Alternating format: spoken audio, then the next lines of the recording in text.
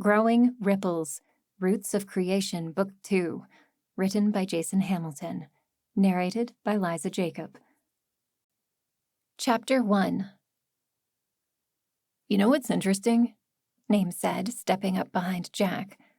"We haven't seen a single demon this entire trip. You don't suppose we killed them all?" Jack resisted the urge to look around the rolling hills, searching for one of the demons. Instead, she adjusted her spear and pack strapped to her back and kept walking. Name was right, though. Everyone knew it was difficult to travel in small groups. Demons were monsters that used to be humans, but through the misuse of magic lost their sanity and became animalistic killers. But their traveling group was small, and no one had seen hide nor hair of a demon. True, they had killed several thousand of them just over a month ago, but Jack wasn't so certain they had seen the last of them. "I don't think so." Her eyes were still fixed ahead of her at the horizon. Maybe just beyond that hill she would see their destination. 3 weeks. That was how much time had passed since she and a few others had left Foothold. Left Jack's mother, a shadow fae in the nearby mountains. Left all the men and women who survived that gruesome demon attack. Jack had lost a lot in that battle, including her best friend, Merrick. Now she was done with adventures. All she wanted for her future was to study magic. "Yeah, I guess that would be wishful thinking," Name continued, ignoring the fact that she wasn't meeting his gaze. "After what Kaldane said..." He trailed off. Jack knew what he was talking about. Before he died, Kaldane had hinted at higher power, someone or something that gave the orders. Jack heard a sniff and glanced over to see another of her travel companions, Estelle, sulking as usual. Skellig had decided that Estelle could benefit from the structure of Watcher High Command, much to Jack's annoyance, though she had been oddly quiet through the journey. Jack liked to hope that the battle had changed her somewhat, but didn't really expect it. More than likely, she just didn't want to misbehave in front of their leader, Gabriel, the fourth and final member of their little group, and also the man who had first given her a brand. She stared at her left hand now, where the black lines ran on the back of her palm past her wrist. She had found good uses for her magic, if not quite what it was meant for. Gifting was meant to imbue others with magical abilities. Use it wrongly, and it could cause violent reactions. So naturally, she had used it to blow stuff up, including Kaldane, a fae-hating colonel who had turned out to be a demon himself. Despite Name's attempts to start a conversation, she kept her eyes glued to the path in front of her and beyond. She hadn't said much to Name during this whole trip, though it had been impossible to ignore him entirely. They had been close for a time, but after Merrick's death, well, she had needed some time to think about everything. But that was not the only reason she avoided his gaze. She was looking for the city. As if reading her thoughts, Gabriel approached. "We'll be there soon. I suggest we double our pace." That was all Jack needed.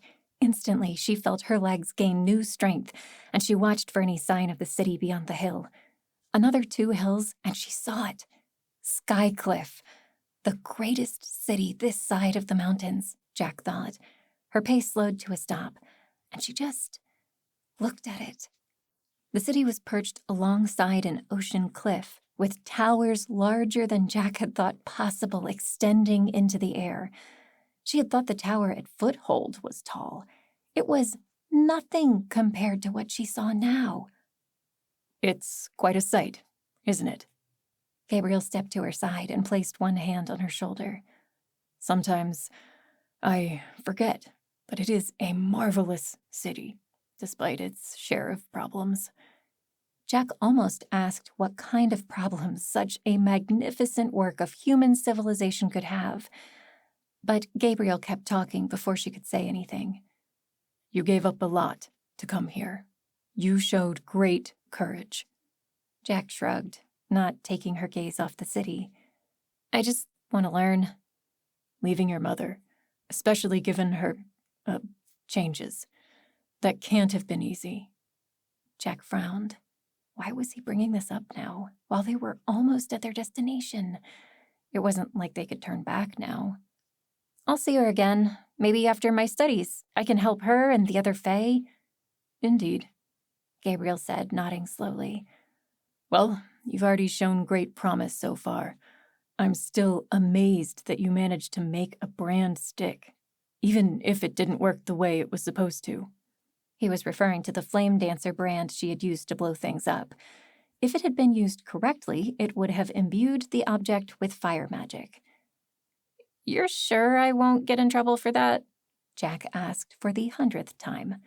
"I know students aren't allowed to give brands without supervision, not to mention kill someone with them." "Child, I may not be in charge at the college, but the one who is trusts me. I travel a lot, but I'm essentially the head teacher when I'm there. You have nothing to fear. Your circumstances were, shall we say, out of the ordinary." That was an understatement, but it still didn't do much to ease her mind. She had done much more than use her gift without supervision. She had somehow managed to give Name more than one brand, something no gifter had ever achieved. She did it to save his life, but she had never been able to replicate the process. Name now had toughness and healing in addition to his original grace, but Jack had yet to figure out how she had done it. She couldn't even get a single brand to stick for longer than a few moments before it malfunctioned, even with the training Gabriel had given her in the last few weeks. He told her to be patient, and she was already far ahead of others at her level. But that didn't stop Jack from wanting more. "Well, let's get a move on," she said, and marched down the hill towards Skycliff. If she thought the towers had looked large before, it was nothing like what they looked like up close.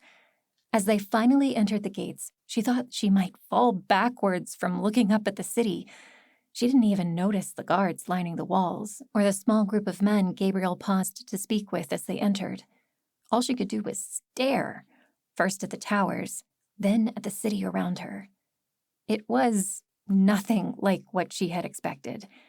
There was something everywhere. She couldn't even see the sea from where they stood. All around her were buildings, roads, markets, inns, and more. Everywhere she looked, she saw something man-made.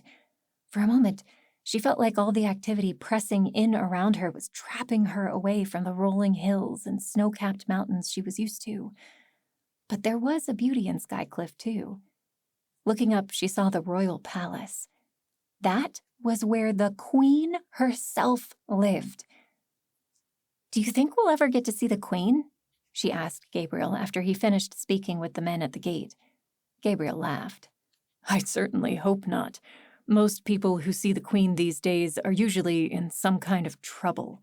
She doesn't make too many public appearances anymore." "Why is that?" Gabriel shrugged. "Who knows? Keeps to herself these days, with only her most trusted advisors surrounding her. And personally, I wouldn't trust them any farther than I could spit. Too many of their own interests take priority." Jack let Gabriel's words wash over her. It didn't sound like Gabriel had a high opinion of the queen. But she was the queen, wasn't she? She was supposed to be the one that served the people most, providing safety and security for the kingdom. At least, that was what Jack had heard growing up.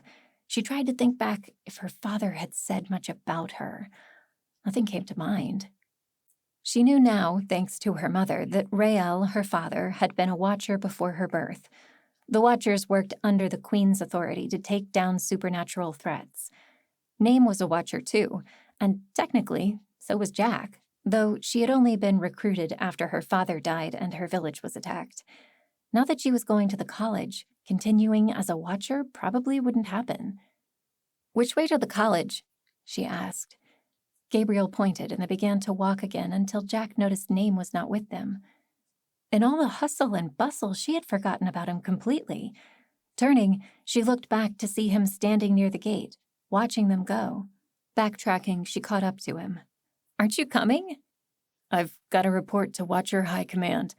They'll want a complete rundown of what happened. How complete? Jack asked, narrowing her eyes. Certain things were best kept quiet. Okay, well, maybe not a complete report.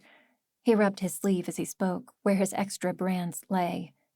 But honestly, some secrets won't stay quiet forever. I'll have to tell someone, eventually. Jack nodded. She didn't like that idea, but Name was right. They couldn't keep it a secret forever. Okay, well, I guess I'll see you around. Name nodded back. I hope so. Care to keep training together? She hesitated. They hadn't trained together since before the demon battle, but she could use the practice, and Name had been so patient with her. Perhaps she could spare a little time. I'll see what my schedule is like at the college, but I'd like that. Name smiled, showing his white teeth. She hadn't seen him smile like that in days. Great. We'll talk later then. It shouldn't be too hard to find me. He pointed north, closer to the palace. Watcher High Command is that way. Just ask around. You'll find it. Jack smiled and turned to go, shoving down her annoyance that Estelle got to follow Name. It was an awkward goodbye, but there was nothing Jack could do about that. Besides, her mind quickly busied itself with other things as she joined Gabriel and they made their way to the college. He's a good young man, Gabriel said after a moment. Yes, he is, Jack said, almost to herself. But there was no time to think about Name now. She had too much else going on.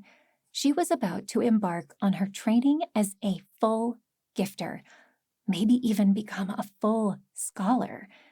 She'd get a chance to study history, art, magic, and military strategy.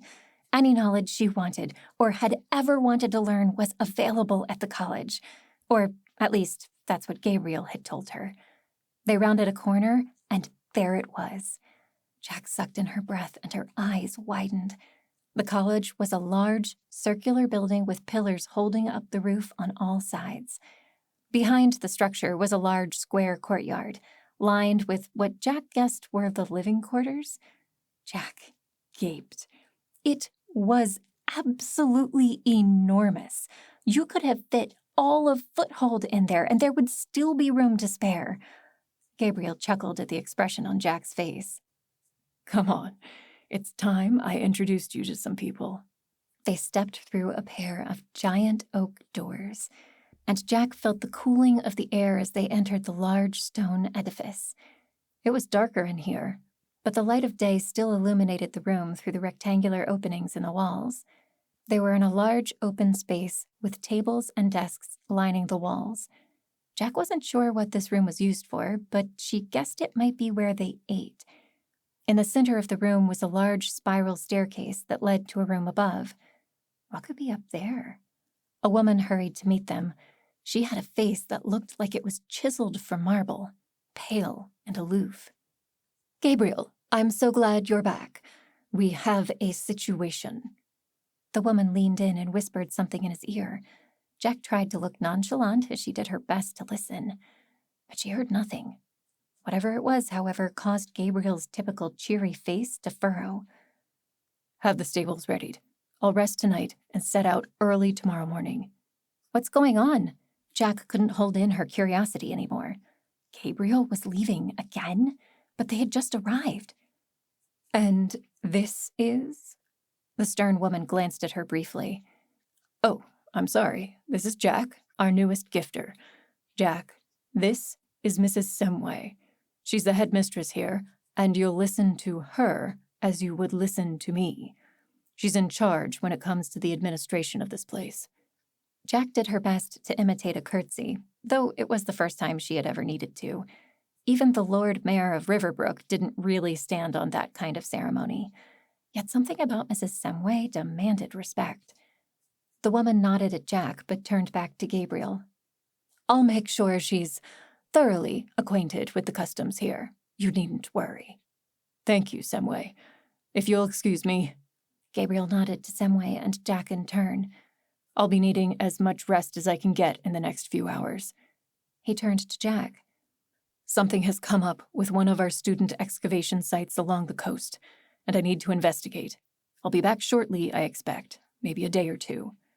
As he laid a comforting hand on her shoulder, Jack nodded, but she didn't really like the idea.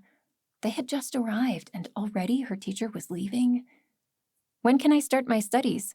she asked as Gabriel turned to leave. "Anytime you want, once Semway shows you around. You don't need me to teach you everything. Find a few books in the library." "You have a library?" Jack's eyes lit up. Gabriel only chuckled before leaving out the back. Semway regarded her down that pointed nose, looking at the spear strapped to Jack's back. "Well, you're a scrawny one. We'll have to put some meat on those bones." Jack shifted uncomfortably. What should she say? Yes, ma'am. Supper was 2 hours ago, but I suppose the cook can give you some leftovers for now. In the future, if you miss a meal, you do not eat. Understand?" Jack nodded, but she was pretty hungry now that she thought about it. "Better hop to it. Bedtime begins promptly at 10 o'clock. Listen for the bell tower from the Royal Cathedral. Do you go to church, girl?" Jack stammered at the unexpected question. Not usually. I mean, our Lord Mayor sometimes reads to us from the Annals of Adam, but other than that, well, you'll need to fix that if you want to fit in here. Church service is in 2 days on high morning in the Royal Cathedral. All little girls need to learn how to become respectable women, after all. I require all students to attend." "Yes, ma'am." Jack had never really thought about church, but she had seen the Royal Cathedral on her way in, attached to the Royal Palace itself. It was one of the largest, most impressive structures in Skycliff. It might be worth going just to step foot in that building. "Very good." Semway kept staring down her nose at Jack. "You'll find a spare room out the back. You'll pass the kitchen on the way. The library is up the stairs if you need it." Jack turned to see the large central staircase curling up into the floor above. So that's where that led to. She almost forgot her hunger at the notion of seeing the library. "Well, put those skinny bones to work, girl. Get moving." "Yes, ma'am," Jack said again, and she hurried to the back door. She found the kitchens easily enough and explained the situation to the cook, who was much less stern than Mrs. Semway. The woman was plump and red-faced, with kind eyes. Jack feasted on cold dumplings that nevertheless were some of the best morsels she'd ever had. Much better than Watcher rations. She could get used to this. After scarfing down her food and ignoring the cook's insistence that she eat more, she left and quickly found a spare room. She ran into a few other students reading by candlelight or lounging in their rooms. A few glanced at her, but most kept to themselves. Were they used to seeing new students arrive at the college? Soon, Jack found a room that was empty. She gently laid down her pack and the long cloth-covered parcel that was her father's spear and sat on the bed. It was firm, but not uncomfortable. She had one wooden table with a few unlit candles on it.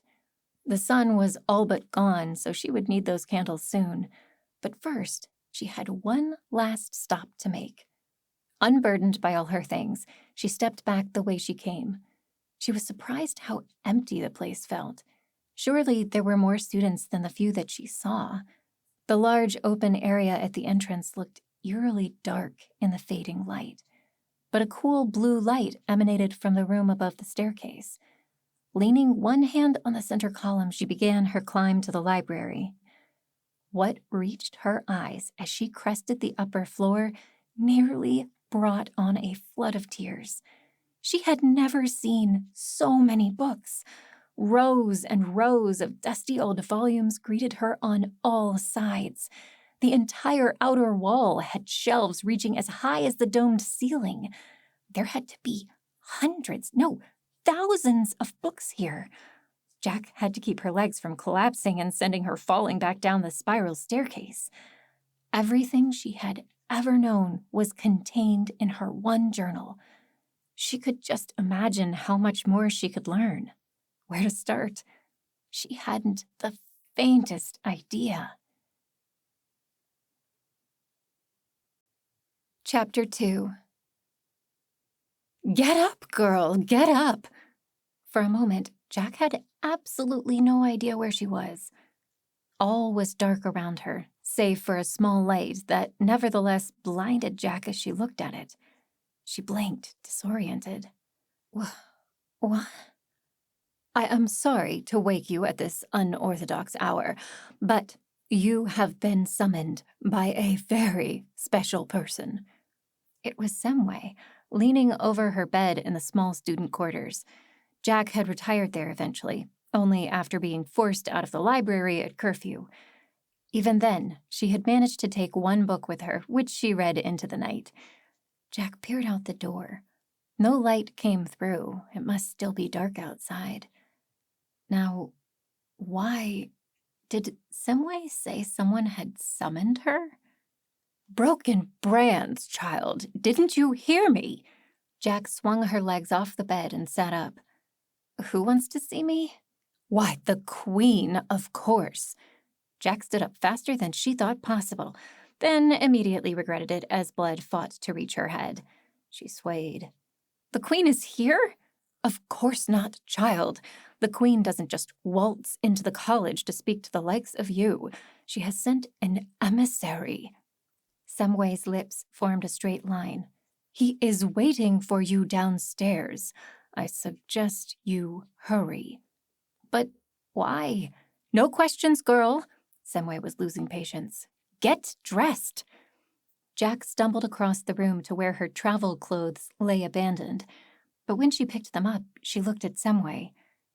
I don't really have something suitable. You needn't worry about that. Semway folded her arms.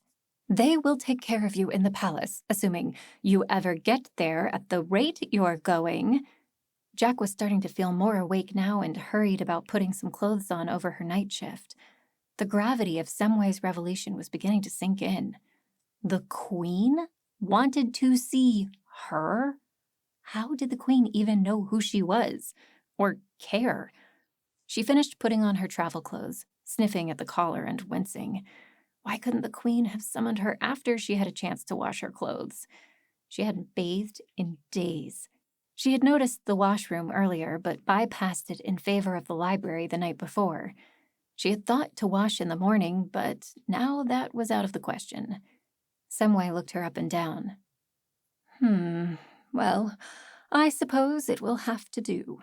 I'm sure the palace servants will make you more presentable. Jack swallowed, feeling her nervousness rise with each second. Her head pounded from the sudden awakening. She couldn't have had more than a few hours of sleep. Semway turned, and Jack followed her to the outer courtyard. Sure enough, the sky had not even begun to show signs of a rising sun. It must be incredibly early, yet Semway acted as if all was normal.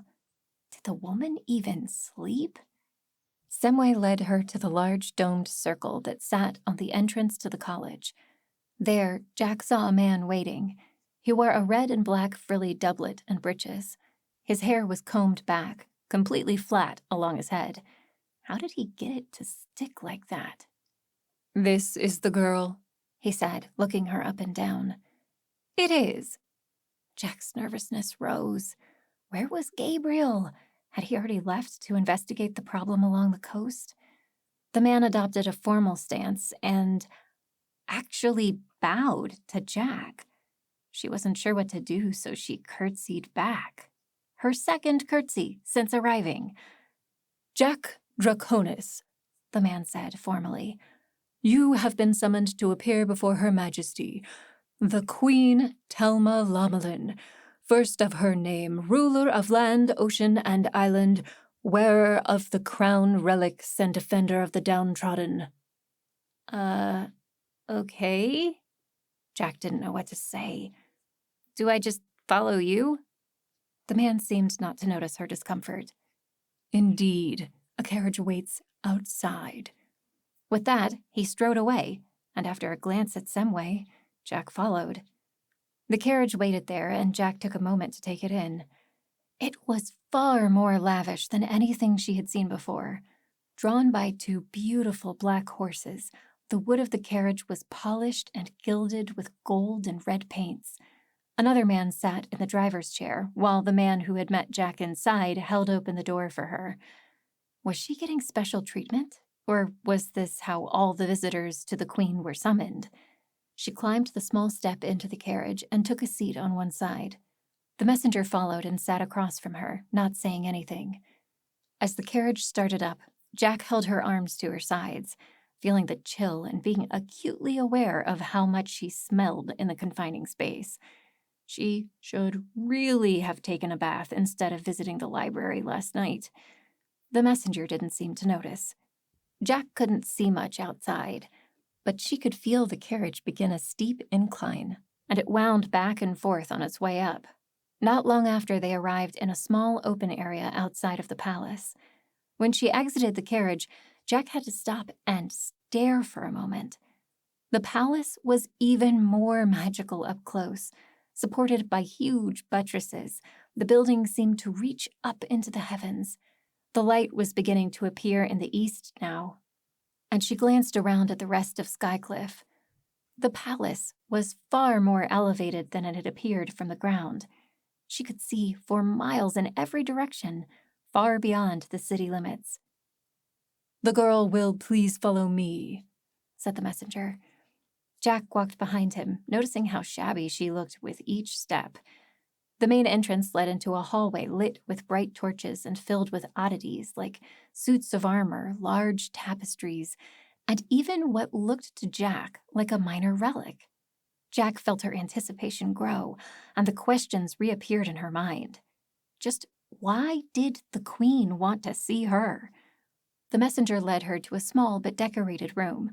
Jack noticed a large tub sitting in one end, partially hidden behind a wooden screen. Several women about Jack's age stood inside. "The girl will undress and leave her soiled clothes with the maidens." The messenger turned to face Jack, indicating the other women in the room. "After which she will bathe and select new clothes." Undress? Here? Jack clutched her arms again, feeling all eyes on her. The messenger blessedly left the room. "Milady, if you would," one of the maidens said. My lady? Jack had never been referred to as a lady. After a bit more prodding from others, she stripped and entered the baths as quickly as she could. To her surprise, the water was wonderfully warm. She could almost feel her muscles relaxing as they made contact with the liquid. But she tensed again, as almost immediately, 3 of the other girls approached the bath with sponges in hand. They didn't plan to wash her, did they? It turned out that was exactly what they were there to do. Jack could do nothing to hide her burning red face as they washed her from head to toe. Following the bath, she was provided with not 1, not 2, but 7 outfits to choose from. After finally picking the outfit with the least amount of frills on it, she felt her face burn again as the girls helped her dress. The process took forever, and Jack could see the sun shining brightly through the window by the time they finished. And just as Jack thought they were done, she received a faceful of powder. She coughed. "What is—" But one of the maidens pressed a finger to Jack's mouth to keep her from speaking, after which she applied a red stick to her lips. Then the girl indicated that Jack should rub her lips together, which she did, tasting something bitter. What exactly were they doing to her face? Hours later, Jack had almost forgotten why she was there. The girls brought her a mirror, and Jack almost screamed in shock. She did not recognize the girl staring back at her. Her face was white, her lips were red, her hair was pulled back into one of the most ornate designs she had ever seen. And that wasn't to mention her clothes, which were far from practical, though better than some of the other options she could have selected. This one at least didn't puff out like a lost sheep who hadn't been sheared in months. "Does the image please the lady?" said one of the girls, holding the mirror. I suppose so." Jack really had no idea of what accounted for pleasing around here. but she smelled nice, so that was something at least. The girl curtsied to her. Jack had never seen anyone pay her with such respect. "I will inform the Lord Chamberlain you are ready to see the Queen." Jack felt her stomach grow nauseous, but she said nothing. What could she say? Please, I'd rather not see the Queen at all, if you don't mind." There was nothing that could be done at this point. The young woman continued to fuss over the details of her hair and makeup. Jack let them. Her thoughts were turned inward. What was the Queen going to ask her? Or, even more pressing, what was she going to say? Did one even speak to queens? But of course, that was silly. People spoke to queens. A moment later, the same man who had arrived to pick her up from the college stepped into the room. He looked her over. "Not bad. Still looks a little thin." Jack felt like hugging her arms to her sides again, but she resisted. So what if she was skinny? But she didn't like it when the man's eyes looked her up and down, even if it was his job. "Very well," the Lord Chamberlain said. "I shall escort you to the royal hall. Follow me, please." Jack followed, still too nervous to ask any questions.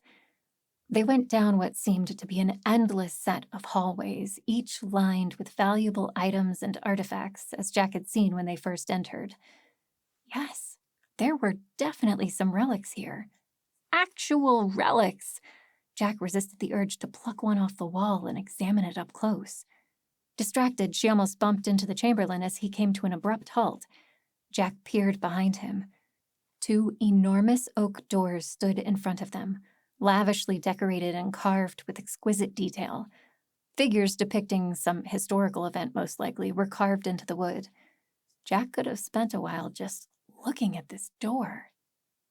"This is the entrance to the royal hall," the man said. "Her Majesty awaits regarding matters of etiquette. Do not speak unless spoken to. Do not meet Her Majesty's eyes until she has addressed you personally. Always meet her eyes thereafter when she is speaking to you. Do not ask questions. You are expected to curtsy upon entering and then again when before the throne. I understand there will be others in attendance. You are not to interact with them unless the Queen gives her leave to do so. You will address her first as Your Majesty and thereafter as my lady. Do you understand?" Jack did her best to remember everything, but nodded. What would happen if she forgot one of the rules? Would the Queen have her head cut off? The oak doors creaked and slowly swung open, revealing the room beyond. It was enormous. Jack didn't think there was a single building in Riverbrook that would not have fit inside this single room. Jack almost forgot to curtsy as she entered, doing her best not to look directly at the figures who sat directly ahead. Chapter 3. If she thought her own robes were overly lavish, it was nothing compared to what the Queen was wearing. The woman's gown flowed beyond her feet, over the steps that led to the raised throne. How did the woman walk? Jack didn't look at the Queen's face, as instructed, but she could tell that the woman had an extravagant headdress that filled the space around her head and shoulders. Jack jumped as the Chamberlain spoke in a loud voice.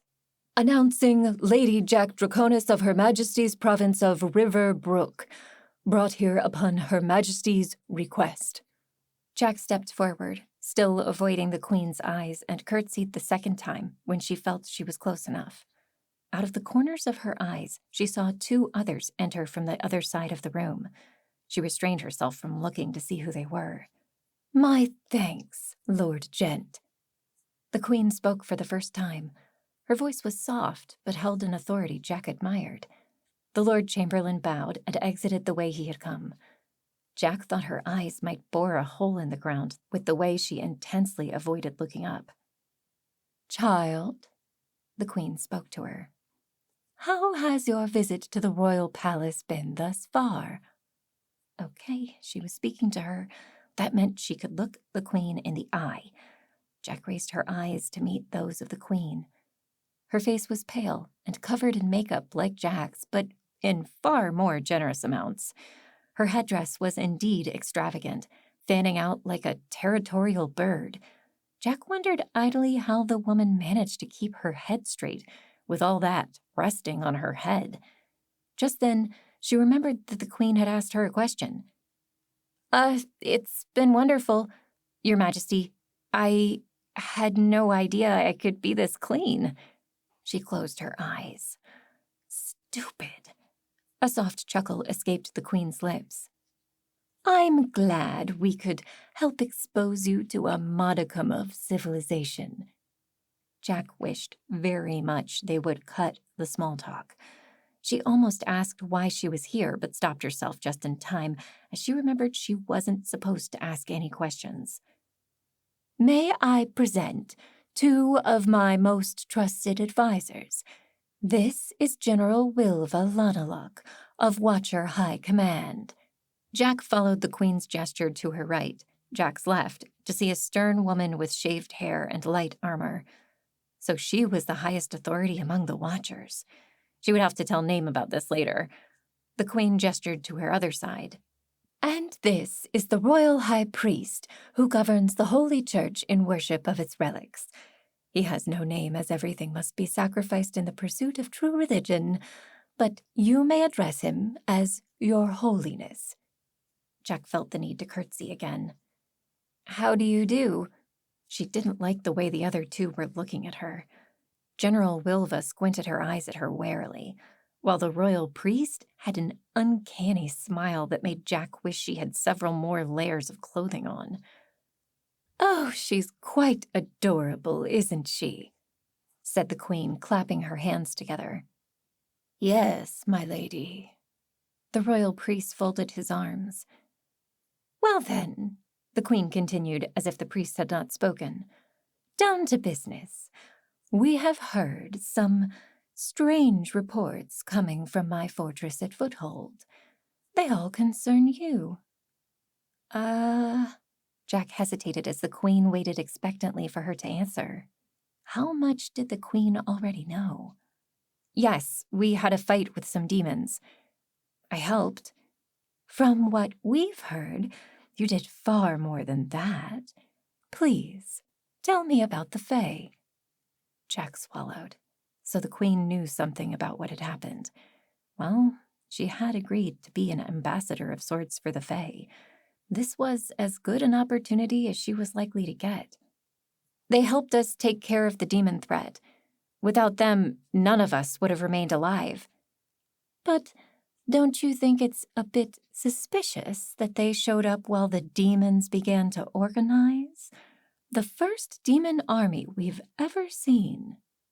And our first major interaction with these Fae. Coincidence? Jack was prepared for that line of thought. She'd heard it before.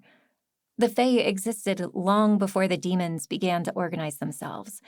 I know some of the Fae came into being as many as 17 years ago. What do you mean, came into being? I don't suppose they just sprang out of the ground. The Queen laughed as if she had made a wonderful joke, but she was the only one who did so. No, my lady, they used to be human. Jack knew she had to step carefully. No one knew that Jack's mother was a shadow Fae. None but herself, Name, Gabriel, and a few of the Fae themselves. So, you're saying that they are like the demons, mutated by magic? It was the royal priest who asked this question. He looked like he had been waiting to ask it. Jack shook her head, beginning to grow frustrated. She had heard this one all too often as well. Not at all. In the case of the Shadow Fae, they had contact with a holy relic that changed them. In the case of the Bright Fae, their whole village suddenly turned into Fae with no warning. The Queen nodded. Yes, we've heard reports of 2 varieties of Fae at the battle. I'm told you led them. Yes, my lady. Why? You're not even of age yet. What did they see in you? Jack opened her mouth, but didn't know exactly what to say. She really wished she didn't have to keep her relation to the Fae a secret. I'm not sure, my lady. I was in the right place at the right time. That seemed to satisfy the Queen. And this holy relic you speak of, what was it? It was an original copy of the Annals of Adam. Jack thought she saw the royal priest shift out of the corner of her vision. The Queen raised an eyebrow. Indeed. Well, then why didn't you bring it with you? Such a find would be the best news we've heard in a long time. It wasn't my place to take it. It is sacred to them, having been the reason for their transformation and all. And have you any notion how it performed such an unprecedented feat? Did the Fae do something to anger it, perhaps? Try to damage or manipulate it in some way? No, my lady. As I heard it, it merely changed them when they drew near, and they aren't the only ones. Their number have increased as travelers came too close and turned them into Shadow Fae as well, though not all turned into Fae. The Queen tapped her fingers together. We shall have to put up a notice not to stray into those mountains if this transformation occurs as you say. Now, I understand why you didn't bring us the book. You're sure it's the source of the magic? Of that I am very certain, my lady, Jack responded. She was beginning to grow more comfortable now. They just wanted to know about the Fae. Completely understandable. I felt the power surrounding it myself. I can't exactly describe the sensation, but there was power there, and I got a chance to read some of it.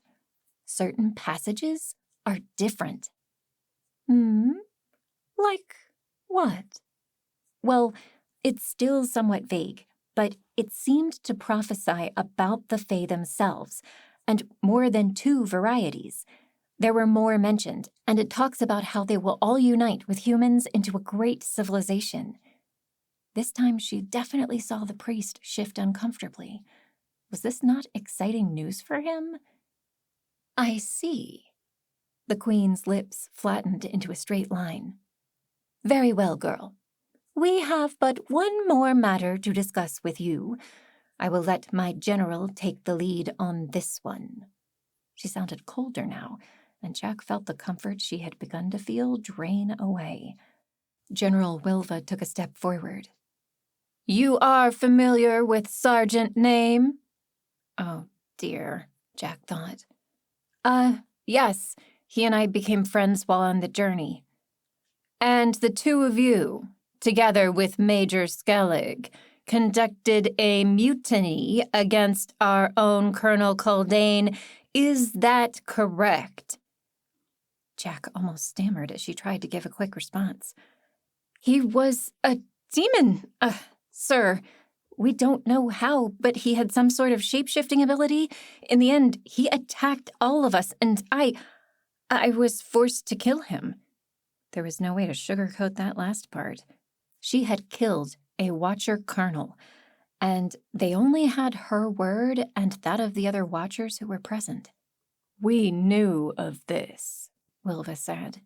Jack glanced at the Queen, who said nothing but merely watched Jack closely over her laced fingers. Am I to be punished? Jack finally worked up the courage to ask. Wilva regarded her for a few heartbeats. No, she said at last, to Jack's immediate relief. We've heard enough reports to substantiate what you said. If Caldane was a demon, then he deserved what he got. As Watchers, it is our duty to seek out demons and magic abusers and eliminate them. You did only as you were charged, but that is not what we wanted to discuss. Jack swallowed. If that wasn't the main issue, she had an idea of what was. I have come to learn that Sergeant Name has received more than one stable brand. When I confronted him about this, he revealed that you gave them to him to save his life. All 3 of them were staring at Jack now with calculated intensity. Jack understood. No one had ever produced a second stable brand, let alone a third. She had hoped to keep this quiet, but This was the queen she was talking to, and a Watcher General. If anyone knew about the goings-on in the kingdom, it was them. Yes, I did brand Name with toughness and healing, in addition to his original brand of grace. How did you do this? The queen asked. There was a stillness to her voice that worried Jack. She would have to tread carefully. A wrong answer would not help her. I did it with the help of a bright fae. They have an ability that I don't fully understand to reveal the truth to themselves and to others.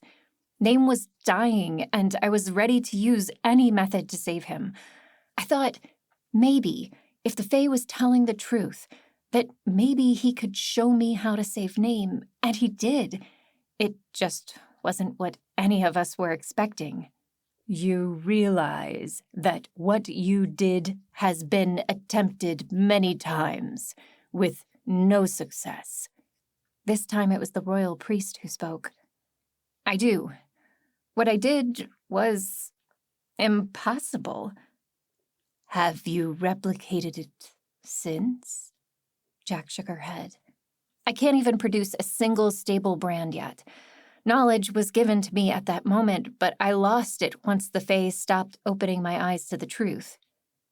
Convenient, said the priest. Jack said nothing in response. You will speak of this to no one. The queen's tone held no room for question. Until we understand what went on, you will never reveal what happened that day. Furthermore, you will keep what you know of the fae peculiarities to yourself. Peculiarities? But the fae were good, and it was important that others know that. Jack almost opened her mouth to protest, but the fire in the queen's eyes shut her up. You will continue your studies at the college and learn what you can about branding and about what happened that night with the young sergeant. We will investigate the matter ourselves as well, and will summon you again when we feel ready. Yes, my lady. She supposed that was okay. The Watcher General shifted on her feet. And as you are technically still a Watcher, you will make your reports directly to me. I will expect you to visit the Watcher compound at least once a week. I'm told the sergeant oversaw training you in combat. He is skilled, so you may continue your training with him. I don't know how much free time I will have from my studies. We are not asking, girl. The queen's voice was still stern. What had happened to the sweet, motherly tone she used earlier? You are a Watcher, so you will report to the Watchers. Consider it a command from your queen. Yes, my lady. Jack did not like this at all, but she couldn't see any way out of it for now. She needed time to think. Very well, that will be all. The Lord Chamberlain will arrange for your passage back to the college. The queen dismissed her with a wave of the hand. As she turned, Jack caught one last look at the royal priest's face. The smile there did nothing to soothe her mood. Something was wrong here, but Jack could not figure out what. She paced to the end of the hall, suddenly conscious of how loud her feet were on the stone floor. The doors opened with an enormous creak as she approached. How had they known she was coming? But that question quickly died as she saw who was on the other side of the big oak doors. Name stood there, almost as unrecognizable as Jack herself. He wore a laced doublet that extended all the way up to his neck, where a giant circle of lace created a halo around his face. He looked as uncomfortable as she felt, but upon seeing her, his face broke into a smile. Jack, he said in a hushed tone, I didn't expect to see you here, and in a dress. You don't look half bad. He glanced down at her ornate garments. Jack felt an unexpected feeling as she was torn between discomfort at wearing her dress and pleasure that Name seemed to like it. What are you doing here? she asked him, pushing her other thoughts out of her head. The oak doors were still open, which meant they had only a moment. I was summoned by the Watcher High Command. General Wilva found out about my brands. Name's face grew solemn. I'm sorry, I didn't know what else to say, so I told them the truth. The Queen wants a report now. Jack nodded. It's okay. They already talked to me about it, and it would have come out eventually. The Lord Chamberlain appeared behind Name. What are you waiting for? Get in there. Jack took a step to one side to let Name in, but as he strode to pass her, she grabbed his arm. He paused, turning to look at her. Be careful, she whispered. There's something not right here. Name gave the smallest nod to indicate he understood. Then he left her grasp and proceeded into the throne room. The oak doors boomed as they closed behind him. Now, girl, I will arrange an escort for you. The Lord Chamberlain snapped his fingers, and 2 serving girls appeared as if out of nowhere. Jack recognized them as 2 of the girls who had helped her bathe earlier. It took far less time for Jack to be extracted from her lavish clothes than it had to get in them. While she undressed, one of the girls brought her old travel clothes. They had been washed and scented since Jack parted with them, and she could swear they felt far softer as she pulled them on. She almost felt it was worth an audience with the Queen if she got such treatment every time. Almost. The carriage trip also seemed to take less time, though it was more likely because Jack was lost in thought, rather than scared for her life. She had gone into the throne room with a preconception of what the Queen would be like. Now her assumptions stood on shaky ground. She wasn't exactly sure what made her uneasy. Perhaps it was the fact that the Queen frequently referred to the Fae as peculiarities rather than real people. It reminded her of the way Caldane had thought of them as nothing but demons. Of course, Caldane had been a demon himself, so his arguments against the Fae had likely been an act. But she also felt uncomfortable, knowing that the Queen and her confidants knew of her miraculous branding ability, even if she didn't know how to replicate what she did to Name. She had hoped to blend in at Skycliff, to bury herself in her studies. The college had been her dream since she was very young, and now she felt uneasy living here. She heard the horse hoofs clatter as they slowed to a halt in front of the college. The door opened and Jack stepped outside. She took a step forward, then another. For some reason, the college seemed more imposing than before, especially now that she could see it in full daylight. The carriage driver tipped his hat to her, then rode away towards the palace. She was alone. Only random citizens walking to and fro in the street saw her there, a few curious to see who had stepped out of a royal carriage. But most averted their eyes and continued their merry way. Jack didn't know why she felt apprehensive to enter the college again, but she squared her shoulders and marched inside. As soon as her eyes adjusted to the lower light inside, she saw Gabriel taking great steps toward her from the opposite end of the circular hall. Good, he was still here. What did you say? He asked as he neared. Tell me exactly what they asked you, word for word. Jack almost stepped back. His face was furious, though his voice remained relatively calm. It's about what you'd expect. And she told him everything that had just happened, about their conversations of the Fae and Caldane, including the discussion of Name and his extra brands. Gabriel listened with quiet intensity until she finished. And you're sure that was everything? They asked you no further questions? Jack shook her head. Should I have not gone? Gabriel sighed and relaxed a bit. No. No one refuses a summons by the Queen if they want to live. But I wish Semway had warned me you were leaving. I would have given you some advice. She wanted me to get my rest, but I suppose there's nothing we can do about it now that it's done. I'd say you did a good job answering their questions, though perhaps a bit more honest than I would have been. Why don't you trust the Queen? Jack asked, genuinely curious. Perhaps Gabriel could explain why Jack felt so uneasy. It's not the Queen I distrust, but more her advisors. Wilva isn't all bad, if just a little hot-headed and rash. But that other one, the royal priest with no name, he worries me. I assume Semway made you promise to go to church. Jack nodded and Gabriel continued. Well then, you'll probably see the problems when you listen to him preach. He has some radical ideas and is unfortunately persuasive in his techniques. Jack remembered something then. Weren't you supposed to go see something along the coast? Gabriel licked his lips. I was, but once I learned that you were gone, I had to wait and make sure that everything was okay.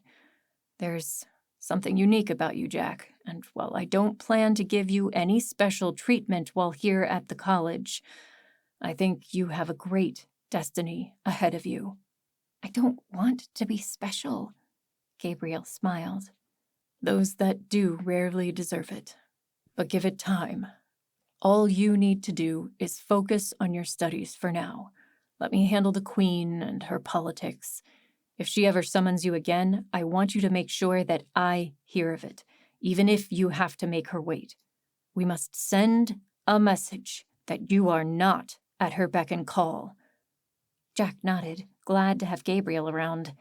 Gabriel clapped his hands together. Well, now that you're here, I must be going. I'm afraid you've already missed breakfast and morning chores, which I'm sure Semway will not appreciate, even if it was to meet the Queen. Go report to her and she'll tell you what to do next. Okay, I hope you have a safe trip. Jack couldn't think of anything else to say.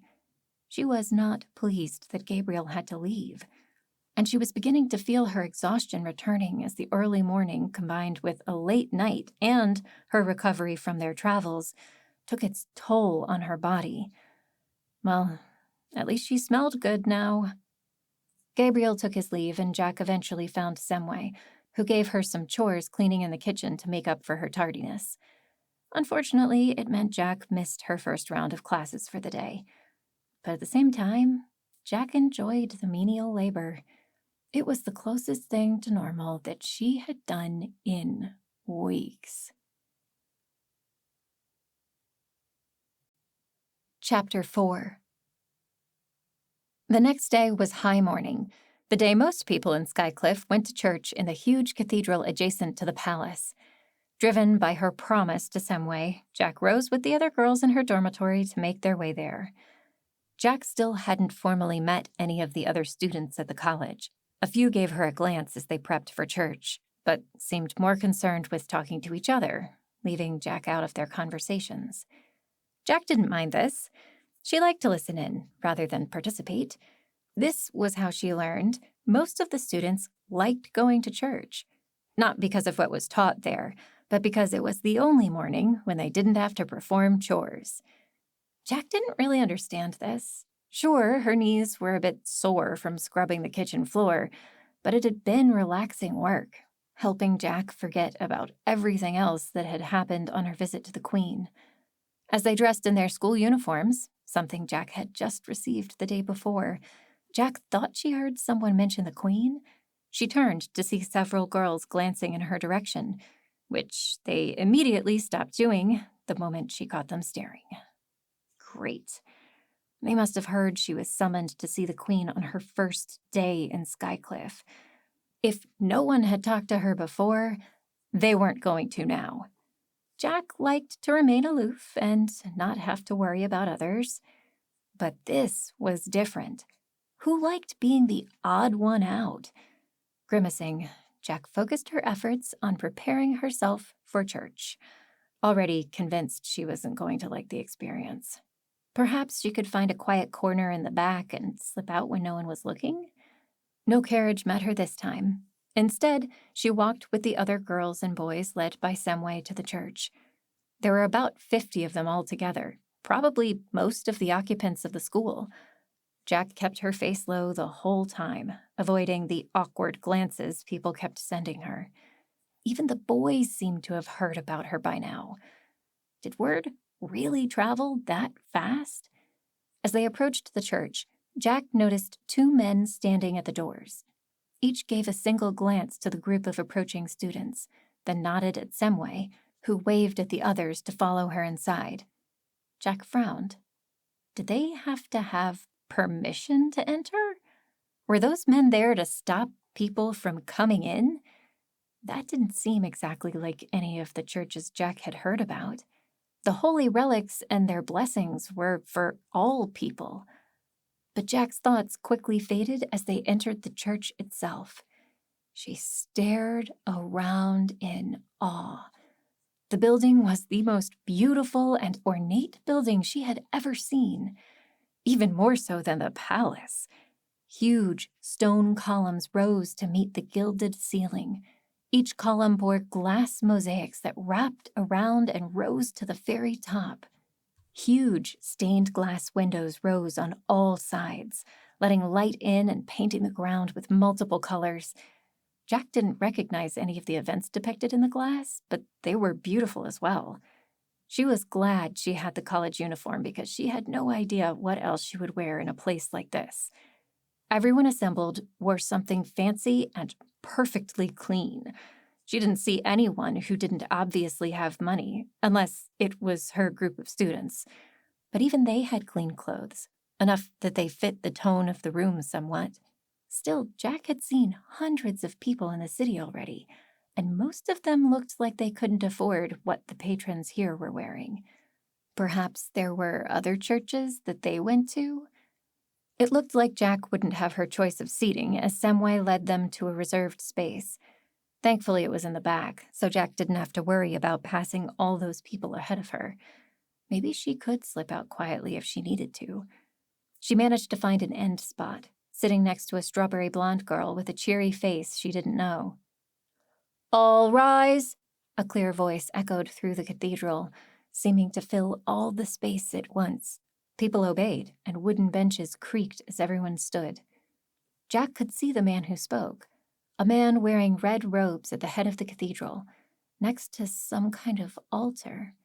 He continued, "His Holiness, the Royal High Priest, Keeper of the Sacred Relics, our nameless advocate with the Beyond, and advisor to Her Highness, the Queen."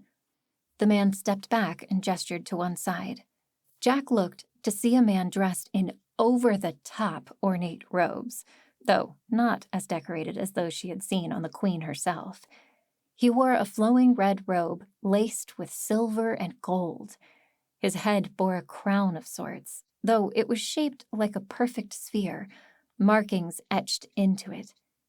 It looked like a relic. When she finally looked at the man's face, she recognized him. It was the same high priest she had met the day before, the counselor to the Queen. She hadn't liked him much then, and she was no more impressed now that he wore all that ceremonial drapery. The royal priest approached the altar, gave a brief nod to the man who had introduced him, then turned to face the audience.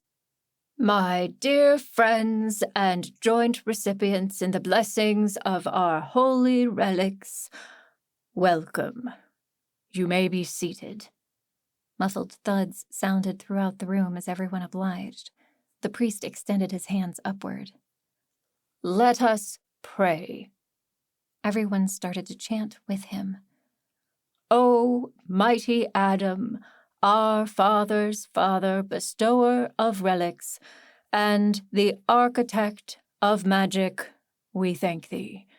We thank thee that we have greater opportunity in life compared to our lessers, that we may use that opportunity for the betterment of all. We thank thee that we are thy holy children. Thou art holy, thou hast made us holy. We pray for thy blessings that we may never stoop to the level of our lessers, that we may remain holy." Jack couldn't believe what she was hearing. These people were actively saying that they were better than other people, and it sounded like they were referring to the poor and other less privileged members of the city. Jack glanced around at the other students. Most weren't reciting the pledge, though only because they appeared not to know it from memory. Some, however, like the cheery-faced girl sitting next to her, kept their lips firmly sealed. Semway, Jack noticed with satisfaction, was among those who said nothing. In fact, the stern mistress looked ever sterner. She clearly did not like this part of the ceremony. So why did Semway make sure all the students went to church if she didn't agree with what was said? Perhaps there was more that Jack was missing. She turned her attention back to the royal priest as the prayer ended. His arms lowered, and he met the eyes of people in the congregation. For the briefest of moments, Jack almost thought she saw his eyes linger on her. "Thank you, my friends. I have here one of the holy relics." He plucked the orb off his head and sat it in front of him. "I pray for your faith as we invoke its blessing." Jack heard several mutters among the crowd as some of the members expressed their support in hushed tones. Jack, for once, was intrigued. Was the priest going to activate a relic right here and now?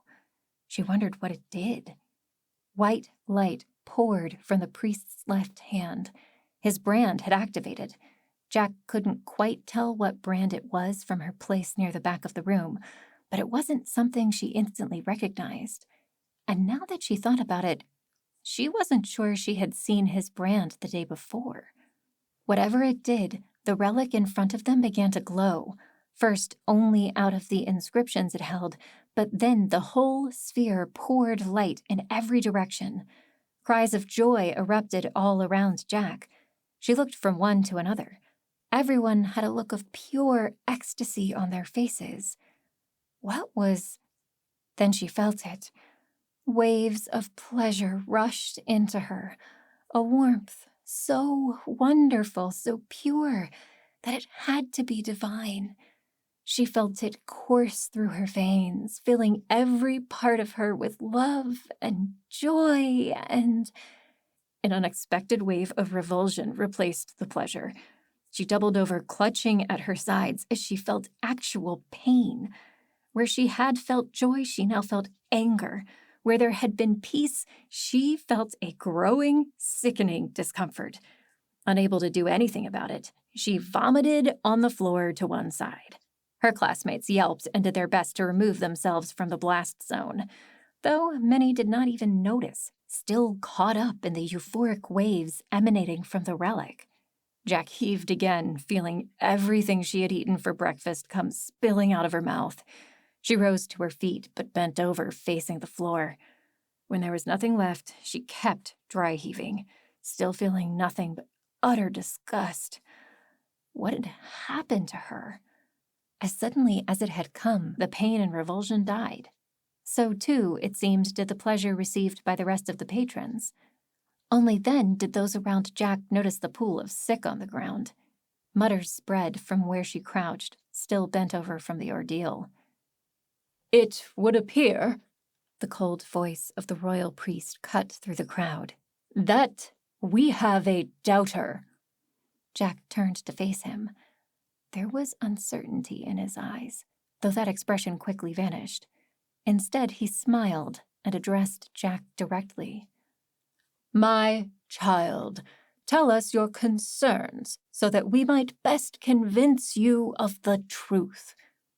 Jack stood straight, wiping a drizzle of vomit from her mouth. Everyone in the building was looking at her. Her classmates had given her a wide berth, and even Semway looked puzzled. Of all the places to make a scene. I don't think I had any doubts," she lied. "I just must have eaten something spoiled for breakfast. Just that." "Oh, child, it is far more complicated than that." The priest was still smiling, but in that unnerving sort of way that she had seen in him the day before. "This is the relic of bestowal. It grants us each an experience that mirrors our commitment to the faith. If you had shown more investment in the words we say here, it would have healed your spoiled breakfast. Every instinct Jack had told her to turn and run out of the building, but a small part of her kept her feet frozen in place. Running would only make things worse. If she was forced into the spotlight and there was nothing she could do about it, then maybe she could use the exposure to do some good. Breaking eye contact with the priest, she looked around her. "I think I understand why people come here," she said softly. "The relic. It gives you pleasure. I felt it for a moment there, and I don't know why I grew sick. If the royal priest says it's because I doubt, then maybe that's true. But I'm confident I'm not the only one here who has issues with the words that have been said." She spared the briefest glance for Semway, who narrowed her eyes at Jack. "And what issues would that be?" said the priest. He licked his lips as if eager for Jack's response. He knew her story. Why was he so eager for her to elaborate in front of all these people? Jack felt it again, the urge to turn and run from this place. Putting yourself above others and those that cannot be here. But surely you understand that our choices dictate what happens to us. We made wise choices, and therefore are here. They made foolish choices, and therefore cannot be here. It is the same as those who choose to be demons. They meddle in magics they cannot understand and bear the consequences. Jack thought that through, and she could see heads nodding and mutters of agreement throughout some of the richer-looking patrons. "That's not right at all. I've seen demons, and most of them aren't gifters. They couldn't have mutated themselves without help." "So, you're saying that rogue gifters are to blame?" The priest's smile widened. "Perhaps we should keep closer tabs on those we allow to carry the brand." Jack swallowed. She had walked right into that one. She looked at the other students and Semway. The older woman had her head down, a look of defeat on her face. Several of the others were shaking their heads. They were all gifters, and Jack had just implied they were a threat. I didn't mean it like that. My friends," the priest addressed the crowd. "Pay no heed to what this young one has to say. She is young, but furthermore, I know something concerning her story. She arrived only 2 days ago from Foothold." A murmur ran through the crowd. "Yes, you've heard the reports. A demon army and other new varieties of demon that some are calling the Fae." Jack felt her face grow hot. This was what he had wanted all along, to discredit her in the face of everyone here. She opened her mouth. "But they aren't—" "Hush, child." Semway moved to her side and whispered quietly to her. "You can't make things better here. As a student of the college, you are all, of course, welcome." The royal priest extended his hands to Jack and others. "We are grateful for the chance to raise our young ones so they can avoid the mistakes of the fallen and come with us to partake of the blessings of the holy relics. We are here to help you, young Jack." Jack looked at him. It was the first time he had used her name. That had been intentional, she realized, as she saw the look on his face. Now everyone would hear about the young gifter who rejected the blessings of the holy relic. Even those who weren't here and couldn't recognize her face would find out eventually who she was. Her initial impulses had been right. She should have left while she had the chance. Without another word, she turned on her heel and made a beeline for the door. Though she didn't bother to look at anyone. They were all watching her, she knew. Nothing she could do about that now. She used the pedestrian entrance to exit the building, not even bothering to acknowledge the puzzled glances from the 2 beefy men standing guard outside. She hadn't liked this place from the beginning, and now she knew that she would never come back. Not if Simway gave her all the chores in the college. She eventually stopped at the base of the hill, overlooking the large market square and feeling the cool wind on her face. Emotions welled up in her, and she felt her eyes burn. She needed to see Name. He was the only one she could talk to in times like this. Making a right-hand turn, she marched towards Watcher High Command. It wasn't long before she arrived, and 2 Watcher guards stood at the entrance to a large complex. Through the door, Jack could see the barracks and training fields.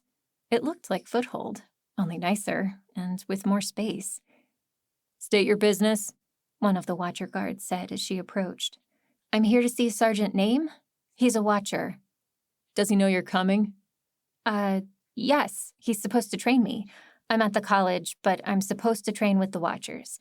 General Wilva said so." That wasn't exactly why she was here now, but they didn't need to know that. One guard turned to the other and jerked his head behind him. The man nodded and retreated inside. Jack waited in silence, and the other guard said nothing as they stood there together. A few minutes later, the guard reappeared. Name was not with him. "I'm sorry, the sergeant is on pressing business for the general. He is not here." Oh. Jack felt her shoulders slump. "I did confirm you're meant to visit throughout the week," he said, and handed her a small letter. "This will get you through the next time you come." "Thank you." Jack accepted the letter. Well, that was something at least. She traveled back to the college, glancing at the merchants and the beggars lining the streets. None of them gave her a second thought, but she figured that might change once word got out of what happened in the church. It was probably best if she just stuck to her studies. And right now, the library sounded like the best option for her. If she got back soon, she could beat the other students there, grab what she wanted, then retreat to her room. She could only be grateful that there weren't enough students to warrant giving her a roommate. When she arrived at the college, only the staff were present. Samway and the other students were nowhere to be seen. She stepped upstairs and borrowed a large book called The Shape of Branding from the library. Then she took it to her room and sat down to read. She had had a chance to read through some of the books already, but as before, she realized that she still had so much to learn. The book was full of helpful advice on how to make a brand stick, which was the problem she still dealt with. Of course, technically, she could make a brand stick, but then it would cease to function. In the case of the Flame Dancer brand, it would cause the subject to explode. She needed to find a way to keep the brand stable. Turning to the section on Flame Dancer brands, she read and soaked up all she could. But it wasn't long before she was interrupted. A knock sounded on her door. Jack grimaced. Hopefully, it wasn't one of the students come to gloat. She rose from her bed and opened the door. It was Samway, and she carried a plate of food. Her stern, pale face looked somewhat softer now. "I figured you wouldn't want to eat with everyone else today, so I brought you some food." She held out the plate. Jack accepted it gratefully. I don't know what to say. I didn't want... "It's okay, child." Samway entered the room and sat down on Jack's bed, indicating Jack sit next to her. Jack saw no way to refuse, so she did as requested. Samway continued. "The head professor told me a few things about you. He didn't elaborate, but I got the feeling that you were something special." Ugh, why do people keep saying that? Jack felt her frustration leave her in a huff. "I'm just a kid who had to learn the hard way how to survive. I didn't want any of this. All I wanted was to come here, learn how to be a gifter, and return in the summers to visit my father." She choked. Samway looked unsure of what to do at that moment. Ultimately, she extended an arm and wrapped it around Jack, albeit gingerly, like she half expected Jack to explode. "I understand," she said after Jack had a moment to quiet her breathing. "And what that priest said and did to you, no one deserves that." Why do you even go there? What could they possibly have to offer? Is it the relic? The one that makes you feel good? Is that why you go? Semway averted her eyes, and Jack almost thought she saw a hint of shame there. Perhaps, she said after a pregnant pause. It wasn't always like this. The Church of Holy Relics was once something true and pure. Now it is only a large branch off a dead tree. But some truth can still be found there from time to time. Jack considered that. Yes, she supposed it was really the priest who was the problem. Jack didn't know the church well enough to understand their core doctrines. She knew a few things about the annals of Adam, and she had no doubt that those words, at least as they had originally been given, came straight from their father's father. But that clearly had nothing to do with what the priest taught now. I think I would rather look for truth elsewhere. Semway nodded. I would normally ensure that all of our students go. It's important to at least be aware of such things. Jack opened her mouth to protest, but Semway put up a hand. But I am willing to make an exception after today. I don't know what happened when you felt the power of the relic of bestowal, but I'm sure you don't want to risk it happening again. But don't let that make you think that you can shirk off in other areas of the college. I expect you to do all your chores and attend all your classes. Is that understood? Jack nodded. At least Semway was understanding, if a bit uptight. Well then, I'll leave you to your studies. There's some learning to be had in that one. She indicated the book Jack had open on the bed. I trust you to take full advantage of that fact. Then she left, leaving Jack feeling at least a little better than before. She quickly did as instructed and took up her reading again. The Flame Dancer brand.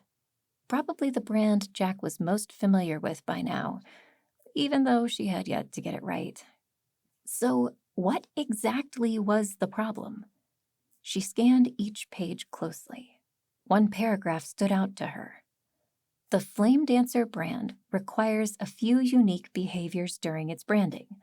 Unlike most brands, the Flame Dancer requires a more fluid imagination, not unlike the flames it represents. Where some brands require the gifter to imagine them with complete detail, the Flame Dancer brand requires an extra step. First, imagine the brand in its entirety. Then imagine it like a flame, dancing. This was new to Jack, who had never heard of any other conditions to specific brands. Perhaps that was the reason why she had never managed to make it stable. Did the other brands have extra conditions like this? And if so, why hadn't Gabriel mentioned them? Perhaps he was just planning on doing so later. This could be the link she was looking for. Could she? She almost scrambled out of bed right then, but soon slumped back down. Students weren't allowed to practice branding outside of the classroom. But the more she sat there, the more she realized that she couldn't put it off. She had to know. She had to practice. Tiptoeing outside, she managed to avoid most of the others as she found a small tree and picked up a dead branch lying next to it. When back in her room, she broke it up into several pieces and readied some water and her blankets, just in case it didn't work again and the small wood chips erupted into flame. Taking the first chip, she laid it on the stone floor and touched it lightly with one finger. Closing her eyes, she ran through the motions. The first step was to speak true to oneself. She usually went with something mundane like, I felt uncomfortable today, which worked like a charm in this case. The brand on her left hand began to glow with a bright light. Next came the visualization of the brand. She imagined it completely, noting the width of each line, the contours, the exact angles as lines met. Finally, she added one more thing, imagining the symbol waving in the air like a flame. She opened her eyes as the brand clearly etched itself into the small piece of wood, and then promptly burst into flame. Jack hurried and stuffed her blanket on top of the open fire, pouring some water on top to make sure. Relics, she had really hoped that would work. She tried again, and then again. Each time, the little twig disintegrated as the entire thing was consumed in flame. Jack did a good job at putting out the flames, but her room was still beginning to fill with light smoke. On the second-to-last piece, she took a moment to watch it burn, observing the flames as they danced. Chaotic. Hungry. Then she doused it with her wet blanket. Just one more left. She wasn't going to try this again tonight. Her room was already suspiciously smoky. If someone opened the door, she would have a hard time explaining what was going on, and she was beginning to cough. She would need to open the door soon to get some fresh air. But first, she focused on the small wood chip, running through the process in her mind. This time, she felt like she had a better grasp on the personality that fire exhibited, like it had consciousness and a form. The light from her brand flashed, then faded. The branding was done. Jack winced, waiting for the inevitable eruption. Nothing happened. She stared back at the wood chip. A Flame Dancer brand was clearly visible there, black lines crisscrossing across the small wooden surface. It did not catch fire. She whooped, then instantly covered her mouth, remembering that she wasn't supposed to be branding on her own. She didn't want someone to poke their head in, but she had done it. Her first stable brand. She had a strong desire at that moment to tell someone. That thought brought her spirits back down. Her father was dead. Her mother was gone. Gabriel was away, and she had no friends here, and likely wouldn't have any after today. For one night, though, she pushed all that out of her mind. She had accomplished something wonderful, even if there was no one to acknowledge it. She opened the door to her room just a crack, allowing the smoke to settle and leave. Then she nestled in bed for the night, though it took some time to fall asleep as she kept reading long after the sun went down. She was barely aware that she had fallen asleep when a knock boomed on her wooden door. Chapter 5. Jack! A voice sounded from outside her room. It's Gabriel. At first, Jack didn't fully realize what was going on. On another loud bang on her door, she rose and nearly stumbled to open it. She did so just by a crack. She was still in her nightwear after all. Gabriel met her eyes from the other side. Oh, my, you do look tired. I apologize, but I need you to come with me. Why? Jack said through a yawn. I'll explain on the way, but it's important, Jack. You've got 10 minutes. While it still took a moment for everything to register, Jack was beginning to feel more alert. If Gabriel said something was important, then it must be. And the look on his face would seem to confirm that. She got dressed as hurriedly as she could, not even sparing time to do more than pat down her hair.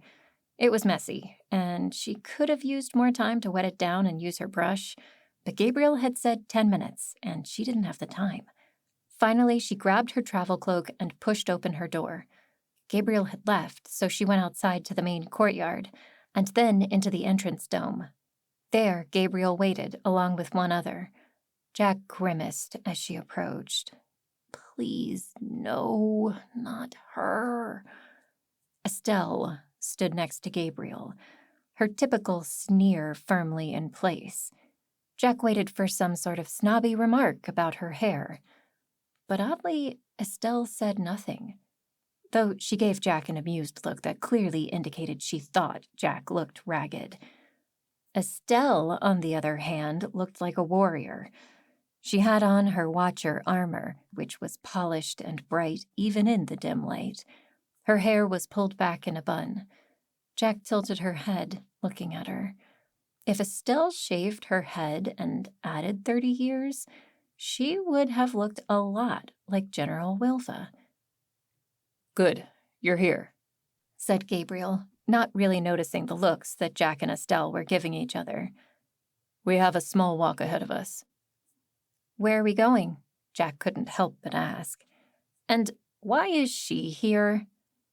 Estelle is the only person besides yourself who is familiar with what happened at Foothold, particularly about the Fae. What about Name? Estelle spoke for the first time. Name is on a special assignment for the General. He won't be back for a few days, I hear.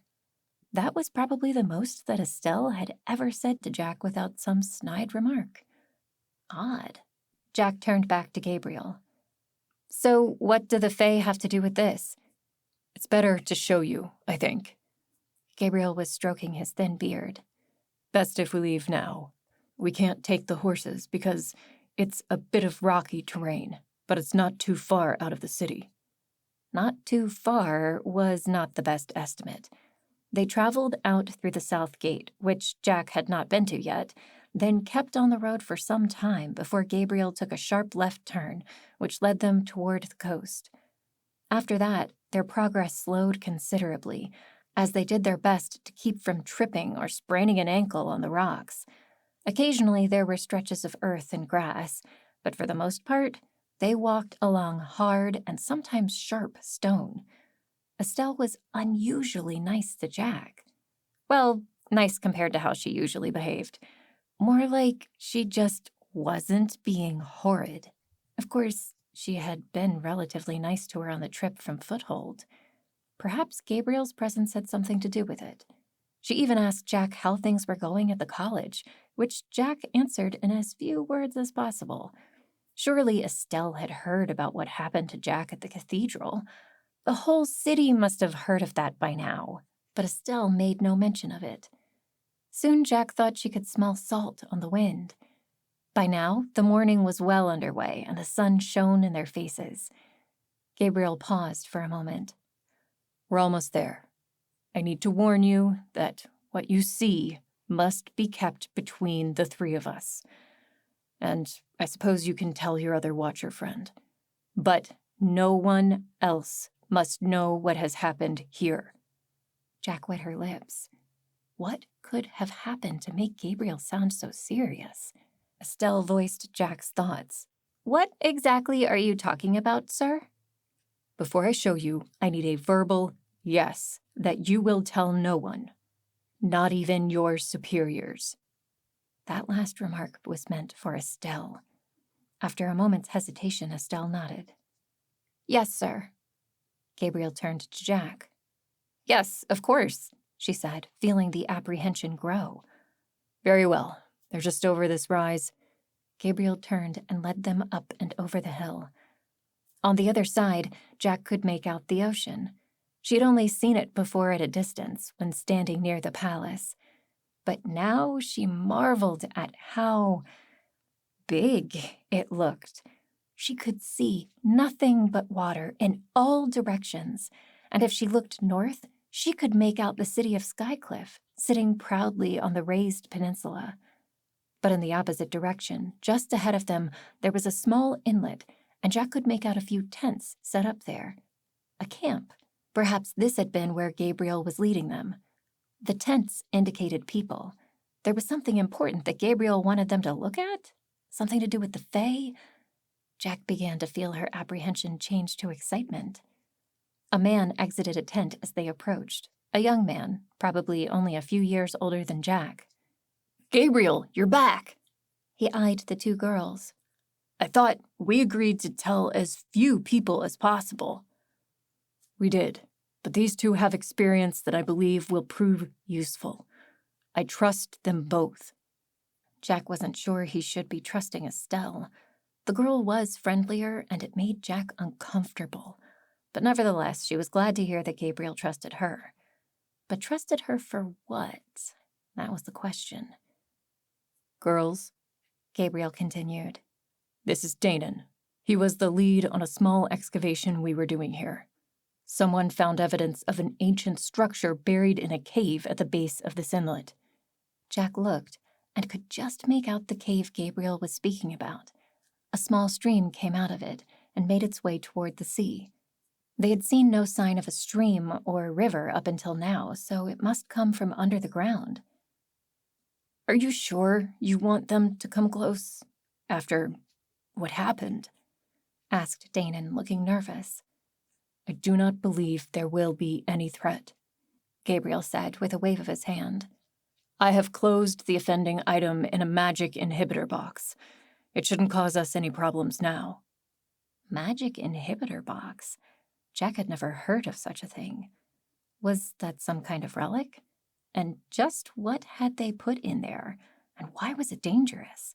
She glanced at Estelle, who was shifting her feet nervously. Professor? Jack ran a hand through her tangled hair. What exactly? Don't worry, child. There's no direct threat to you. I would not have brought you here if it weren't completely safe. Estelle relaxed a bit, but Jack still felt nervous.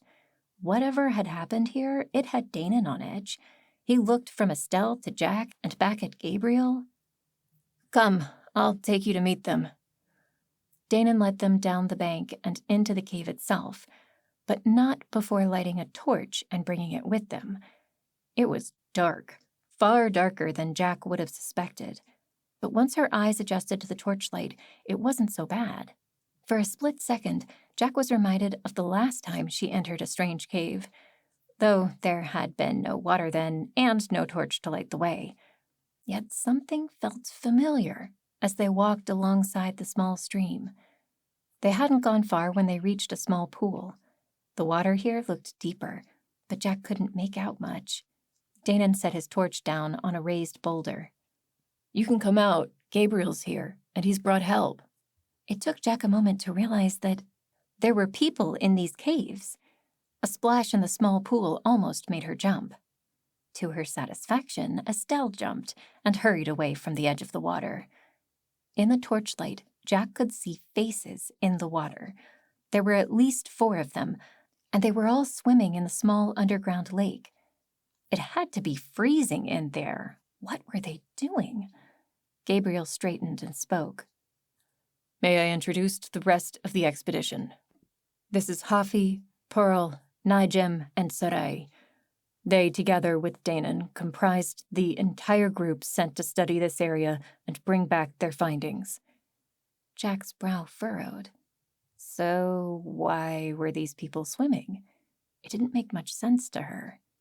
As if voicing Jack's doubts, Estelle asked, So what exactly is the problem? She looked annoyed, probably from being scared by the approaching students. Look closer, Danon offered. Here, said one of the students, Sarai.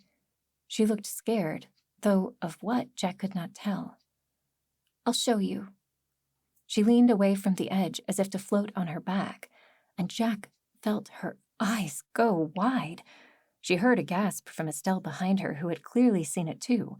Sticking out of the water, where Sarai's legs should have been, was a beautiful and enormous fin. Even in the dim light of the cavern, Jack could make out multiple colors shimmering off the scales. It continued up to Sarai's hips, where enormous muscles resided where the thighs should have been. The other students took Sarai's lead and leaned back to show their tails. All had a similar build, but each one looked unique. At least, they all had different colored shimmer, and the pattern on the tail didn't match either. It was like looking at 4 different butterfly wings, each one unique, but each one just as beautiful. Jack found her mouth open in a gaping smile. What did you do? A harsh voice spoke from behind Jack. She turned to see Estelle standing there, her back against the stone wall. She looked horrified. Jack turned back to the affected students. We didn't do anything, Sarai said. This just happened to us. Estelle sniffed in disbelief and was about to say something when Gabriel cut her off. Let them speak. Jack remained silent as Sarai continued. We were investigating this area. Someone had found a structure a little further in, so we were combing this part for any signs of ancient life. As we were diving, we found what had to be a relic. A relic, of course, just like what happened to her mother. They found an original copy of the Annals of Adam, and suddenly they changed to become the Shadow Fae. Had these students found another copy of the book here? Jack found she couldn't stop herself from asking. Was it a book? Sarai looked at her confused. No, it was just a piece of gold. So how do you know it was a relic? Estelle asked, arms folded. Because parts of it were suspended in midair. It had several rings held within larger rings, but they did not touch. They simply stayed together. They looked like ripples, one of the other students offered. They looked like ripples on clear water. Yes, that's exactly what they looked like, Sarai went on. Anyway, no sooner had we found the relic when some of us began to feel a little strange. For one, we had a strong desire to enter the water again. Then we felt pain in our legs, so we found ourselves in the water, and it hurt a lot. But after the pain subsided, we tried to leave the water and discovered what had happened. That's incredible, Jack said in a near whisper. Sarai and the others looked at her strangely, not expecting that response. This is Jack, Gabriel explained, and the other is Estelle. They've had business with others who had similar transformations. Jack, tell them what you told me about the Shadow Fae and their relic. So Jack did so, though she left out the part about her mother being a Shadow Fae like she usually did. But she explained about the Annals of Adam, about how it somehow changed humans into Shadow Fae.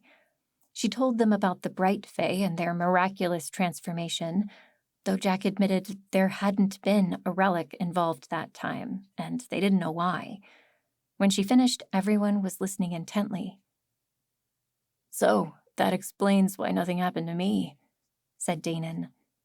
If not everyone was affected by the other relic, maybe this one only affects certain people as well. Jack nodded. There doesn't appear to be any logic behind who changes and who doesn't, but we can be certain that it's a natural transformation. Assuming all involved are telling the truth. Estelle still held her hands crossed, and she was leaning against the stone wall with an expression Jack did not like. Jack glared at her. That's Kaldane talking. There's no evidence of any misuse of magic here. Now, wait 1 second. Sarai's face flushed in the firelight. We never did anything. No one is accusing you, Sarai, Gabriel said in a calming voice. But, unfortunately, some will not believe us on that matter. He shot a cautious glance at Estelle. That is why we need to keep this matter quiet, Danon added. As you can see, they aren't exactly mobile outside of the confines of this cave. We could take them to the ocean, but I don't know how the salt water could affect their current condition. But this is natural. Jack felt her temper rise.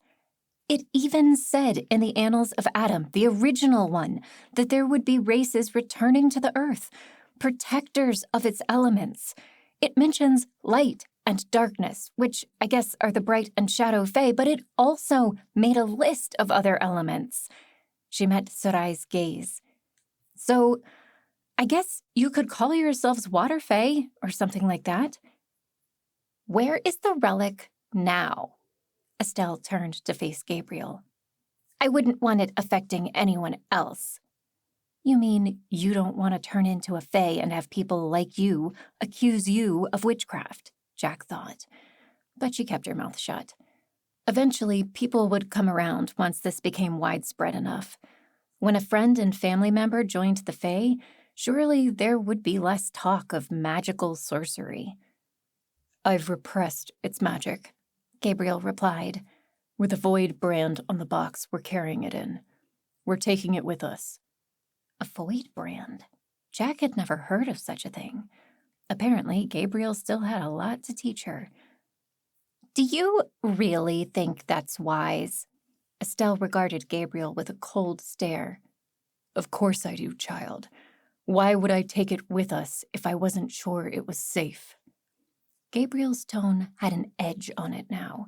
as if to remind Estelle who held authority here. Estelle got the hint and said no more, her lips forced into a thin line. Jack was still interested. "May I see it?" Gabriel shook his head. "I'm afraid not. For now, it must be kept safe inside the container we've prepared." Jack felt her shoulders slump, but did not argue. Sedai spoke again. "You've already helped us out a lot, telling us about the other Fae." Jack smiled. "Of course. I almost wish I could have a tale like that." "It's inconvenient," said another of the students. Or water Fae, as Jack was beginning to think of them. "Not a silly girl's fantasy." Sedai glared at the other student, but Jack hung her head. He was right, of course. This was a massive change for them, and Jack treated it like nothing. "I'm sorry, You have nothing to be sorry about," Sedai responded. "We're grateful," she shot a look at the others, "for any news you can give us." "Can we do anything else for you? Bring you some food, perhaps?" Jack racked her brain for anything else they could do. "We've already arranged for that," Gabriel explained. "Dana and I are taking it in turns to bring supplies from the city. In the meantime, we'll have to figure out what to do in the long term. We're keeping it quiet for now, but sooner or later, someone will let the word out that water Fae, as you call them, exist. Who knows what their reaction will be. So, we must ensure that they are safe before that happens." Jack nodded. "Just tell me what you need me to do." Gabriel chuckled. "Right now, I need you to focus on your studies, young one. This is a matter for those of us with much more experience." Jack frowned. He was right, of course. He was the more experienced one, even if Jack knew more about the Fae. But she supposed that was why Gabriel had asked her here in the first place. She wanted to know what would happen to the water Fae, but that didn't mean she couldn't keep a low profile and just keep studying. She thought back on the night before, when she had performed her first stable brand.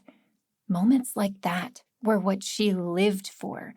She'd prefer to do just more of that, more learning.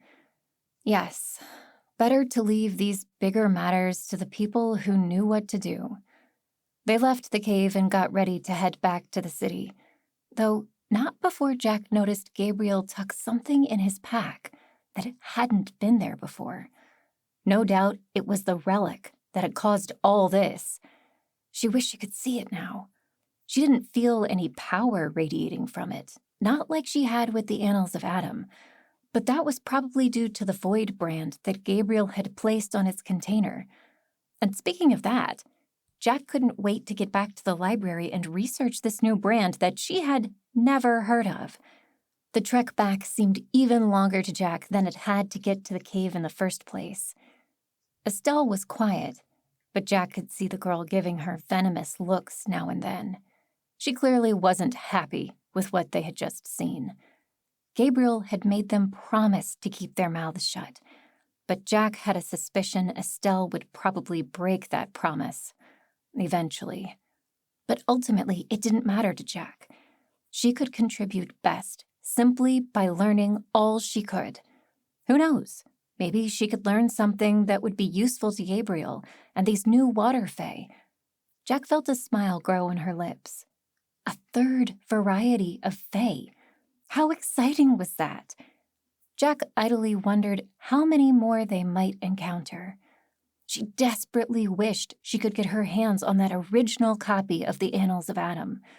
She knew there had to be more about these races appearing. Finally, they arrived at the college. Estelle said her farewells, sparing a single sneer for Jack as she left. Jack shrugged it off. She was on her way to the library. Inside the main doors, she and Gabriel ran into Semway. "Goodness, Gabriel, you can't just take the students willy-nilly like that. They've got responsibilities, you know. This one has barely seen the inside of a classroom yet." Jack narrowed her eyes at Semway. The woman gave no sign of her compassionate side that Jack had seen the day before. Gabriel cleared his throat. I am indeed sorry, Madame Semway, but it was a matter of some urgency. She is yours for the rest of the day. Semway pursed her lips. I hope you're not wrapping her into your little side projects. She's dealing with enough as it is. Why were they talking about her like she wasn't there? Gabriel raised a hand to assure Semway. Nothing so dramatic, my dear. Very well. Semway turned to face Jack. You, child, I want you reporting to the cook for your chores. But morning chores are over. Jack felt her face flush. She needed to get to the library. She had no time for chores. Morning chores are not over until they are done. And as you have been away all morning, they are still unfinished. You'll miss your first lessons of the day, but that should teach you that we're serious about discipline around here. Now, hop to it. Semway's tone held no room for argument, though Jack seriously considered it anyway. Gabriel had come to take her away. It wasn't her fault that she hadn't been around for the morning chores. In the end, she turned on her heel and marched toward the kitchens. She would show Semway. She would finish her chores, attend her classes, do everything she was supposed to do. Then she would visit the library and spend the rest of the day and every day after that trying to learn more about branding. And maybe, just maybe, she might find something about the Fae that could prove useful to Gabriel and the others. Chapter 6. That evening, she awoke with a start from her seat in the library. Someone had lit the candles, as it was dark outside, but it couldn't be too late yet because no one had woken her to inform her about the curfew. She lifted the huge tome sitting on her lap to try and get a better view in the candlelight. How much time had she wasted while asleep? She couldn't even remember falling asleep. 1 minute she had been reading, the next... Well, she supposed it made sense, seeing as she had almost no sleep the night before, then had traveled outside of the city and back, performed her chores, and went about her day as if nothing had happened. Of course she was tired. But something had woken her up, so what was it? She peered around the room of dusty volumes. That's a tough one you've got there. A voice spoke from one side. She turned her head to see. In the dim light, she could make out a man sitting in the chair a few feet away. He was about Name's age, but he looked different. At least, different from most people Jack knew. The skin on his face looked almost stretched, and his eyes were slanted. His hair was black, but his face held a smile that put Jack at ease before she even realized what was happening. Excuse me? Your book. The man indicated the large tome Jack held. A comprehensive history of Holy Scripture. Not exactly what most people would call light reading. Were you spying on me while I was sleeping? The man held his hands out in a gesture of surrender. I'm merely observant. There was that smile again. Jack couldn't quite tell what it was about it that seemed to disarm her. Do you want to read this one? Jack asked. Oh no, I've read it. Twice. It's mostly modern propaganda, promoting a rather specific view on the annals of Adam. I didn't think it held anything of lasting value. You don't believe in the annals of Adam? Oh, it's an inspired book, but for a long time, it was in the hands of gatekeepers who fed only the things that benefited them to the general public. Now it's mostly accessible to all of us, but the damage has already been done. Jack leaned in. There was something very interesting about this man's view. What exactly would that be? He sat up in his seat. Imagine if you had a book that was passed down from generation to generation. Eventually, you would need to make copies, and then copies of those copies. And what if, as you were making the copies, you decided to eliminate pieces that didn't line up with what you thought was right? essentially molding the book to your own viewpoint. But that's horrible. Why would anyone do that? The smile wavered on the man's face. It's just a thought. Sorry, I can get carried away. No, Jack realized suddenly that the man was right. Why else would the original copy of the Annals of Adam have whole sections that were not to be found in other editions? It makes sense. You'd have to be pretty corrupt to do something like that intentionally. The man laughed. Indeed. Well, I'm glad we've had a chance to talk about theological politics. I can think of no better way to introduce oneself. He smiled again, then rose and put his hand to his chest in a traditional greeting. I'm Seth, and to whom do I have the pleasure? Jack. She almost forgot what to say, putting her own hand to her chest. That smile, though. My name is Jack. She broke off and stared at his left hand. You don't have a brand. Her voice was so shocked that Seth began to laugh. No, I decided several years ago I would not have one. But everyone has a brand. Not everyone, only those who can afford it, and a few others like myself. Seth's face darkened just a bit, but Jack barely noticed. She brought her hand to her chest a second time, showing off her gifter brand. Maybe one day I could give you one. I'm a new student here. I gathered as much, given the gifter brand and the fact I haven't seen you here before. And if I ever change my mind, I'd be honored for you to perform the branding. Jack felt herself blush, but instead calmed her face. So, do you always wait around watching young girls like myself in the library? Seth's mouth quirked. Like I said, I'm just observant. Plus, you... He cut off for a moment, as if deciding what to say. You intrigued me with your choice of reading. I thought I could at least stick around until you woke up. You made me wait for over an hour. He winked at her. Well, I'm so sorry to waste your time, Jack said through rolled eyes. Oh, it wasn't a waste. I finished the book I was reading. He held it out for her to see. A Catalog of Ancient Relics, Volume 3. You're reading a catalog, and you thought what I read was dry? Jack didn't exactly know why she said that. She had planned to start reading through that same catalog eventually. Who didn't want to know more about the relics? I try to learn all I can about relics. They're the closest thing we have to true scripture, unmarred by several generations of corrupt theologians. You really don't like religion, do you? Now, that is most definitely not true, he said with a knowing smile. He looked like he was hiding something. I just know that many precious things were removed from the state religion over time. So they were back to this subject. Something tickled Jack's mind. Could you tell me exactly how you know that? Do you have any evidence? Of a sort, he said thoughtfully. Not necessarily something I get into with total strangers. He flashed a smile at her again. We've introduced ourselves. We're not strangers anymore. I'm sorry. He broke his eye contact. I'm just not accustomed. Well, I can prove what you say. His grin vanished, and he looked back up at her sharply.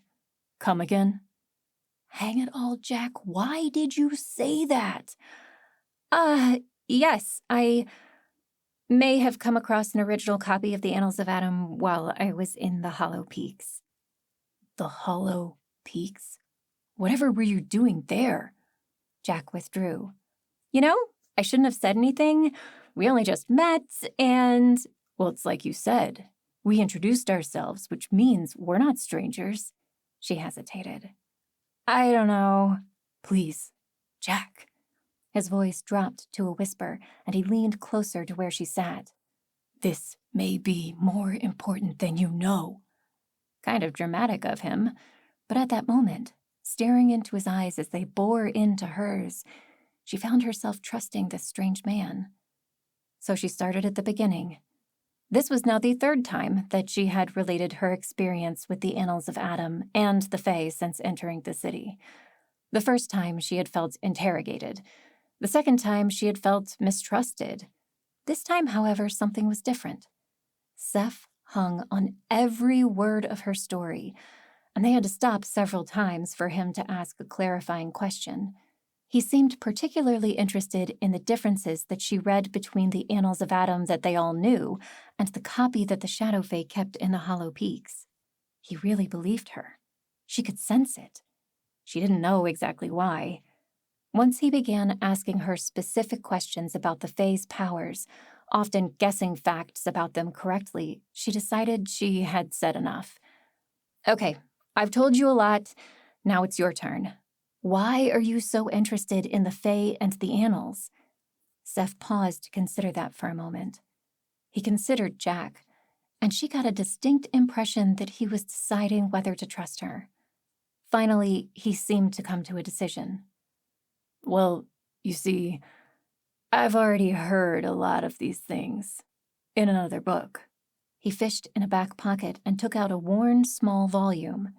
It was brown and rough around the edges, but Seth placed it carefully, almost lovingly, in Jack's hands. It bore one word on the cover, a name, Iladar. What is Iladar? Jack asked, leafing through the book. And what do you mean that you've already heard what I told you?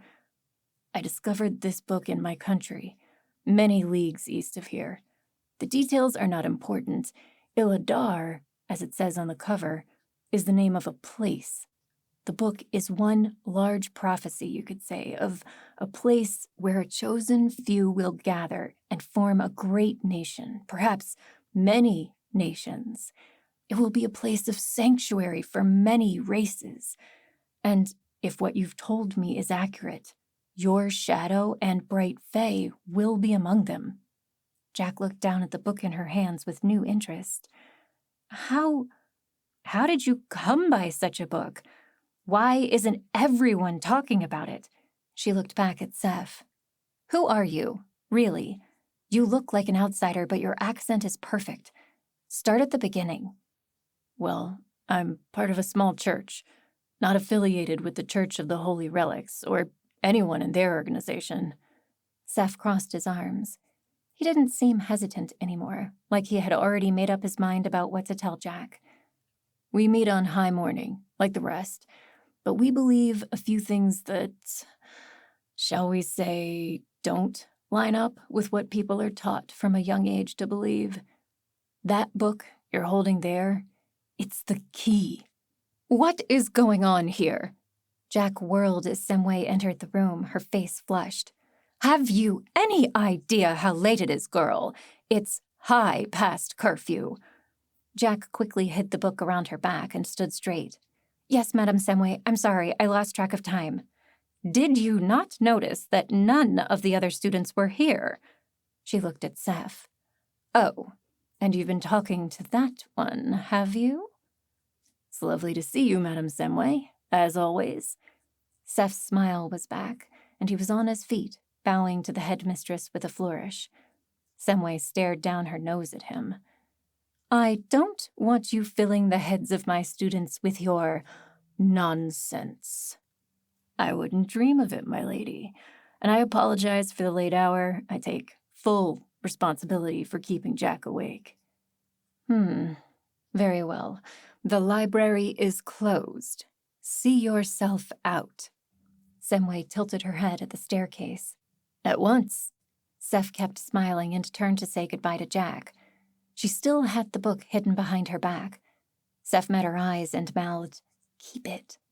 Then he turned on his heel, placed a wide-brimmed hat on his head, and marched down the stairs. Well, Jack jumped as Semway barked at her. Get to bed, child. You'll be rising with the rest of them on time tomorrow, and I don't want you thinking that you'll receive any special treatment. You'll respect the curfew, or I will have your backside paddled until you can't sit for a week. Understand? Yes, madam. Jack leapt into motion, barely managing to keep Seth's book out of view as she hurried down the stairs. Once she found her room, she closed the door hard and leaned against it. Semway had a way of making you feel like you were being chased by a demon. Jack was breathing hard and almost wanted to open her door a crack, just to see if Semway had followed. It was almost like the woman had forgotten what happened to Jack at the church, and the moment they had shared. She collapsed on the bed, feeling her exhaustion return, despite the nap she had taken earlier. But there was one thing she had to check before she went to bed. Lighting a candle, she ran her fingers across the leather embossing on Seth's book. Iladar. It was a beautiful name, and from what Seth had said, a hopeful concept, though she doubted that any such paradise was anything more than superstition. Still, she opened the book and began reading on the first page. "Hello," it began. "To whomever reads this, my name is Abel. As I write this, I am on the run from my brother, who I believe means to hurt me. He's been this way ever since my father chose me to pass on the birthright, giving me ownership of the artifacts we have created. The discoveries my father has made through science and something more, they are precious to us. But my brother is hot-tempered and seeks power for himself. It didn't take my father long to realize that he would not make a great leader, and so he passed the responsibility to me, the younger brother. While I fear for my life at this moment, both from my brother and my other brothers, sisters, and nephews who follow him, I have a responsibility to posterity. May you find these words comforting in a promising future." Jack felt a mixture of feelings. If this was true, this sounded like one of their ancestors, perhaps one of their earliest ancestors, the ones who created the relics. But it seemed too good to be true, which made her doubt its veracity. Her father used to tell her, if you want it to be true, it probably isn't. Yet she could not stop reading. This Abel, whoever he was, she had never heard of him before from any other scripture. But as she read, she realized just how everything she read seemed to fit. It spoke about future races in similar language to what she had read in the Annals of Adam. It talked about the elusive Iladar, a spiritual sanctuary that would allow all races to dwell in harmony together. It was all a bit much to take in, and she found herself going back and rereading large portions of the text. It was a long time before weariness overtook her, and she fell asleep, the book still clutched in one hand. Hello, everyone. My name is Jason Hamilton. I'm the author of the book that you're listening to right now. It'll get right back into it in just a second, but I wanted to invite you to a special VIP club. I call it the Knights of the Round Table, the modern Knights of the Round Table, if you will, where you can come in and interact directly with me on a weekly basis. It's a very small fee at this point. It will be going up in the very near future, but this group essentially will allow you to get all of my books for free when you sign up. So you'll get all of my ebooks and you'll get all of the audiobooks that I've produced so far. There's a couple of other goodies available in there if you want to check that out. So I would strongly recommend you check out the group, come and join an amazing community all about this whole fantasy world that I've created here. I hope you enjoy it and check it out. The link's below. Chapter 7. She rose the next day and immediately wondered if the previous night had been a dream. But no, there was the Iladar book lying on the corner of her bed. She almost felt the need to leaf back through it and confirm that she had read what she thought she read. But then the bell tolled, signaling breakfast. Jack hesitated. She wouldn't really have time to read the book again until evening. She shrugged off that thought and stuffed the book into her pouch. Maybe she'd find a bit of downtime. Breakfast was the usual oatmeal with a slice of bread. Not the most amazing meal, but they had some honey to sweeten the oatmeal, and that helped. Jack managed to sneak a peek at the book while eating, carefully keeping it out of sight from the other students. But doing so almost cost her her meal, as she wasn't quite done when Semway entered and announced it was time for morning chores. She stuffed the book into her pouch again and scarfed down the rest of the oatmeal on her way out. This morning, her assignment was to scrub pots. Not the worst job in the world. She set to work and quickly lost herself in thought. Apart from accurately describing the shadow and bright fae, the book also mentioned many other varieties of fae, something she'd seen hinted at in the original copy of the Annals of Adam. But this other book seemed to have much more detail on the subject. What really concerned Jack was that there was a description of a water-related variety of fae, which was spot on. Large fins instead of legs, and most likely brought about by the power of a relic. It was either a really good guess at what a water fae would look like, or evidence that the book was, at least in part, real. There was no way that Seth knew about the water fae, and the book was too old and worn to have been transcribed after their transformation. After finishing the pots and doing her best to wash the grime and charcoal from her hands, she heard the bell ring. Time for their first core class. Physicality. This was the first time she'd been in this class, as before she had always been occupied in the mornings. She lined up with the rest of the students, though she noticed many glancing in her direction. Apparently, no one had forgotten the incident at the church. "Hey there," one called at her. "You think you can keep breakfast in this time?" A chorus of snickering came from the speaker and his friends. Jack ignored them. She could take a little physical exercise and not lose her breakfast. Couldn't she? Their instructor was a large man who looked like he might have been part of the city militia once. He didn't introduce himself. He had probably already done so when Jack wasn't here. "Listen up. Today, in addition to your laps, we'll be doing some push-ups to build up your upper body strength. One thing you'll learn about physicality is that you must give place for every muscle in your body, not just the ones in your legs." He had an accent Jack recognized from some of the lower classes in the city. His face bore some scars and seemed to be missing part of his left ear. This man had probably lived a hard life. He set them running laps around the courtyard, something Jack didn't mind at first, but began to feel winded after the 5th lap. By the 15th, she was gasping for air and barely managing to put one foot in front of the other. She wasn't the only one. Others were gasping beside her, though others were still passing them up. Blessedly, the instructor blew his whistle, and they all ground to a halt. Jack leaned on her knees, seriously wondering if she could keep her breakfast down like the other students had teased. "That's enough of that. Now, for the push-ups." Students all around Jack groaned, and she felt the same way. But she hobbled back to the head of the square where the instructor began walking them through a proper push-up, noting the position of the hands, the posture, etc. Jack only half listened, as she was still busy catching her breath. She hadn't felt this worn out since Name had made her walk for miles using combat forms instead of normal steps. Her legs were in great shape, but it had been a while since she'd had that level of workout. She noticed with some chagrin that not all the students looked tired. She recognized one girl who seemed almost eager to start the push-ups. It was the same strawberry blonde girl she'd sat next to at the cathedral. The girl caught her staring, but rather than smirk or look away like Jack expected, she smiled and waved. Confused, Jack raised a hand to wave back. But just at that moment, their teacher ordered them to get down on all fours and begin. Jack's upper body was not nearly as strong as her legs, and it only took a few push-ups before she realized just how much this was going to hurt. But she grit her teeth and kept going until her arms literally collapsed beneath her. She looked around as she lay on the floor. Most were still going, though she noticed with a small amount of satisfaction that she hadn't been the first to collapse. Nevertheless, not training with Name for the past few weeks had already taken its toll.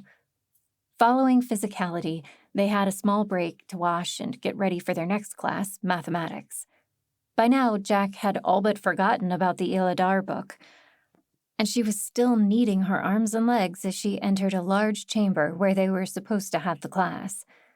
Jack found a seat near the back, not wanting to draw attention, though the eyes of the students still followed her, then glanced away when she met their gaze. "Hey there!" A strawberry blonde girl sat in the seat next to her. Her voice was cheery, and the girl was not at all worried Jack might vomit on her or something. I thought you could use some company. Have you been to the mathematics classes before? I don't think I've seen you. It's basically just stuff that the professors think we need to know. I don't see why they teach it, honestly, since I can't see how we would use it in real life. It's not nearly as fun as the branding classes. I saw you in one of those, but not all the others. Why is that? I'm Amelia, by the way. She stuck out her hand to Jack, who took it slowly. This girl seemed to enjoy talking, but now she was staring at Jack, expectantly. Yeah, I've had things come up, Jack said. I've seen you come in late with my grandpa, Gabriel. He says, wait, Gabriel is your grandfather? Jack hadn't realized Gabriel had kids. Oh, yes. Anyway, he said that he can't talk about anything and that I can't ask you about it either, but I guess I just did. Sorry, but seriously, can you tell me? I'm sorry, but I can't. I'll bet he's giving you private lessons. He won't tell me anything about you, but I've heard rumors. I know something big happened out there. Other students were glancing in their direction. Amelia was not exactly discreet. Yeah, sure, something like that. Amelia nearly squealed. I knew it! You must be important, I can tell, especially after... She broke off, probably realizing for the first time how uncomfortable Jack looked, and that talking about the moment in the church would probably not help things. That doesn't bother you? Jack said. What happened to me there? Oh, no, of course not. I just think it makes you more interesting. Great, now I'm an oddity on display. Jack couldn't help but notice all the eyes turning in their direction. Oh, I didn't mean it like that. But at that moment, the teacher entered the room and began to speak. This teacher was an elderly woman who looked almost as stern as Semway, though not as young. Welcome, class. We will continue today with our discussion of geometry, particularly the triangle and its many unique qualities. The woman began to drone, and Jack felt herself become distracted. Amelia was still cheery, looking like she wanted to say more to Jack, but conversely paying attention to everything the teacher was saying. She would take notes and smile at Jack when she caught her looking. As the woman continued in her monotone voice, Jack idly fished in her pouch for Seth's book. Glancing at the teacher and those around her, she opened it up under her desk and continued where she had left off. But as to the creation of Iladar, it has not yet been revealed to me how or when that will take place. But I am sure that such will not be possible without an Orin, a being like myself and my brother who can bestow multiple gifts on a person or object. It is how we made the artifacts we've assembled, and it is how Iladar will come into being. Jack almost snapped the book shut. Amelia glanced at her and frowned with concern, mouthing, "Are you okay?" while everyone else kept listening to the lesson. Jack nodded at Amelia, who went back to listening. But the truth was, Jack was not okay. She had just read something she had never expected. Apparently, this Abel, the author of Seth's book, knew how to give multiple brands, and his brother too. That could explain the relics, most of which held a lot of markings on them, some of which were definitely recognizable brands. But Jack had thought those were just inscriptions, not real brands, because, well, more than one brand would have rendered the relic useless. But perhaps not. What really bothered Jack, however, was this mention of an Orin, a person who could bestow more than one brand. Until several months ago, she would have thought such a person was a fantasy, until she had done it herself. Name had more than one brand, and Jack had been the one to give them to him. At the time, she had thought it a magical fluke of some kind, some complex process revealed to her at the moment by the bright Fae's ability to reveal the truth. But what if it wasn't a complex process that anyone could learn? What if it just had something to do with the person who did the branding? She didn't like that thought at all. If there was one thing she didn't want, it was to stand out from the crowd more than she already did. All she had ever wanted, ever since she was a young child, was to be here at the College of Skycliff studying to be a gifter and a scholar. and no one would get in the way of that dream if she could help it. Not even the words of a silly book. But she had bestowed a second and third brand to name, and there was no getting around that. Perhaps more people could do the same. Someone else who could help locate or create this Iladar place. Perhaps multiple people.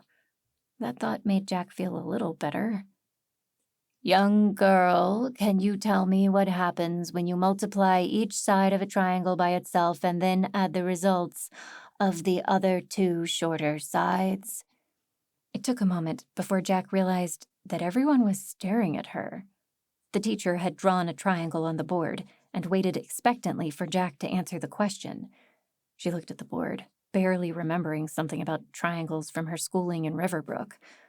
But with all eyes on her, she could barely think. I don't know, ma'am. I'm sorry. That's what I thought. Perhaps you will pay attention next time. Yes, ma'am, I will.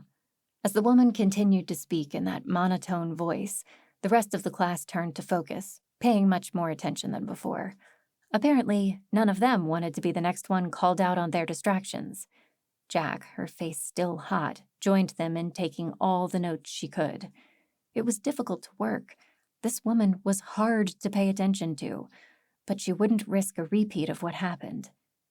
Why was it that people always seemed to draw the attention of the entire group onto her?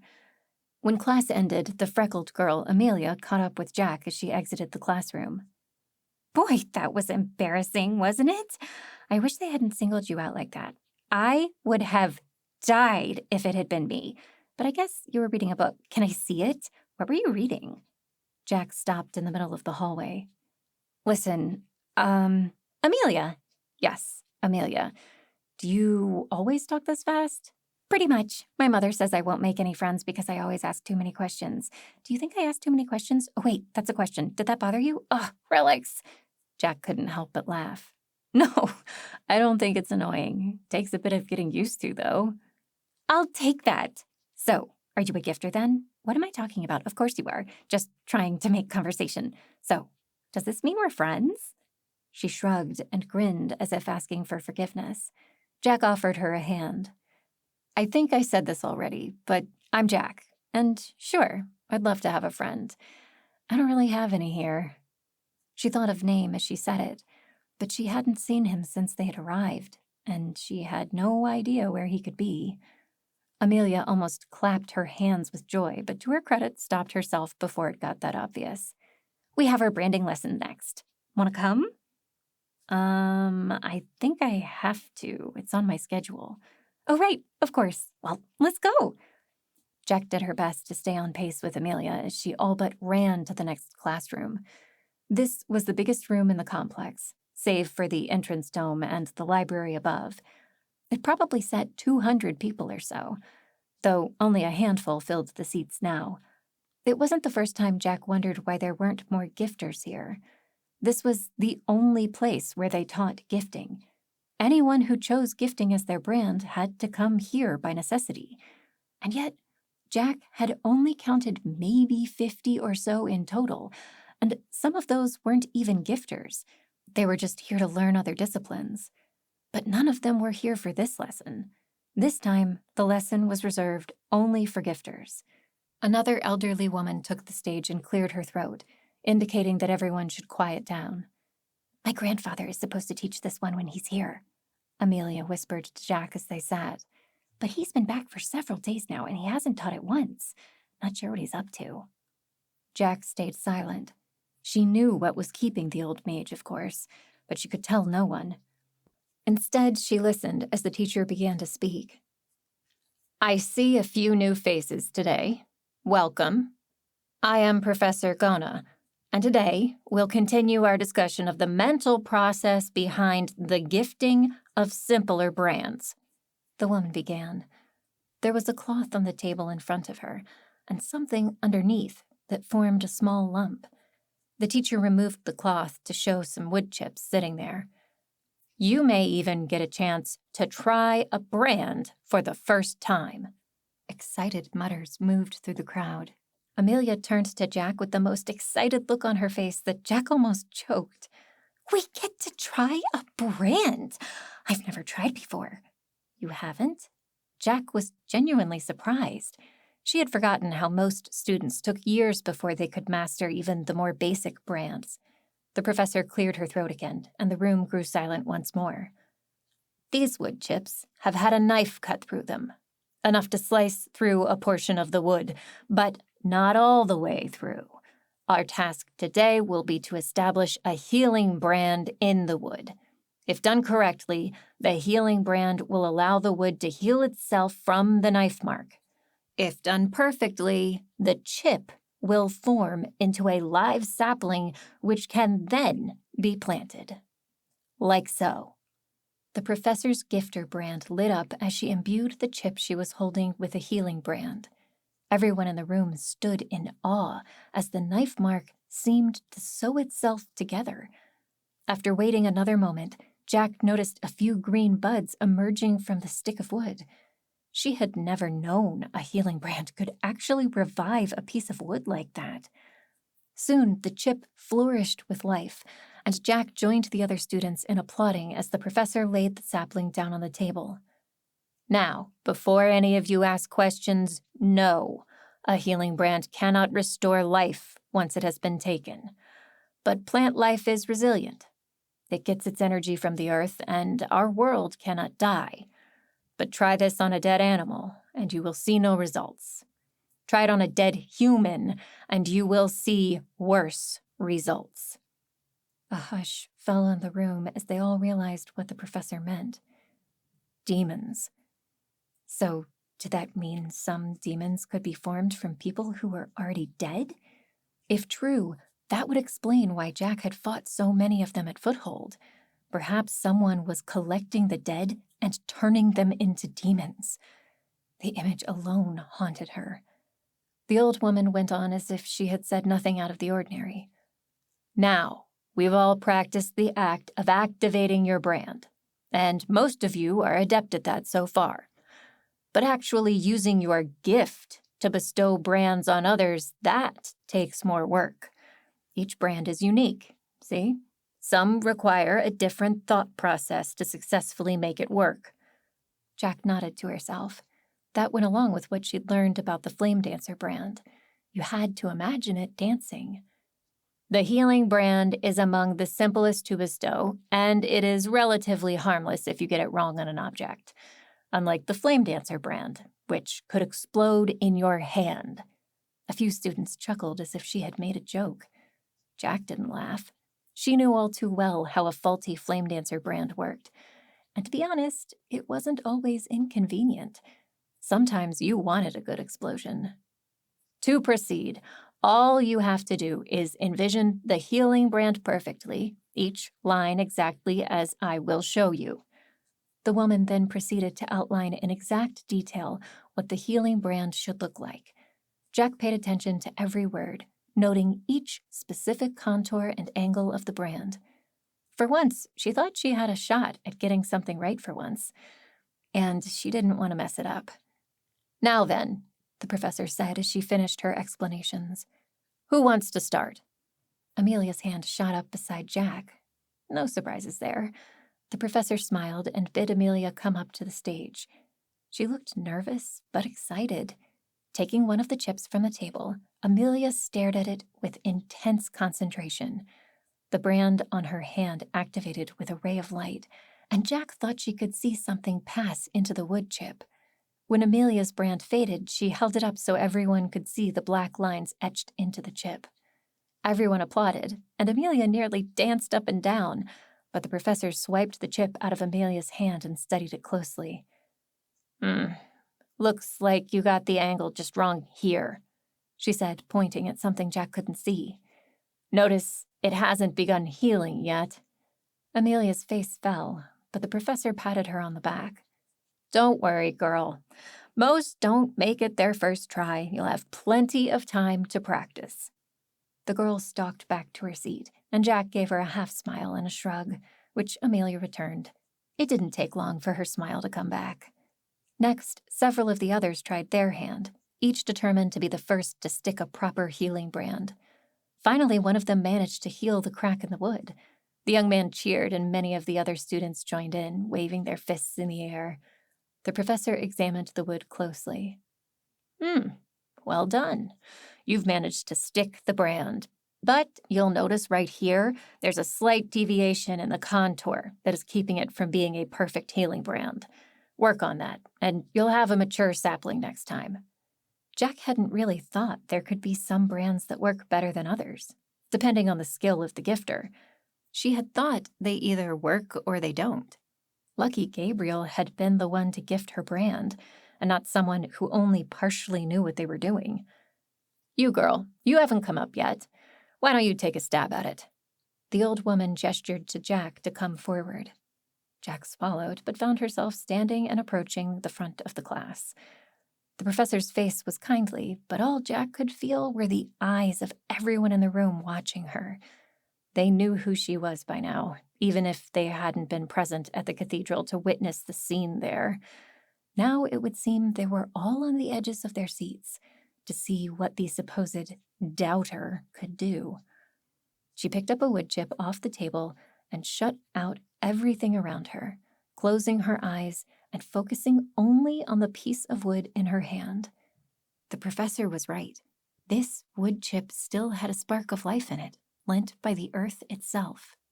Activating her brand was no trouble at all, and Jack could vaguely make out the light through her closed eyelids. But instead, she concentrated on the wood chip, imagining every line with absolute perfection. She had grown up practicing this. She had literally practiced with a flame dancer brand, something the professor said was much harder to do. Surely she could pull off the easier healing brand. The light faded, and Jack thought she could hear whispers among the onlookers. For a moment, she kept her eyes shut, still feeling the life within the wood. As she concentrated, she almost thought she could feel that life increase. Opening her eyes, she looked down at the chip in her hand. The cut from the knife was completely gone, and small green buds were beginning to emerge from the sides of the chip. At its center was a perfect healing brand. Oh, my. The professor seemed genuinely surprised. I don't think I've ever seen a student perform a perfect healing brand on the first try. Well done, girl. I don't think I caught your name. Jack? She tried to say it softly so the rest of the students wouldn't hear, though they probably already knew by now, and if they didn't, they would figure it out after today. But as Jack retreated to her desk, she couldn't help but smile a bit, especially when she saw the look on Amelia's face. She had done it. She was the only student to pull off a perfect brand. Granted, she'd had a practice that the rest in the room didn't, but still, it felt good to be the best at something for once. That was incredible, Amelia said, as the class was dismissed and they began packing up their books. How did you do it? Jack shrugged. I've imagined how to give brands since I was a kid. I guess I just learned the shape right. Yeah, but still, to get a perfect brand on your first try, and you weren't even here for the other beginner classes. Your grandfather gave me a few lessons on the way here. Jack figured that was a good way to explain her sudden adeptness at branding, even if that was only part of the truth. Oh, that must have been amazing. I haven't even had a lesson with him yet. Jack frowned at her as they began walking out of the classroom. Really? But you're his granddaughter. I know, right? You'd think he could have taught me something, but I've barely even seen him since he got here. I mean, I know he's not supposed to play favorites or anything, but it would be nice. Anyway, can you do it again? Jack was taken aback. I'm not sure we're supposed to be branding outside of class. Oh, please. You would have thought Amelia's life depended on Jack the way she begged her now. I just want to see it, and maybe you could help me get better. Oh, that would be so much fun. Jack chuckled. Amelia, for all her quirkiness, had a contagious enthusiasm. All right, I'll see if I can help, but only at night once classes are over. Oh, boy. Amelia rubbed her hands together in glee. And in exchange, I shall help you understand triangles better. Jack laughed, the first time she had done so in days. Deal. Sure, there were problems in the city, and then there was everything happening with the new water fae students. She had all but forgotten Seth's book. But ultimately, those were someone else's problems to deal with. For now, Jack could focus on her studies and enjoy having a new friend. Perhaps this place wasn't going to be so bad after all. Chapter 8. The next few days weren't all that bad. Sure, people still gave her weird looks in the hallways or during meals, but Jack was beginning to get used to that. Having one friend at least made things much easier to endure. She and Amelia spent several nights practicing their brands. It took a while, but eventually Amelia was able to perform a successful healing brand, though it still didn't sprout like Jack's had. The teachers were more than a little impressed, and one even took Jack out of the dining hall during breakfast to ask if he could see Jack's healing brand. She turned the small, seemingly dead stick he handed her into a blooming sapling. If Jack were honest, she wished they would stay away and just let her study in peace. It seemed everyone wanted to see her perform a brand. Each time they would marvel as if it were her first time to do it. Every time. It was beginning to get old. Returning from her class in physicality, she washed and arrived in the dining hall for lunch. Amelia wasn't with her today. She tended to take a lot longer to bathe. Jack, who was used to bathing in a freezing brook, took a lot less time. The first face she saw as she entered the dining hall nearly caused her legs to buckle beneath her. "Name!" she almost shouted as she worked to steady herself. The young watcher stood waiting for her, fully decked out in his armor, newly polished and looking splendid. Without realizing what she was doing, she rushed to him and wrapped her arms around his broad shoulders, not truly realizing until that moment how much she missed him. "Hey," he laughed as she barreled into him. "I missed you too." She broke the hug and placed both hands on her hips. "Where have you been?" Taken aback by her sudden change in attitude, he stammered. "Here and there, on assignment. Where have you been?" He rubbed the back of his neck with his hand as he realized how ridiculous that question was. Jack smiled. "You'll have to tell me what you've been doing over the last few weeks. Want to sit?" He nodded, and Jack heard the clink of his armor as he sat on the flat bench across from her on the dining room table. Jack forgot entirely about getting lunch, though she couldn't help but notice the other students staring at them from all sides, probably wondering what a watcher was doing looking so friendly with the doubter. "Heard there was trouble at the cathedral," Name said, noting the students' behavior as well. "I don't really want to talk about that." "Fair enough." "But where have you been, really?" Jack asked again. "I was supposed to train with you. Your General Wilva even said so when I met with her." "I've been caught up in a few errands for the General," he said. "Can't really talk about all of it, though it's nothing important, mostly playing armed guard for some merchants and providing security for the ones dealing in foreign imports. Nothing special." "And they couldn't get someone from the Skycliff militia to do it? A watcher seems a bit like overkill." Name nodded. "Mostly, I agree, but some of the things people try to smuggle in can be dangerous. I've even seen at least one relic since I started. Plus, I think they're overstaffed here. After what Kaldane did, word has gotten around, and Wilva is calling in as many watchers as she can." "Do you think we'll see Major Skellig then?" Name shook his head. "No, I think the General wants her to stay put, since that is where most of the trouble originated. She's even sending reinforcements and a new colonel to replace her." "Replace Skellig? But she was amazing. She should be colonel." "I agree. I'm just repeating what I heard. But anyway, what's happened with you?" "Well, I've managed to make a healing brand stick." She leaned in close and whispered, "And a flame dancer brand, though the teachers don't know about that yet. It's supposed to be one of the hardest." Name chuckled. "I mean, what happened at the cathedral? Are you okay?" "Oh, that." Jack paused and then shrugged. "I guess I'm all right. They haven't made me go back, so nothing has happened since, and I haven't seen that royal priest again. He gave me the creeps, just like Kaldane used to. You don't suppose he's a demon in disguise, too? Jack thought that through.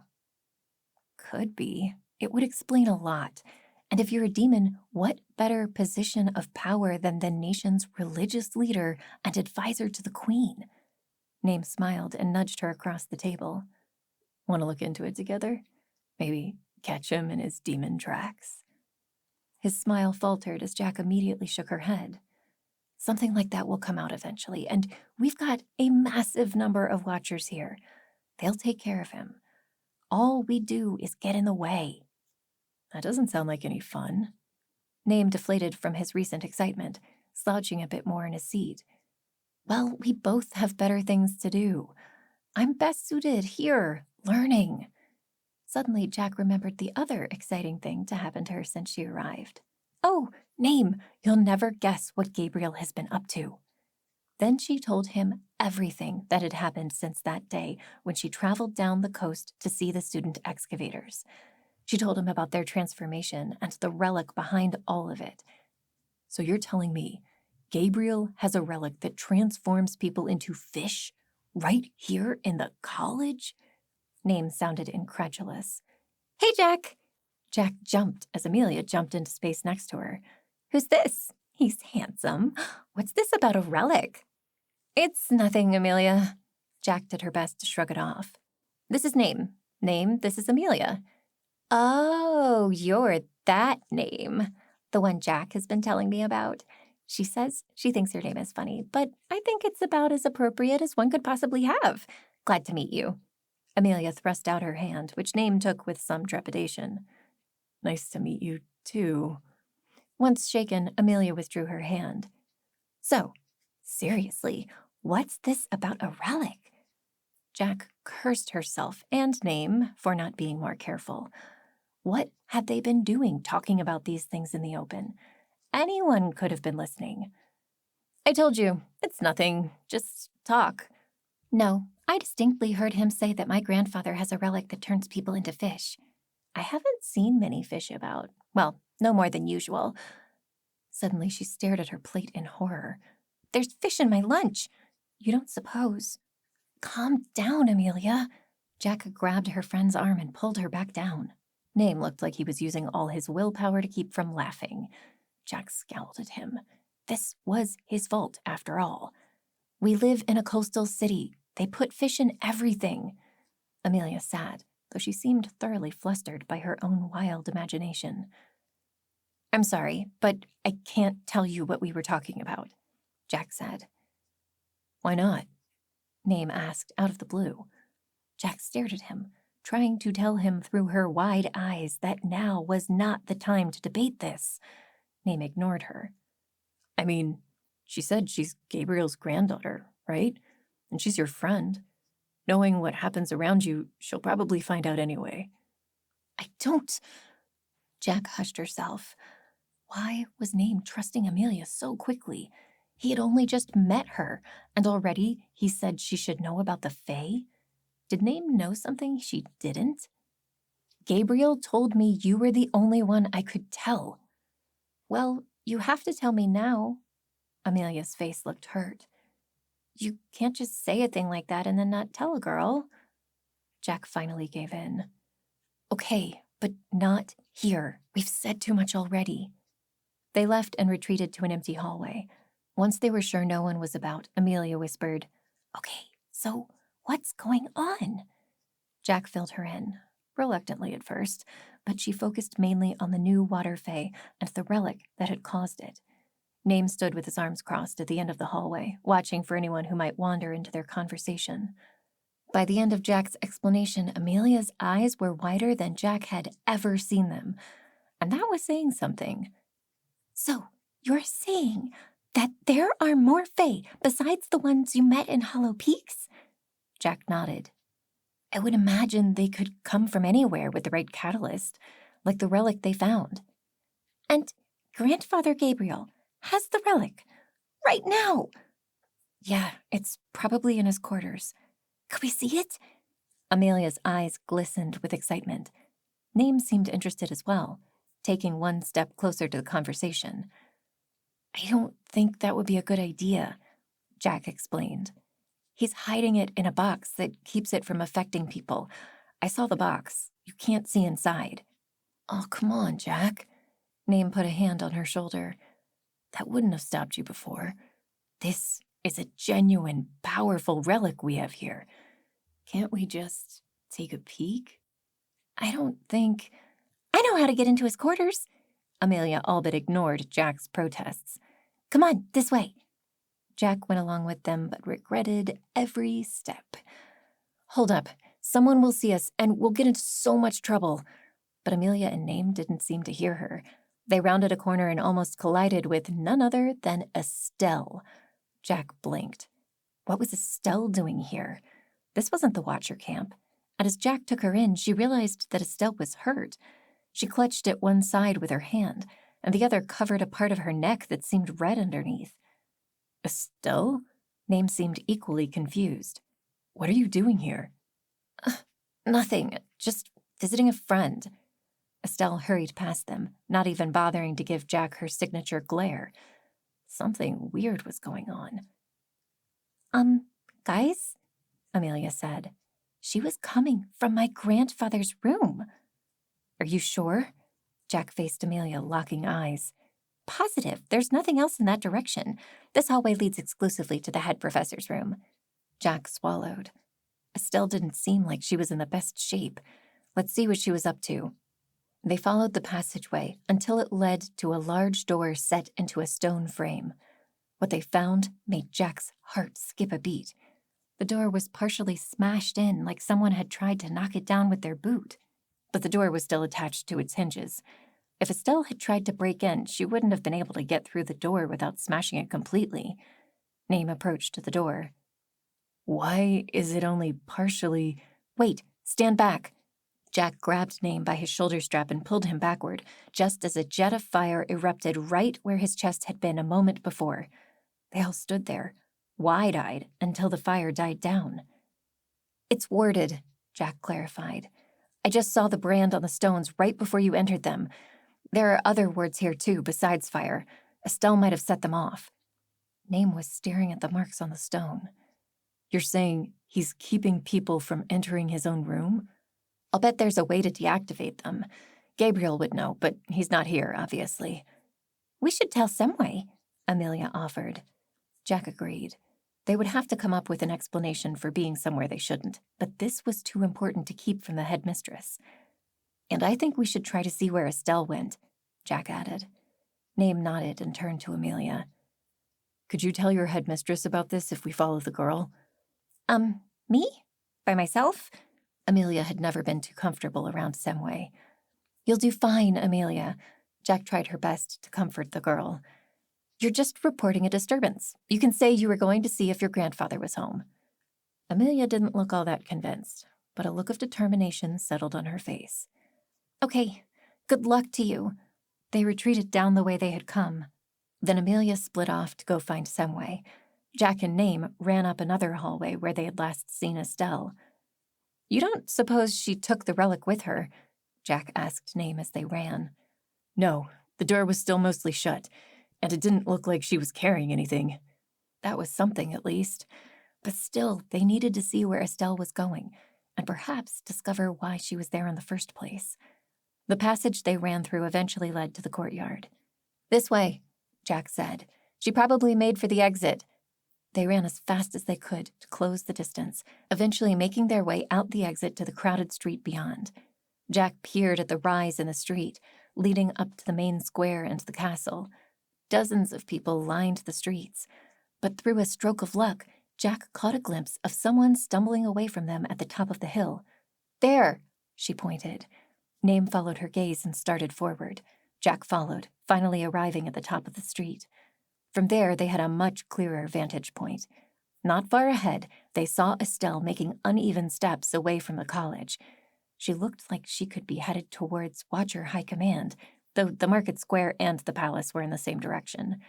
Now that they had a clear view of the culprit, Jack and Name kept their distance. It didn't help that Estelle kept glancing behind her as if searching for followers. So they kept to the busy areas of the street, pretending to be interested in the merchants' shops. But Jack barely lets her eyes break away from Estelle. They followed her until they entered the main market square, which was so busy they almost lost her, but Estelle was limping, so that made it easier to find her again. "Look," Name said after a few more minutes. "She's not going to the Watcher camp." Jack saw that he was right. Estelle was climbing the switchbacks that led to the palace and the cathedral. Those were the only two destinations in that direction. They followed as far as they could, but the gates to the ornate buildings were guarded by several of the city's militia. They might have made it through with a good excuse, but they had none. So, instead, they watched Estelle disappear above them. There aren't too many people she could have gone to see up there. Probably the queen or the royal priest. Jack felt her brow furrow with worry. "You think she's going to tell them about the relic?" "I think it's likely she already told them," Name said, still looking up where they had last seen Estelle. "I'd say they probably sent her to get it, or even more likely to use Estelle as a way of testing Gabriel's defenses." Meaning, they probably knew that Estelle would fail. Name nodded, but he looked troubled. "That doesn't explain everything, though. I mean, Gabriel could just hide the relic somewhere else. So maybe Estelle wasn't supposed to try and take it yet."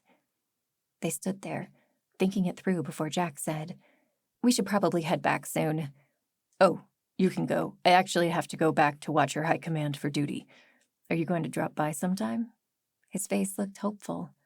Jack smiled, glad to have Name back. "I wouldn't miss it." Name smiled back. "I'm glad to hear it." "I mean, I literally can't miss it because General Wilva orders me to be there, so—" Name laughed. "Okay, I get it.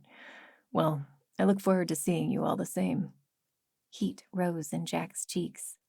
"Me too," was all she managed to say before Name turned away. They split as Jack returned to the college and Name left to join the other watchers. Jack didn't like the worry that replaced the butterflies in her stomach. Who was Estelle reporting to, and what were they planning? She really wished Gabriel was around, but he spent most of his time now away from the college, coming back only for short breaks to relax and restock. Who knew when he would be back? Hopefully, he would come before whoever was pulling strings in the palace made up their minds on what to do next. Chapter 9. Someway, to her credit, did not take the intrusion into Gabriel's room lightly. She set up regular rotating schedules for one of the teachers to constantly watch the area until Gabriel returned. Jack and Amelia both volunteered to help out, but Someway refused, warning them that Gabriel's wards were too dangerous for those with less experience. Jack was pretty sure she knew enough about wards to navigate them safely, as long as she didn't try to enter the room itself. But honestly, she was grateful for the rejection. It just gave her more time to learn and practice. She was getting better, too. Brands came naturally to her now, and she had successfully stuck 5 separate brands during her classes. Teachers now invited her to try some of the more advanced brands, and Professor Gona nearly lost her mind when Jack successfully pulled off a Flame Dancer brand. "Never in all my life seen someone. Usually takes years of work." And she went on muttering to herself like that for a while until she realized that the rest of the class was waiting for her to continue teaching. The students, except Amelia, grew more and more bitter towards Jack. It seemed they not only thought of her as a doubter, but it also annoyed them that she surpassed all of them in their classes. It was especially bad on high morning when all the students would return from the cathedral while Jack stayed at the college. No doubt they experienced the euphoric effects of the relic the royal priest kept. By now, Jack was sure that the relic held no other value than to make people feel good, leaving them open to manipulation by the priest. But while Semway had relaxed her requirements for the students to attend, most returned anyway, probably eager to experience the same pleasures again. Every time the students would return and treat Jack like she was the only problem in their lives, tripping her while she tried to get food at the dining hall, knocking books out of her hands, even going so far as to slip a load of mice through her door while she was sleeping. Semway and the teachers defended Jack if they ever caught someone treating her poorly, but the students were wise enough to find moments when no one was looking. All in all, Jack didn't feel much animosity toward the others. She still had her friends in Amelia and Name, and used her friendship with the young watcher as an excuse to get out as often as she could, though she had to wear a cloak because even the villagers appeared to have heard of the young, raven-haired girl with a red streak in her hair. What they had heard, Jack wasn't sure. Some of the richer citizens looked at her much as the students did, but some of the beggars and merchants appeared to have a different attitude. Some would tip their hats or smile as she passed by. Oddly enough, this made her even more uncomfortable. Gone were her hopes of just blending in and focusing on her schoolwork. She was on her way to the Watchers now, doing her best to hide beneath a hood and cloak that Amelia had lent her. It was a little short for Jack, but it did the trick. When she arrived at the market square, the first thing she noticed was a familiar figure purchasing a bit of cheese from a local merchant. The figure turned and saw her, too. Well, I was beginning to think we'd never see each other again.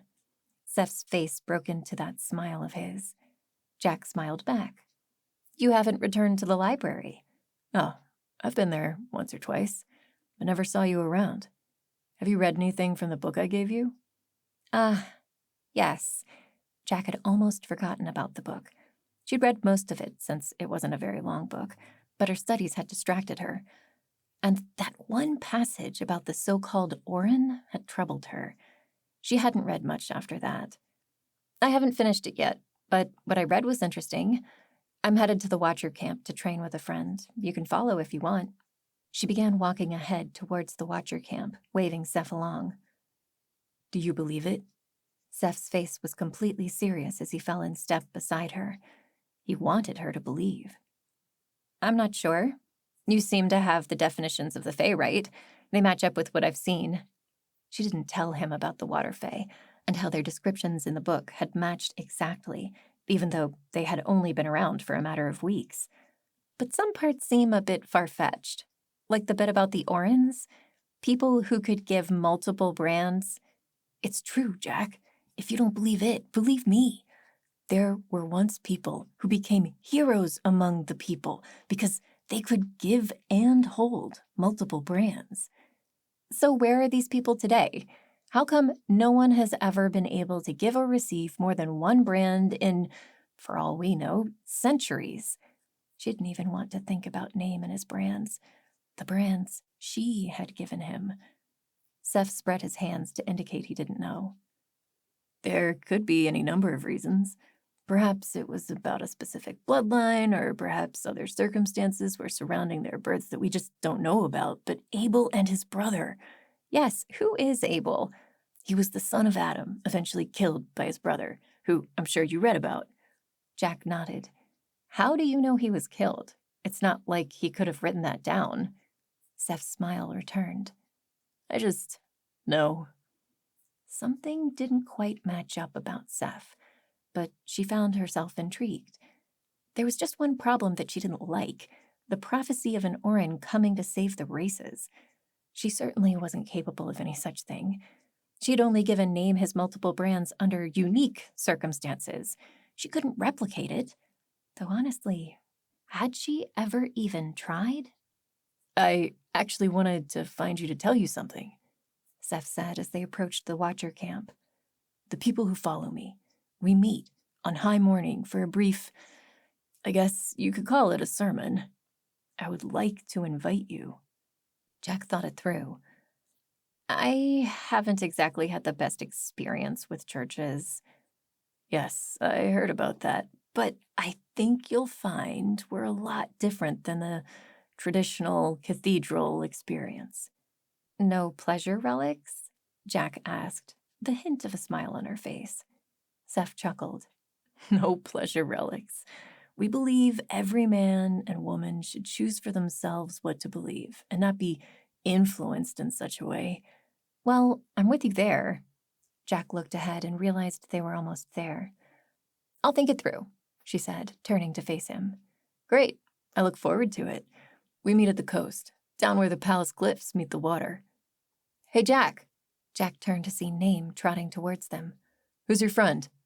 Seth held out his hand. My name's Seth. Pleased to meet you. Name took Seth's hand in a firm shake. I'm Name. You a friend of Jack's? Yes, you could probably say that. Seth glanced at Jack with that special smile of his. Name frowned, and so did Jack. Seth was going to give Name the wrong idea if he wasn't careful where he threw that smile around.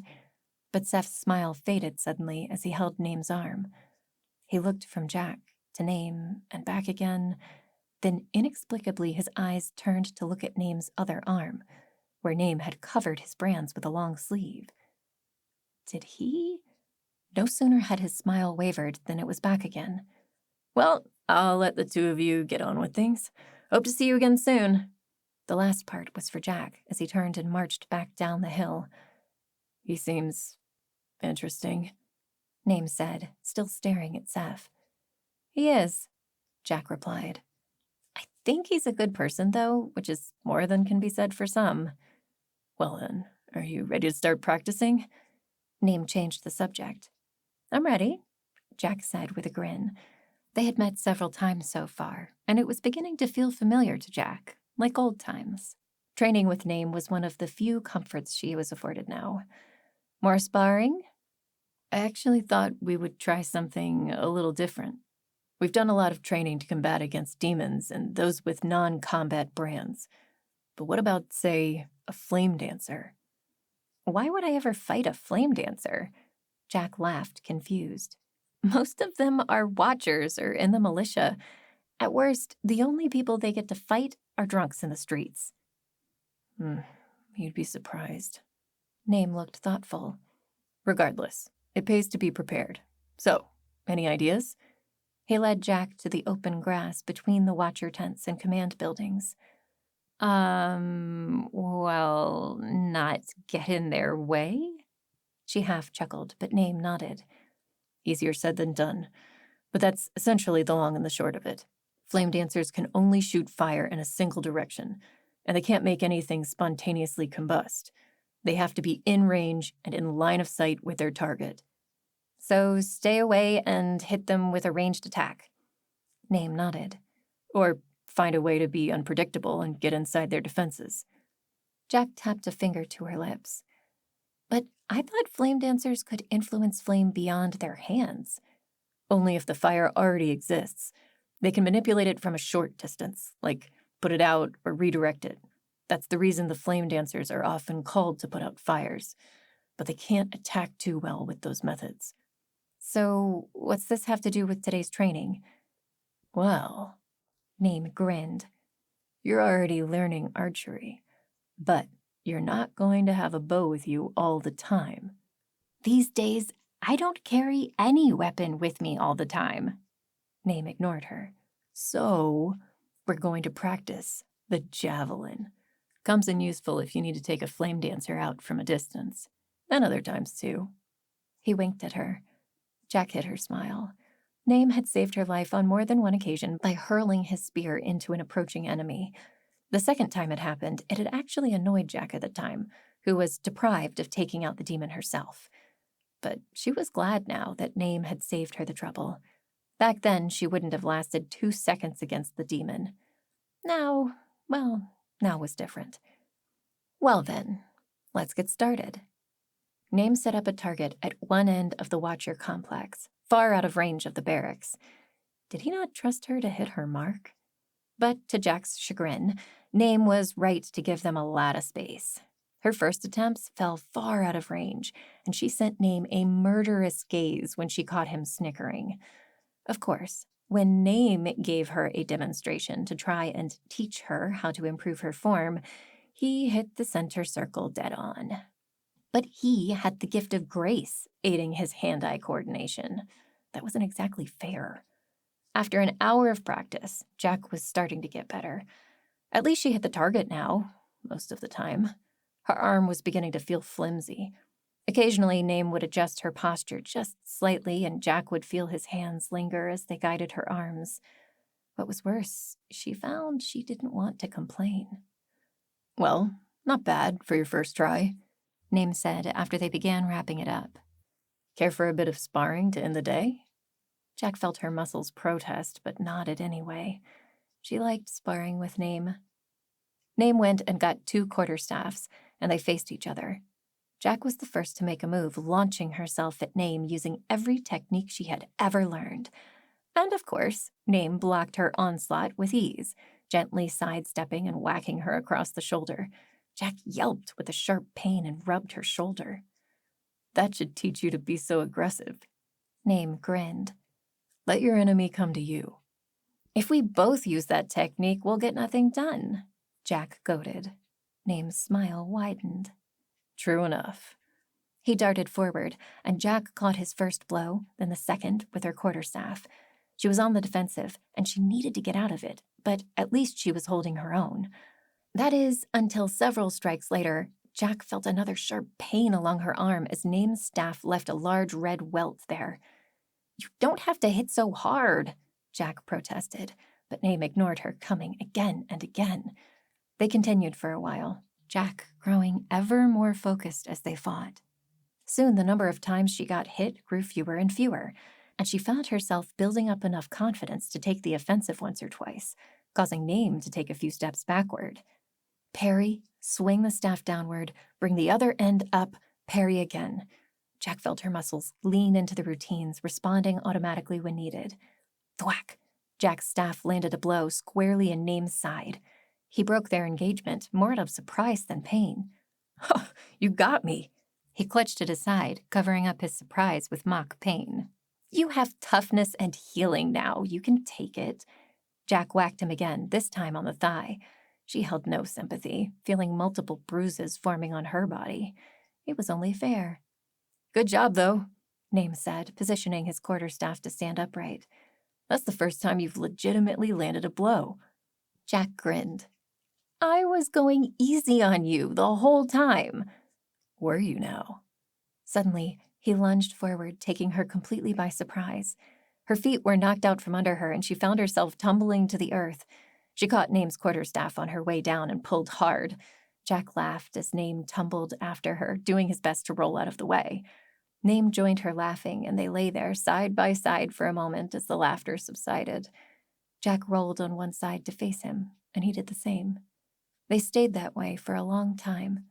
Then Name leaned forward and planted a kiss on her lips. Jack let it happen, kissing him back, needing this. It was the first time they had kissed since Foothold, since Merrick died. Jack pulled back, breaking the kiss. I'm sorry, I can't do this right now," she said quickly as she stood up and brushed the loose grass off her clothes. Name stared at her, a confused look on his face. He remained on the ground, propped up on his elbows as Jack rose. "When will it be okay?" he asked.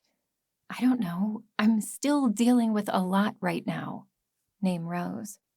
"I have a lot going on too, and that's why I want this. Having you with me, it makes things better. Don't you feel the same way?" "I don't know. I think so, but so why do you keep resisting? I've given you some space. I realize you needed that after everything you've lost.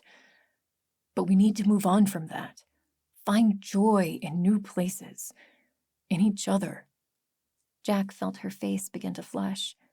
I know that. It's just, I can't yet." "Is it that other man, the one you arrived with?" "What? No." Jack let out a short laugh at this. "He was obviously interested in you," Name said, still serious. "And you saw the way he looked at me." His voice was beginning to rise, and Jack didn't like it. "It's not like that at all." "Well, then why? Don't you like me?" Why was Name getting so upset? "Of course I like you," Jack offered. "I just have a lot to figure out, and you're not exactly helping by putting pressure on me." "Oh, so I'm the bad guy here." "What? No one is the bad guy." "Well, it sure sounds that way." Name was almost shouting. The other watchers began staring in their direction. "I just don't want anyone else to get hurt, okay?" Now she was yelling, finally saying what had been in her heart all along. Name blessedly calmed down. Jack felt a tear run down her cheek. This was not how tonight was supposed to go. She wiped it away with a sleeve and turned to march out of the camp. "Wait, Jack!" Name followed after her. I'm sorry. I shouldn't have gotten mad. You think I owe you something? Jack said over her shoulder as she walked away. My best friend, my father, half the people I knew growing up, they're all dead.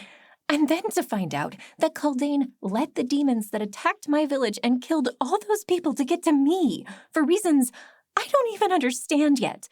Even my mother was hurt because of me. I can't have you get hurt, too. Don't you see? It's not that I don't care about you. It's that I care too much.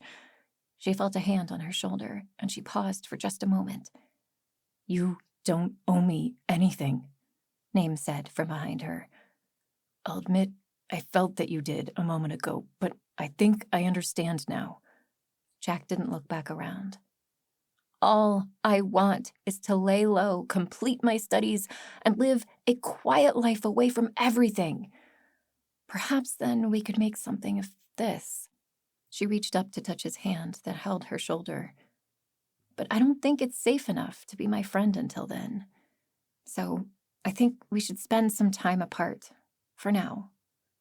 Name didn't say another word as she stomped out of the Watcher camp, wiping tears as she went. The tears progressed into full sobs as she put more and more distance between her and Name. People turned to look at her, but few saw anything more than a hooded girl crying as she all but ran back to the college. She didn't see Amelia or any of the teachers as she shot to her room to be alone, only barely managing to hold in her tears so the other students wouldn't notice. But she could hold them back no longer once inside her room. She collapsed on her bed and let it all out into her pillow. She loved Name, she really did. He was the only person who seemed to be able to draw out the more confident side of her, the only one around whom she was really happy. But everything that had happened with everyone else she loved made the relationship complicated. She was sure that she already put Name's life in danger by giving him extra brands. If word of that got out, Name wouldn't last long against the mobs that would come for him. Jack was already an oddity in Skycliff, and she would do what she could to keep everyone else from whatever trouble awaited her.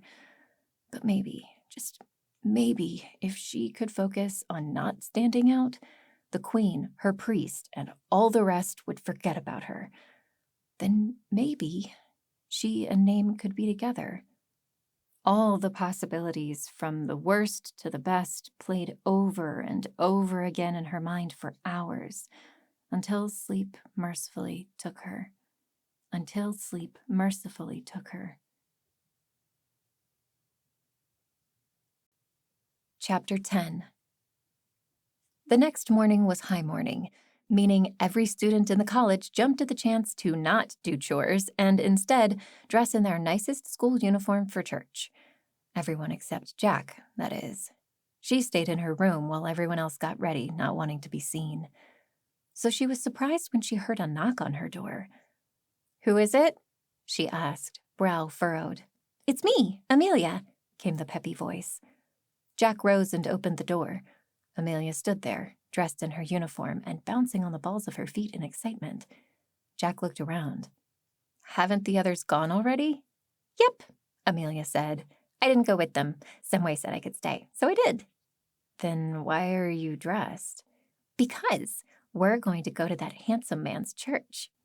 It took a moment for Jack to understand who she was talking about. "You mean Seth? How did you know about that?" "Oh, he came by last night. Didn't I tell you? Of course I didn't. I haven't seen you until right now. Well, yes, he came by and recognized me as your friend. Isn't that nice? He told me to tell you that he'd like to see you." Amelia paused to wink at Jack. Twice. Jack rolled her eyes. "I'm not sure he's my type." She walked away from the door and sat on her bed again, picking up the book she had been reading. Amelia followed her. "Of course he is. Someone with eyes and a smile like his can be anyone's type. Come on, Jack, just this once, please. I think it could be fun." Jack looked up from her book. "Why do you want to go to his church?" "Because I've heard horrible things about it." "And that's a good thing?" "Oh, yes. You see, I've only heard bad things from those snobby rich people that go to the cathedral for church. I overheard one of them arguing with a shoemaker I know who attends Zeph's church, and if they don't like it, it must be good, right? I guess. Jack appreciated the logic. Anything that displeased the royal priest and his followers were worth looking into. She closed her book and looked Amelia in the eye. Well, what are you waiting for? Get out of my room so I can change. Oh, good. Amelia clapped her hands once and scrambled for the door. I'll be waiting right here. True to her word, Amelia was standing right outside the door when Jack opened it again, this time dressed in her school uniform. She wasn't sure what they wore to Zeph's church, but she figured dressing nicely was always a good idea. Plus, this way she matched Amelia, so if they stood out from the crowd, they would do so together. On her way out, she made sure to pocket Zeph's book. Perhaps she could lend it back to him. It took them longer than Jack anticipated to find the winding road that led down to the cliff's base. Jack had never been there before and regretted missing it as soon as they arrived. The ocean was beautiful, and the cliffs were stunning. Looking up, she almost fell over backward as she tried to get a view of the cathedral and palace, which perched on top of the cliff, hundreds of feet above them. Once at sea level, it didn't take them long to find a small group of people gathered at the cliff's base. But it was hardly what Jack would call a church. There were maybe 36 people gathered there, all standing, with no building or structure of any kind. Jack wondered what they did when it rained. Standing on a box was Zeph, who spoke loud enough for everyone to hear. In one hand he held a book, which Jack realized was probably another copy of the same book that he had given her. Zeph paused as they approached, looking them both in the eye. A few others glanced in their direction, but most kept their eyes on their preacher. Amelia blushed, and Jack almost chuckled. She had grown so used to people staring at her that she forgot that Amelia didn't really know what it was like. But Zeph only smiled and continued with his speech. Are we some random intelligences brought here by chance? Do our fathers' fathers, who are all long dead and gone, still influence our lives? I say they do not. We revere them as our forefathers, but they were nothing more than mortal men and women, no different from us today. There is nothing that makes them more important or that gives them a greater place in the hereafter. Each of us is capable of the same great things that they accomplished. Many heads were nodding in agreement. Jack surveyed the crowd and found that most of them were listening intently.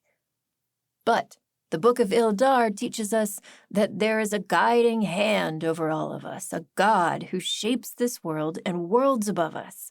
The sun and the moon and the stars all were fashioned by this guiding hand. I read now from the words of Abel. He raised the book, pointing to a specific passage. Indeed, I know that my mother and father knew it. They have taught that they would have perished on earth were it not for the guiding hand and his angels. And I add my testimony that the hand exists, and I have seen his angels with my own eyes. They have taught me much and have revealed the future to my mind. Zeph looked back at the congregation. That future, my friends, is Iladar. The crowd seemed to swell at the name, and Jack felt an odd rush of elation. Zeph continued. And I would add my own witness that these angels Abel speaks of are real. I have seen them. It was one of them who told me where to find the Book of Iladar, and who taught me many things concerning our future and the part we are to play in it. Strangely, Jack realized that she didn't doubt Zeph on his radical claims. It was new information to her, the idea of a god, a hand guiding the forces of their world. She must not have reached that part of the book yet. But something tickled the back of her mind. A moment from when Yewin, the bright fae, had revealed the truth to her. That moment enabled her to brand name with his extra brands. But there had been other information revealed to her at that moment, most of which had disappeared as soon as the link was broken. But she thought she could remember something now, or at least something about a guiding hand and angels that served it felt familiar to Jack. It would appear, my friends, We have some visitors today, one of which is a friend of mine, a special witness to the fulfillment of prophecy." Oh, no. Jake looked up at Seth, barely shaking her head in his direction. She did not need more eyes on her. Seth raised a hand in her direction and smiled. "I apologize, Jack, if I put you on the spot, but I hoped you might share some of your experiences with the Fae." At the mention of the Fae, excited whispers spread through the crowd.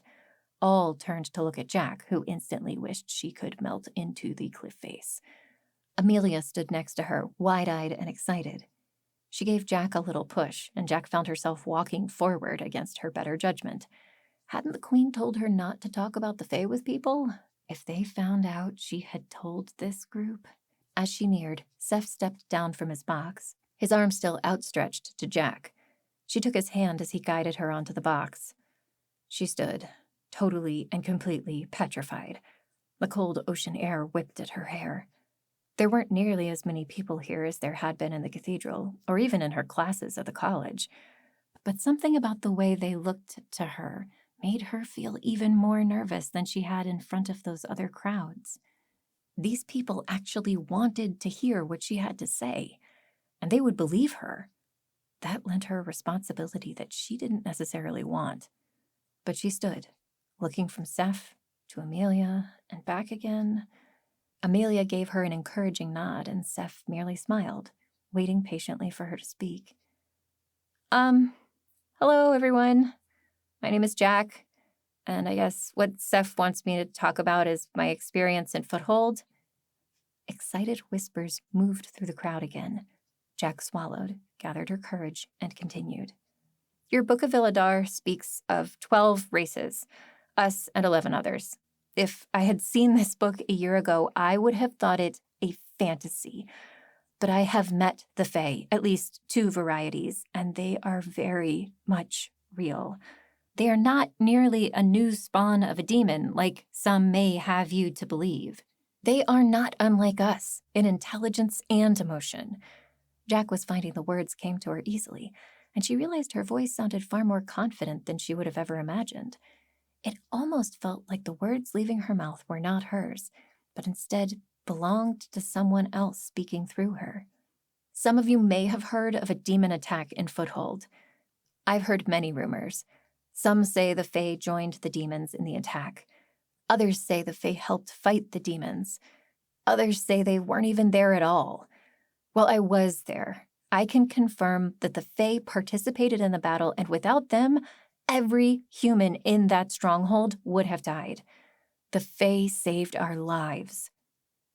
"Which of the 12 did you see?" Seth asked. He knew the answer, but asked on behalf of the crowd. "One was like a shadow, living in darkness. The other was bright, shining like the sun in the morning. They each had abilities that fit their appearance, but neither were like the demons." Jack didn't really know what more to say about them, but the crowd was eating up every word. Expressions of joy lit some of their faces. "It's like the book said," one person spoke up, an older man who looked like he might be a beggar. "Doesn't it, Master Seth? Doesn't it say the Fae of darkness and light will come first? And they shall cast a shadow on the errors of the old and illuminate the path ahead." Seth nodded in confirmation. Turning to Jack, he offered his hand again. "Thank you, Jack. You've been a great help." She accepted his hand and stepped off the box. He rose to take her place. "My friends," he said, his voice solemn, "this marks the beginning of the prophecy fulfilled.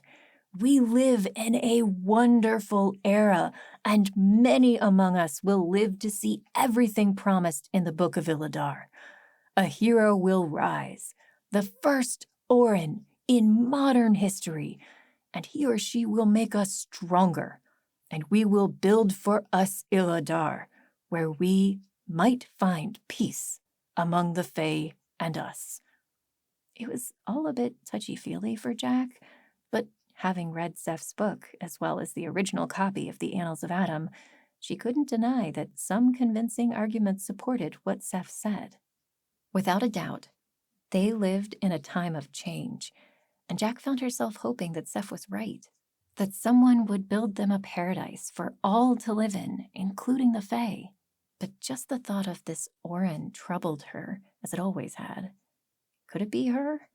She had branded name with 2 extra brands, but it was a one-time thing, a fluke. Perhaps something about her connection to the bright Fae at that moment had made it possible. She couldn't replicate it, could she? And even if she could, that didn't mean she was the hero Seth spoke of. There could be others. She was so lost in her thoughts that she barely heard the sound of horse hooves approaching. But when Seth broke off his sermon, she looked around to see what the man was looking at. 4 watchers in full uniform sat on horseback, their armor gleaming in the morning light. Jack recognized one of them as a man who she had talked to earlier when she went looking for name in the watcher camp. The second Jack noticed immediately was Estelle, looking smug as always. She didn't recognize the other 2. Seth hesitated only for a moment before smiling at the newcomers and spreading his arms in welcome. "Hello, my friends. Do you wish to listen as well? By order of Her Majesty the Queen, this congregation is no longer authorized to meet, either in public or in private," the lead watcher repeated from a piece of parchment he held in one hand. Disbelief swept through the crowd as faces grew angry. Jack looked at Seth in shock, but he only calmly regarded the watcher as he continued. "All persons are required to return to their homes and not meet together in a group exceeding 2 individuals. Should you continue to gather here or anywhere in Her Majesty's kingdom, you will be subject to punishment no less than 15 lashings in the public square for each perpetrator." The watcher rolled up the parchment and stuck it back in his tunic. "And I'm afraid we've been asked to give 10 lashings to this man today." He pointed at Seth. Chapter 11. "No," Jack said, but her protest was lost among others from the crowd. All 4 of the watchers raised their spears in warning as angry faces drew closer. "Peace," Seth said loudly. The noise quieted and all turned to look at him. Seth faced the watcher. "May I see it?" He indicated to the notice the watcher had read.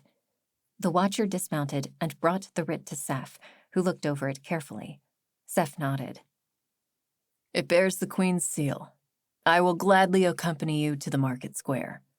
Protests erupted again, but quieted as Seth raised one hand.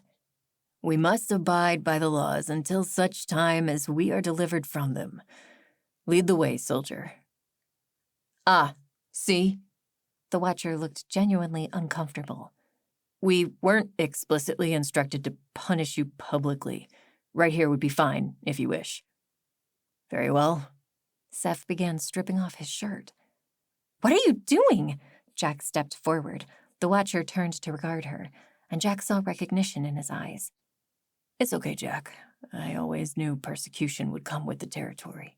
"But the Queen can't whip you just because you preach something she disagrees with." "I'm afraid she can, and she's done far worse things to me." A look of revulsion crossed his face for only a moment. "This is temporary, but Ilidar will last forever. Remember that." He raised his voice to address the rest of the crowd. "My friends, I'm sure these gentlemen would be more comfortable if you left. Do not worry, I will be fine." The others hesitantly moved away, obeying their leader despite urges to do otherwise. Even Amelia began moving with the crowd. Jack kept her feet planted. "This is not right," she said, wanting nothing more than to pick up some pebbles from the beach, brand them, and send them exploding at the watchers. Seth leaned against the cliff face, his back exposed. "There will always be something not right with the world," he muttered, almost soft enough that Jack could not hear. "I only hope that my suffering will be a learning experience for others." He glanced at Jack, then at the watcher holding a whip, who dropped his head. "Do what you came here to do." The whip cracked out, and Jack felt herself flinch with each sound. Seth made no sound at first, though after the 5th lashing he cried out and collapsed against the stone. Each lashing after that brought a soft grunt. Stragglers from the congregation stood far off, their heads bowed. Jack kept her feet rooted to the spot. She knew that these watchers were just doing their job, but she found herself hating them, hating that she had ever called herself a watcher or ever wanted to be part of them. How could they carry out a sentence that was so obviously unfair? A glance at Estelle made Jack's blood grow hot. The girl was fascinated as she watched Seth's punishment. Her mouth was open and her tongue licked her teeth as if entranced by what she saw. The girl caught Jack's furious gaze and smiled. Right then, the only thing keeping Jack from launching herself at Estelle was Seth's request that she stay out of it. But Estelle's time would come. Jack was sure about that. When the watcher finished, Jack moved forward to help Seth up. A few others who remained helped her do so.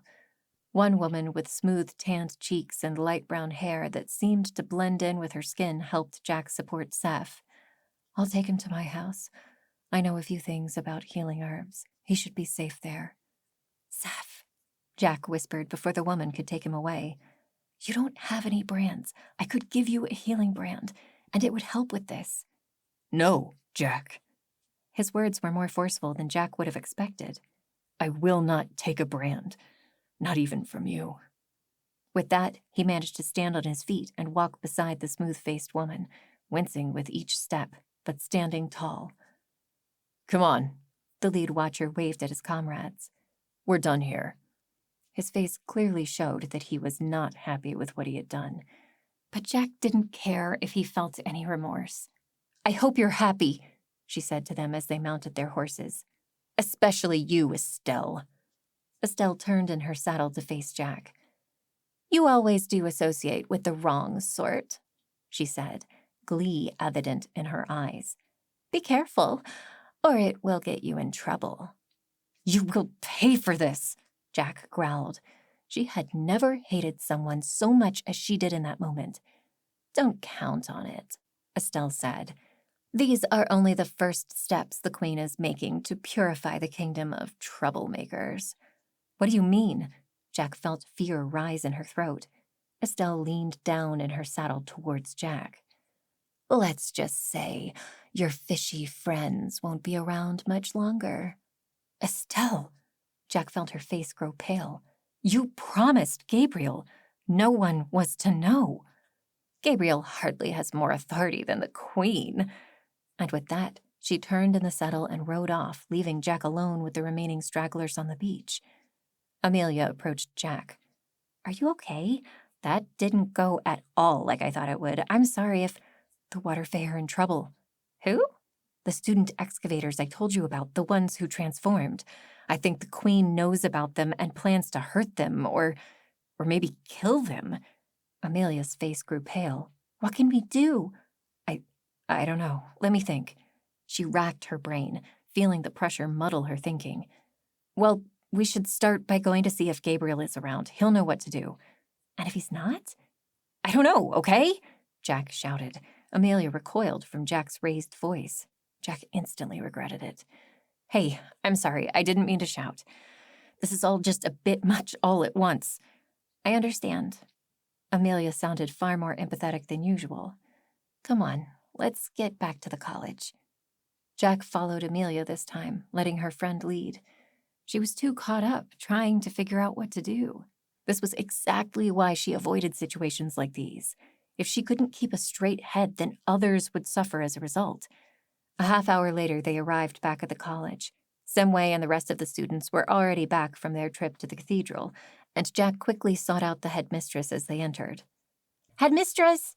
Amelia called out as they neared her. Jack was glad Amelia was doing the talking. She wasn't sure she could say anything coherent at the moment. "What is it, you two?"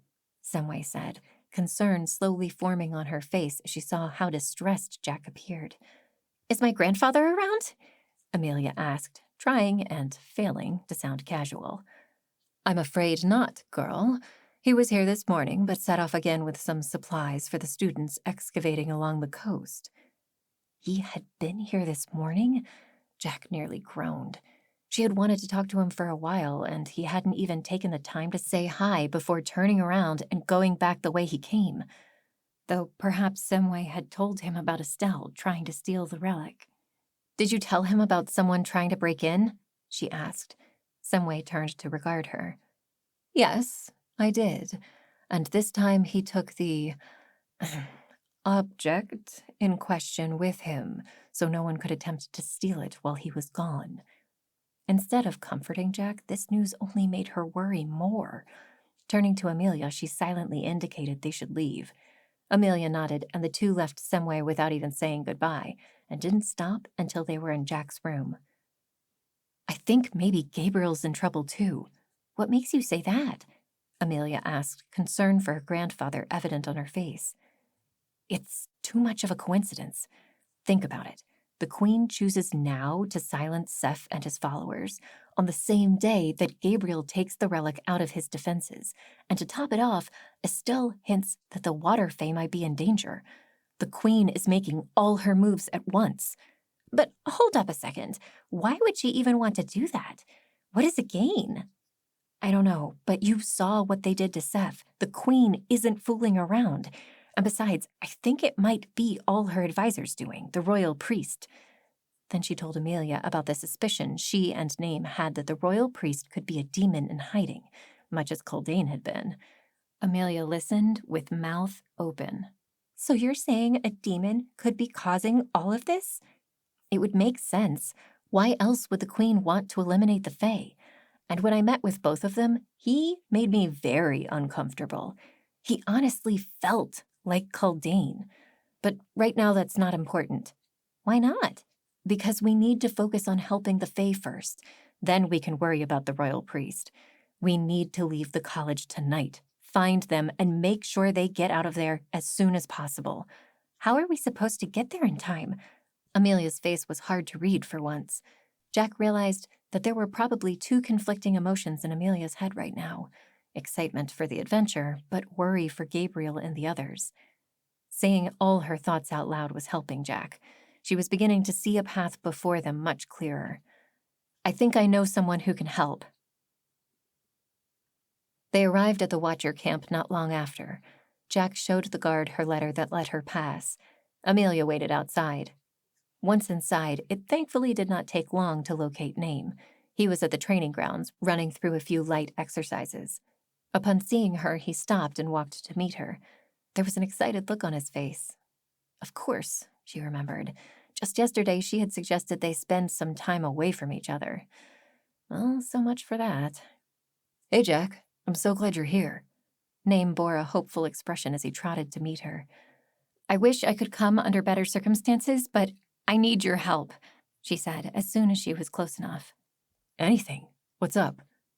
Jack explained the situation from the beginning, but glanced over some of the details as they were in a hurry.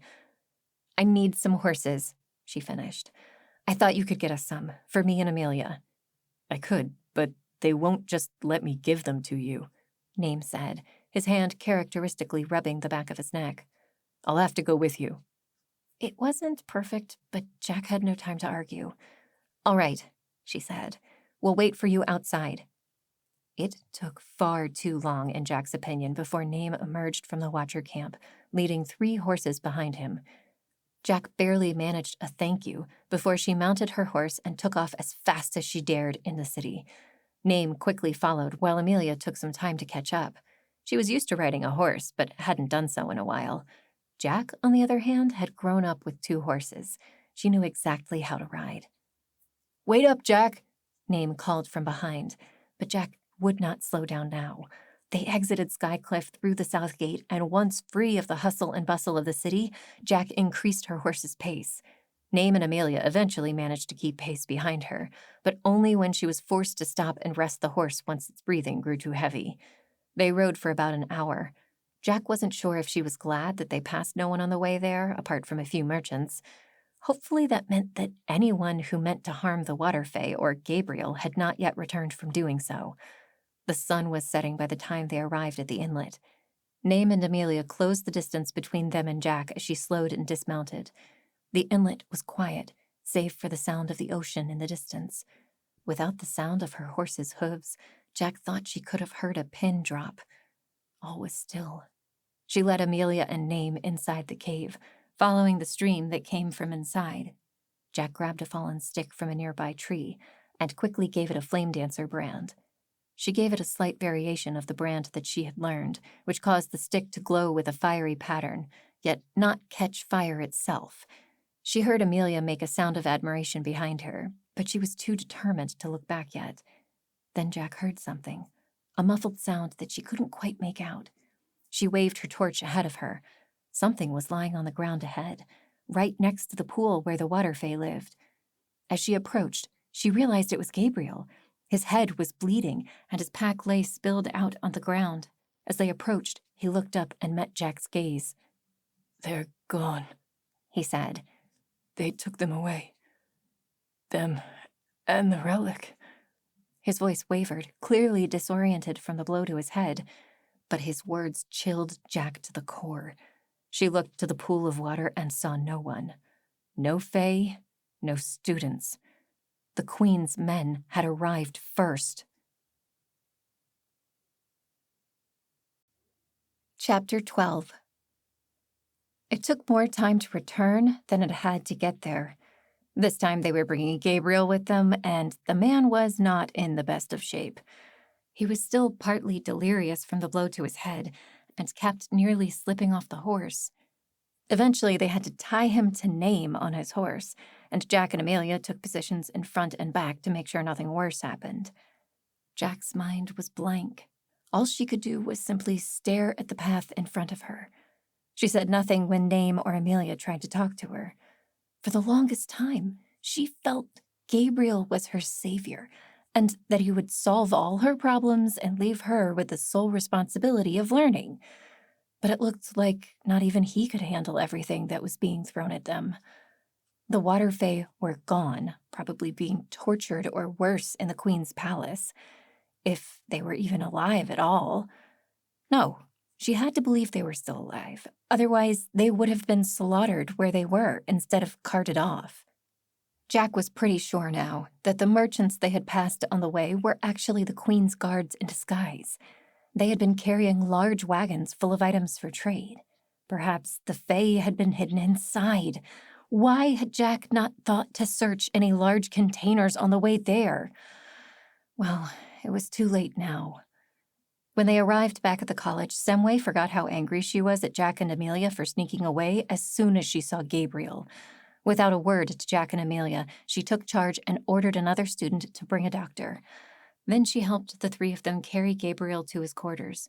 Apparently, Gabriel had lowered the defenses on his room the last time he was here, when he took the relic with him, because now they could enter unopposed and lay him on the bed. Thank Gabriel said, his eyes still unable to focus. "You girl," Semway said to Amelia. "Go and get some cool water and a towel." Amelia didn't argue and immediately left the room. That was when Jack realized how interesting Gabriel's room was on the inside. The walls were covered with a huge map, several drawings and bits of paper with words written on them. Small threads connected some of these papers with places on the map, or with other drawings or inscriptions. The map wasn't just of Skycliff, but of the entire nation, from one coast to the other. Jack could see Trade Hall and Foothold, even Riverbrook had a place. What was Gabriel researching? "And you, girl," Semway caught her staring at the room. "I think it's best if you give Gabriel a little space. Why don't you head off to bed? Your watcher friend should leave as well." Her tone was kind, but Jack felt sorrow sink into her. The last thing she wanted was to be alone now. If alone, her thoughts of failure would only overwhelm her. But Name agreed and began to exit the room. When Jack did not follow, he returned and took her hand to lead her out. She followed without protest. They exited the room just as the doctor showed up, his eyes still blinking from waking so early. Good, at least someone could take care of Gabriel. There was nothing Jack could do. They walked toward the exit. Name finally spoke. "I'm sorry about all this. I know he meant a lot to you. At least we can be certain the water fae is not dead. Not if they were taken like that." "Wherever they are," Jack spoke for the first time all night, "it can't be good." "Who knows?" Name tried to add some cheer to his voice. Perhaps we're overthinking things. Perhaps they just want to keep the Fae protected from anyone finding them by chance. Maybe they just want to learn more. We shouldn't judge them." Jack looked at him amazed. "You know very well that the chances of that are slim, but we can't just assume their actions are hostile. Maybe they want to help." Jack folded her arms. Name hadn't been there to see what happened to Seth. He wouldn't know that the Queen ordered it herself, personally. With that on her mind, Jack couldn't just assume that the Queen or any of her followers meant any good to happen to the Fae. But to her, at that moment, that didn't excuse Name. "I think you'd better go now," she said finally. Name's face grew still, and he looked like he was about to say something. Jack avoided his gaze. Eventually, without another word, Name retreated to the lashing pole and retrieved the 3 horses, leading them back to the Watcher camp. Jack watched him go until he disappeared over the hill. Then it began to rain in the darkness. At first, Jack was ready to go back inside, but something else moved her. She took a step forward, then another, away from the college. Soon, her walk broke into a run, and she realized where her subconscious wanted her to go. She ran to the market square, mostly empty at this time of night, and found the switchbacks that led her to the cold spires of the cathedral. Her breathing was heavy from the run, her hair was wet and matted against her face, but she still managed to face down the 2 guards that stood outside the cathedral. "I need to see the royal priest." Her voice was cold but strong, stronger than Jack felt. "He doesn't see just anyone, certainly not someone in your condition." "I'm a student at the college. We're allowed in." One guard glanced at the other. "Hey, isn't she the one the priest wanted to see if she ever would come? See the hair?" Even in the darkness, Jack's red streak of hair was clearly visible. She turned her head to make it more visible. "Why does he want to see me?" "Dunno, but you can go in, miss. Provided we search you, of course." Jack held out her arms as they checked for weapons. Once done, they nodded and allowed her in. Jack wasn't sure why they bothered. She was a gifter, which made her a living weapon. She didn't need swords or spears to be a danger to someone. All she had to do was touch them, brand them, and they would die or turn into a demon. Not that she would, of course, but the simple fact that she could made her wonder why the guards didn't consider her a weapon.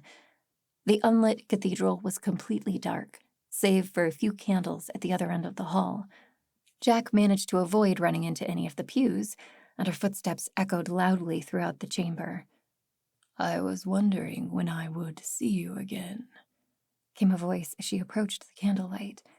There, the royal priest sat at a table, writing a letter. He removed his hood and faced Jack squarely. "Your little show caused quite the talk. People still ask me about it, whether you're a danger to their children." He bared his teeth. "You want to know what I tell them?" "Where are they?" Jack said, ignoring his words. "Who?" The priest's face held no confusion. He merely kept smiling. "Don't play dumb with me," Jack growled. "You know who I'm talking about." "I suppose you mean the poor, unfortunate students hidden away by your leader, Gabriel. Once the Queen got word of their situation, she immediately ordered them to come here for their own protection." "What protection? They were fine where they were." "They were prisoners, locked away where no one could help them." Jack felt her face grow hot. "They weren't in any danger." "That remains to be seen, and it really is none of your business. Suffice it to say, we will do all we can to reverse this condition imposed on them by your teacher." "What? Gabriel had nothing to do with this. He was with me when it happened." The priest shrugged. "I hope you won't take it personally if I don't believe you. Your position in this is hardly unbiased. And after what happened here all those weeks ago, well, you can understand if I don't trust you." Jack shook her head. It was all coming apart. How was she supposed to get anything from this man if he kept pretending that he was the good guy here, and that she was the dangerous one? "You know the Fae aren't dangerous. They have not been cursed. I've seen the prophecies. You're referring to your friend's little book. Hardly prophecy. Not there. You know I've seen an original copy of the Annals of Adam. It mentions the Fae. My dear, anyone can modify scripture to suit their own needs. Jack growled in frustration. Ugh, stop turning everything against me. A light filled the space around them, a white light different than that of the warm candles. Jack glanced down to see that she had, without even realizing it, activated her gifter brand. The royal priest's eyes flickered in the new light. If you brand me, you'll never make it out of the city before someone finds you and executes you for heresy and treason. His face was completely calm, not at all frightened of Jack. Jack glanced at his hands once again, both laying flat on the table. Like before, the back of the palm was hidden in a glove. She couldn't see what brand he carried. It must have been something powerful for him not to be afraid of her. She let her brand deactivate, and the light faded. She glared at the royal priest. You've got it all figured out, haven't you? You have an answer for everything. Our fathers' fathers illuminate my path of understanding. Do not worry about your friends. If there is hope for them, we will find it. And if there isn't? Then I advise you to never again support the work of black magic. His voice was still calm, but held an edge this time.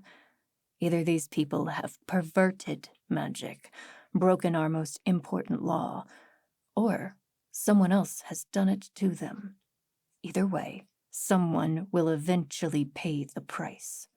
Jack had heard similar words before, coming from Kaldane. At that time, the demon in disguise had sought to discredit the Fae, to breed hatred among his soldiers. It had almost worked, and in some cases like Estelle, it had. Once again, her suspicions rose in her thoughts, and right now they were more than suspicions. Surely this man had to be a demon in disguise, just like Kaldane, but even more cunning. That smile he always kept, like he was always one step ahead of Jack, and the way he had an answer for every argument she could summon. He was prepared for everything and almost certainly held the attention of the queen in his hand. I know what you are, she whispered, barely audible. She met the royal priest's gaze and saw only his knowing smile. You see what you think, girl, nothing more. That has been evident from the moment I met you. Someone will come for you, she said, when it becomes plain to everyone else what you are. The royal priest didn't skip a beat. It appears I will not get through to you. This meeting is over. For once, Jack agreed. She turned on her heel and stalked out of the cathedral, not bothering to say a word to the guards at the door. When she returned to the college, Semway was waiting just inside the dome. How's Gabriel? Jack asked. He will recover, Semway said through pursed lips. But we need to talk. I'm not in the mood to talk right now. Jack turned to walk to her room. You will stay right where you are. Semway put one foot down, her fists at her sides, glaring at Jack like she had never done before. Now, I may have granted you some leniency before, after everything Gabriel has told me and what happened on the high morning after you arrived, I know that special circumstances had to be taken. I never asked to be special, Jack shouted. She knew Semway had done nothing to her, but she didn't care. She was just so mad at everything now. Then you won't mind if I treat you no different than any other student who runs away when she belongs here. Twice in one night. You will spend the next week away from your classes and spend the day helping the cook and the caretaker in addition to your chores. What? Jack's classes were the only thing she truly loved about this college. Furthermore, you will not leave the college without my express permission, or it will become a month. And when you return to your classes, your teachers will tell you how to make up the classes that you missed. Jack glared at the woman. How could she be this harsh to Jack when she surely knew the gravity of the situation? Without Jack, Gabriel might have died, and she was being punished for it. Without another word, Jack turned on her heel and stalked off. Samway didn't stop her this time. The rest of the students were all asleep, and Jack didn't see Amelia anywhere. All for the best. The last person she wanted to see was her all-too-peppy friend. She slammed the door to her room and sat on her bed, clutching her head with her hands and finally letting the tears come.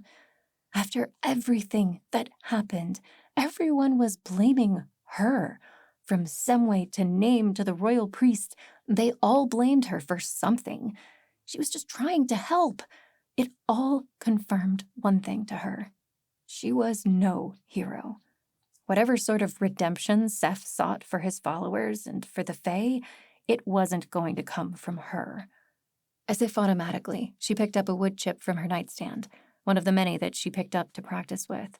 She gave it a healing brand, done perfectly like before, where it sprouted and grew until it became healthy enough to be planted as a sapling. Now was the time to confirm once and for all that she was either an Orin or not. Focusing as hard as she could, she summoned her magic again, imbuing the sapling with a second brand, a flame dancer brand. For a moment, the sapling sat in her hand, unchanged save for the lines of the flame dancer brand that settled into the wood next to the healing brand. Before it began to wither, within seconds, the green buds that had formed on the sapling fell away, the wood lost all moisture, and it crumbled into dust in her hands, overwhelmed by the two brands. She lay back on her bed. Well, that settled it. She was no Orin, no hero. Whatever happened when she gave Name her brands must have been a fluke, a one-time thing. This was not her fight, and it never had been. Chapter 13. The days blurred together after that. Jack did her week of chores without further complaint.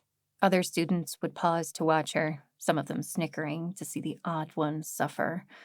They had no idea what had happened to her. Few even knew that Gabriel was hurt, but word soon got around, and her peers began to put two and two together. Trouble was, most of them thought Jack was somehow responsible for Gabriel's injury, rather than the one who rescued him. Amelia tried to help by squashing the rumors, but most people didn't listen to her, knowing she was Jack's friend. That was also why Jack did her best to avoid Amelia when she could. Her friendship with Jack only made things worse for Amelia. Jack's penance made it easier to avoid Amelia, since one was stuck in class and the other was in the kitchens. But that didn't stop Amelia from tracking down Jack and trying to talk. Eventually, once it became clear to Amelia that Jack didn't want to talk, she stopped trying. So Jack was left to herself. Once her week of chores was over, Jack resumed her studies and worked harder than ever before. She may not have succeeded in using more than one brand on a subject, but she was still determined to know all there was to know about branding. It was her only source of bitter comfort, seeing the looks on the other students' faces as she continued to pass them up in their studies. She was even doing fine in other areas of study at the college. Physicality came as no problem, coupled with all the training she had done with the Watchers, and her mentality classes weren't too hard once Jack applied herself. Name had not yet come back, and probably for the best, Jack thought. She would have turned him away anyway, much as she had Amelia. It was best for him. These days she spent most of her time in the library, going from book to book, making notes in her journal and reading for as long as they allowed, then sneaking a book to her room and continuing there. Variations on strength branding and modern relics. A voice spoke to her one evening while she read. Now, that's about as dull as it gets. Jack looked up to see Seth standing there, smile firmly in place. Seth! She leapt up from her chair and wrapped her arms around him. He winced, and she quickly pulled away. Oh, I'm sorry, you're back. I shouldn't have. It's fine, he said, chuckling. It's healing nicely. I'll be as good as new within a few days. I'm so sorry they did that to you. A little suffering for the right cause can do more good than bad. He sounded like he was quoting something, but Jack couldn't place it. And from what I hear, I'm the least of your problems. Jack huffed. Did Amelia send you? Seth smiled. No pulling the wool over your eyes. Yes, she's worried about you. Says you haven't spoken with her in over a week. I have nothing to say. Well, I find that hard to believe. You've suffered a loss. The Fae you protected are gone. Your teachers suffered as a result, and you're blaming yourself. How did you know about the Fae? Jack went back to her seat. Seth joined her in another chair, careful not to let his back rub against it. Amelia, again, but I'm glad she told me. It only confirmed my suspicions that you have an important part to play in all of this. Jack scowled. You've seen what trouble comes when I try to do something about it. Trouble would have come, whether you were here or not. But you are here, and you can take action. But I made it worse. Jack felt her eyes burn. She wasn't angry at Seth, but perhaps speaking to him was unveiling the rest of her emotions. Did you? Let's see. You had nothing to do with the water fae appearing in the first place. You've had little or no sway over the actions of the Queen and her advisors. Without you, Gabriel would likely not have made it back. The only failure I see is a failure to keep your friends close when all they want to do is help. He said the last line with emphasis. I'm not your hero, Seth, she said, ignoring his rebuke. I thought I might be. I once branded someone with more than one brand. It was a unique moment and there was fae magic involved, but I tried to do it again more recently. It doesn't work. Seth took the new information in with admirable calm. You know, he said, changing the subject, I believe we're all born on Earth with a purpose of some kind. We all come with a destiny to be a hero, whether that's to save the lives of others or to be someone's hero for cooking their favorite pastry. Jack shook her head. I don't think I can believe that. It takes away your choice. Oh, everyone still has a choice. They can choose to accept their destiny or reject it. Personally, I feel that the world would be a near-perfect place if everyone accepted their destiny. Sadly, most do not, and only a few achieve the greatness they're capable of. Jack paused. What does this have to do with my failure? Seth smiled and took her hand. Jack, you're a wonderful person. I hope you'll forgive my frankness, but might I suggest that you have yet to accept your destiny? How do you even know what my destiny is? I don't, but I suspect you do, and you're fighting it. Jack hung her head. Something about Seth's words rang true. So you're saying I can't perform more than a single brand on a subject because I haven't embraced my destiny? No, Jack, I'm saying you can't succeed because you don't want to. Was Seth right? She had been in a bitter place the last time she tried to double brand the wood chip. Curiosity aided her. So I can't form a second brand because I don't want the responsibility that implies? No one ever wants to be a hero, Jack, Seth said, almost in a whisper now. But sometimes other people are counting on us. Jack looked into his eyes. There was a fire there, a passion that Jack admired. Seth truly believed in what he was doing, but not only that, he truly believed in her. I will think about what you said. She moved her hands away, breaking Seth's touch. Of course. Seth didn't skip a beat. I will let you be. He strode to the staircase, took one last look at her, and quickly disappeared. He was gone so suddenly that Jack almost wanted to call him back, but she remained in her chair. She didn't feel as angry as she used to, but she still needed time to think. Her thoughts troubled her, but something felt different than before. Talking with Seth soothed her like nothing else had. There simply was no getting angry at that man. Standing, she put her book away and walked down the large stone steps to the main dome. From there, she found herself taking long strides to Gabriel's quarters. The old man had recovered now, but never asked to see Jack. Now she wanted to know why. Checking to make sure there were no dangerous wards about, Jack knocked loudly on Gabriel's door. Who is it? Gabriel's muffled voice came through the door. "It's Jack," she said in a clear tone. A pause, and then the door squeaked on its hinges as Gabriel opened it wide. He stood there, his face a mixture of pity and respect. "Come in," he said after a moment. Jack entered. Inside, she saw the same worn map that covered one wall, with the same pieces of string linking various papers to spots on the map. "I came to see how you were doing," Jack said. "Oh, I've been fine for a few days now." There was a pause as Jack's unspoken question hung in the air. Gabriel cleared his throat. "I've been meaning to see you, to thank you for what you did. I'm sorry if Semway's punishment for leaving the college seemed a little harsh." "You did nothing to change it," said Jack, surprised to find her voice was calm. "No, that was not my prerogative. She is the headmistress, and I am only the head instructor. It would not look good if we kept countermanding each other's orders." "It's okay. I've dealt with it." Jack took the chair next to Gabriel's desk. "But I wish you would have come to see me." "Yes, I'm sorry. But I honestly didn't know what to say. I've tried to keep you sheltered here, where you can focus on learning, instead of the fae or demons or cruel men. It seems I failed." Jack nodded. "I wouldn't blame you. I tried to do the same thing for myself, and it didn't help." "Well, I'm sorry all the same. I'm just glad that the Queen's guards didn't hurt you too." "I'm kind of surprised they did not," Jack said honestly. "They hurt Seth. Do you know him?" "He's that preacher that people have been making a big fuss about? Yes, I know him." "He was flogged the same day that we rescued you, on the Queen's orders." "Really? Well, now that is interesting." Gabriel tapped his fingers together. "Why?" Jack asked.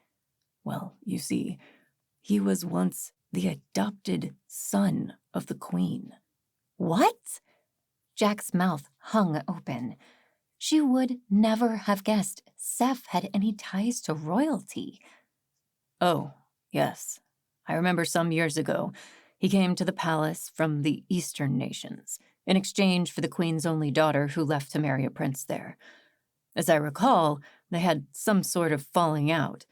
The boy left the palace with nothing, and has survived on his own ever since. I don't know much more than that." Jack ran a hand through her hair. Why hadn't he told her any of this? Gabriel stroked his beard. "Let me guess. You're wondering if there's any truth to what he teaches." "I guess so. Some of it makes sense." "A lot of it makes sense," Gabriel confirmed. "More than you know." He glanced at the map displayed on the wall. "Do you want to know what this is?" he asked. When Jack nodded, he continued. "This is my biggest research project. My life's work. And once upon a time, it was your mother's work, too." "What?" Jack looked more closely at the map. "Yes, this is everything we know about the Pillars of Eternity." Jack sat back in her chair, her eyes widening with understanding. The Pillars of Eternity, 3 relics that were supposed to be the most powerful of all, each one capable of unspeakable magic. Though, from what Jack knew, details were scarce about what they actually did. It was the search for a Pillar of Eternity that led her mother and her expedition into the Hollow Peaks, where they instead found the Annals of Adam, the relic that changed them into Shadow Fae. "Yes, I see you recognize the name," Gabriel said. "Little is known about them, but everything we know is contained in here." He tapped his head. "I've made it my life's work to study them. And do you know what they're for?" Jack shook her head. "I found this in an old book, almost forgotten in a dusty storage room in Trade Hall." He stood and picked up a small piece of parchment where Gabriel had copied a single word. He handed it to Jack. "World Bringers," it read. Jack looked up at Gabriel. "I don't understand." The book referred to the Pillars of Eternity as world bringers. It specifically mentioned a hero that would use the Pillars of Eternity to create a world of peace. At the time, I thought it was figurative, and it still could be. But you can imagine my surprise when I learned of a prophecy quite similar in your friend's book. Jack swallowed. Iladar, it's a world of peace. I've kept track of that boy's teaching since before I met you. We have both lived to see parts of it spring right off the pages and into the real world. I imagine it won't be long before we see more. It's too much of a coincidence, Jack. Why are you telling me this? Gabriel sighed. Because, as much as I hate to admit it, I believe you are an essential part of this. How, I don't know yet. The words of her dying father suddenly awoke in Jack's mind. He fears you. She hadn't thought about the phrase in a long time now, had all but forgotten it. She still had no idea who he was, but she suspected it was someone who controlled or otherwise led the demons, not unlike Kaldane had done, but at an even greater scale. Someone who even Kaldane answered to. Could it be this royal priest? Or did even he answer to someone? I don't know if I have the strength to be the hero the Fae and these people need, she said, opening up to Gabriel. Aren't there others better suited to this? No one is born a hero, Gabriel said quietly. Heroes are forged, and the forge is always painful for the blade. Yet without it, the blade could not exist. Do you think I'm what Seth thinks I am? She asked. Am I the one to create this paradise of his? I don't know. Gabriel's eyes were sober.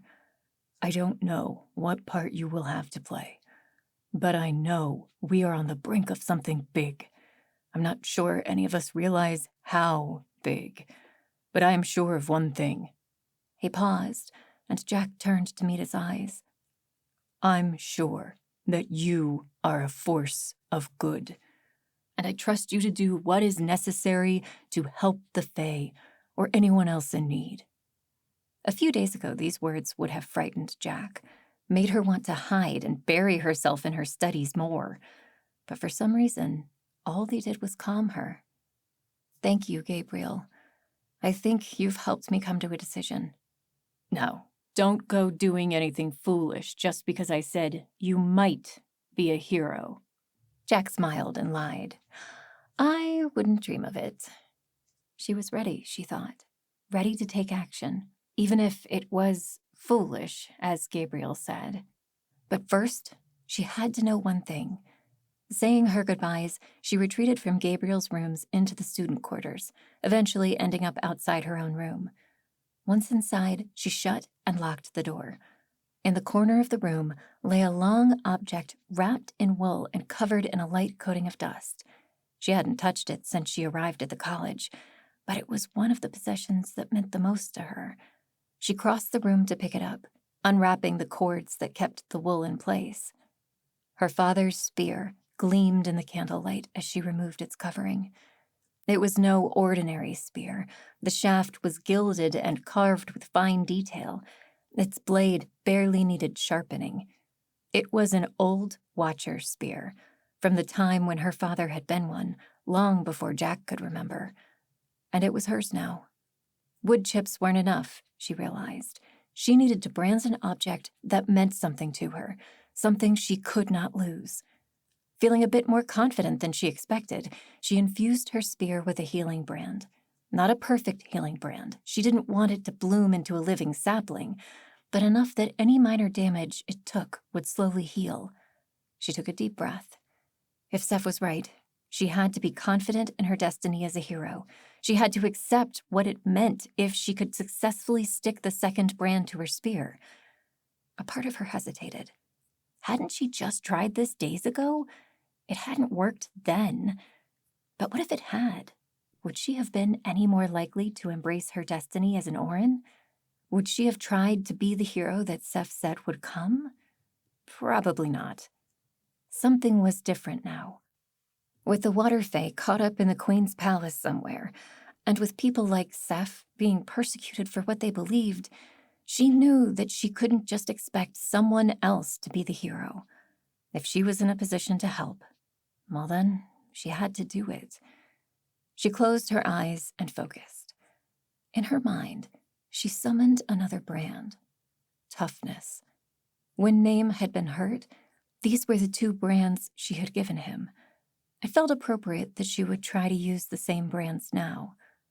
Light poured out of her gifter brand, though Jack kept her eyes shut, trying her best to concentrate. Toughness was similar to healing, in that it required little more than just imagining the brand in its solid state. There was no need to imagine it dancing like fire, or any of the other necessary perceptions needed for other brands. So she imagined each line in the complex triangle shape of the Toughness brand, and willed it to become a part of her spear. The light faded from her hand, and it took a moment before Jack dared to open her eyes. Finally she did. The spear was still whole in her hands. It had not disintegrated like the wood chip had over a week before. Feeling excitement build in her, she grabbed a small knife she kept by her nightstand and scratched just a small sliver off the spear. It resisted, and Jack had to apply as much pressure as she dared before a tiny splinter flew off. Then she looked at it carefully. The spear almost immediately healed itself. The wood grew in the space left behind by the splinter. It had worked. The healing power of her brand was still working, and given the resistance she had felt in trying to chip away at the spear, it would seem the Toughness brand worked as well. Jack cheered, not caring if anyone heard her. She had done it. She had successfully performed a double branding. She now held what most scholars would call a true relic, one that contained multiple abilities. No soldier in the entire kingdom held a spear as powerful as what Jack held in her hands. But that was not the true benefit of what Jack had done. Inside, she knew what she had denied for months. She was special, and it was up to her to do something about it. She had work to do. Chapter 14. The next day, Jack quickly sought out Amelia during their physicality class. The girl hesitated when she saw Jack approach. "Hey," Jack said. "Hey," Amelia replied, looking uncertain. "Listen, I'm really sorry for avoiding you. It was a horrible thing for a friend to do. I hope you can forgive me." "Did Seth talk to you?" Amelia asked. Jack smiled. "He did, and it helped. You were smart to get him to come to talk to me." Amelia half smiled. "I hope he knocked some sense into that head of yours. You know very well no one can knock anything into this thick skull. It's so thick you should really have that checked." Jack's smile widened, and she embraced Amelia with everything she had. "I'm so sorry. I'll make it up to you." "You had better," Amelia said, breaking the embrace with a wink. "When classes are over," Jack lowered her voice to a conspiratorial whisper, "I have something you're going to want to see." Whatever hesitation Amelia felt was gone in a flash, and it was all they could both do to keep themselves from faking illness and asking to be excused. It was a long day of classes, but they finally got through it, and Jack led Amelia to her room. Pulling out her father's spear, she let Amelia stare at it for a while. "So that's what you've had in the corner?" "I never did ask." "Oh, and it's branded." She broke off. Jack smiled as Amelia's eyes widened. She looked up at Jack, then back at the spear, then back at Jack again. How did... She couldn't put a coherent sentence together. Jack found herself laughing. "Careful, you might choke." "You did this?" Amelia barely got the words out. Jack nodded. "It can be done." "But how? You realize that no one has ever managed to perform a second stable brand, like forever. People have been trying for decades. More like centuries, probably. Tell me what you did differently. Amelia broke off her words and wrung her hands together as she waited for a response. Jack grimaced. Yeah, I'm not sure it has anything to do with the technique, but more with the person who actually gives the brands. Amelia's mouth formed an O of understanding. So you're saying only you can do it? Well, that's not exactly fair. Her face scrunched up in annoyance. I'm sorry, Jack said, putting an arm on Amelia's shoulder. I wish I could teach other people how to do it, but I'm not sure I can. But I honestly don't know much more about how this works than you do. I don't understand, though. Amelia tapped her lips with one finger. Did you just decide to try it and it worked? What even gave you the idea? Jack found herself grimacing again. There's actually something I haven't told you. And then she began to tell Amelia about Name, and the time when he almost died, the time when Jack had somehow branded him with toughness and healing to save his life. As she went on, Amelia's eyes grew wider and wider. When Jack finished, she was all but speechless. All along, Name had more than one brand all this time? Wow! For once, Amelia seemed at a loss for words. Jack continued. He's not the only one. Remember Kaldane? Well, he somehow had multiple brands as well, and they worked. I'm pretty sure some of them were brands we'd never seen before, though I only got a glimpse of them. Amelia's brows knitted. So you're saying that if only a few people can gift multiple brands, then I'm not the only one. Someone out there is doing the same thing. But what if Kaldane just branded himself? Jack shook her head. I don't think so. He implied that he answered to someone higher than him. I don't know who, but I have an idea.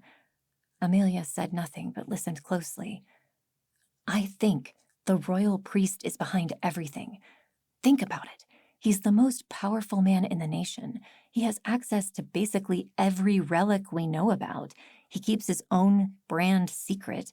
He's taken the Fae away to do Adam knows what with them. Plus, he's in the best position to manipulate the queen. It all makes sense. Amelia nodded her head. There's definitely something going on. If he's not the boss person that Kaldane talked about, maybe he's in league with them. Definitely. Jack was glad Amelia saw the same irregularities. I'll bet he's a demon like Kaldane, or something worse. Amelia looked almost excited, but then her face fell. But what can we do about it? We're just students, and I know Gabriel and Semway have some pull with the queen, but even they can't touch the priest, especially if he is what you say he is. Jack nodded. I know. I've been thinking it through a lot. I didn't like the thought before, but I think I have some kind of destiny to help the Fae. What makes you think that? Well, all this. My experiences, being able to give multiple brands, even my dad, right before he died, told me that someone fears me, like he already knew I was special. I was putting it off before, but I don't think I can any longer. This is so cool. Amelia repositioned herself on Jack's bed. I'm friends with an actual legendary hero. Jack slapped her on the shoulder. Whatever happens, I do not want you saying something like that again. Right. We don't want this going to your head. Good and badly. Apologies. Oh, worthless, lazy, inconsiderate. Yikes! She rolled away as Jack aimed another punch at her arm. They both broke into giggles for a moment before Amelia put on her serious face again. Okay, so you still haven't told me what we're going to do about this. Jack nodded. I need to arrange a meeting with Name and Seth. You can come if you want, though you'd probably be safer staying out of it. Are you kidding? I wouldn't miss it for the world. And so, a few hours later, Jack and Amelia found themselves down at the coast. Seth was already there, clearly having received the message that Jack sent through one of his followers that she regularly saw in the streets outside the college. Jack and Lady Amelia, I'm so glad to see you both. Amelia tried to hide her giggles at Seth's cordiality, but Jack heard them anyway. Thanks for agreeing to meet. Not at all. I'm glad to see something being done, now that I can no longer meet with my followers. Me too, a voice called from behind them. Jack turned to see Name approaching on horseback. Good, he had received her message as well. I'm always glad to be doing something. He gave the briefest nod to Seth as he approached. The two didn't know each other well, and Jack was worried that Name still held feelings of jealousy towards Seth. Completely unfounded feelings, of course, but men were strange that way. Name dismounted and joined their small circle.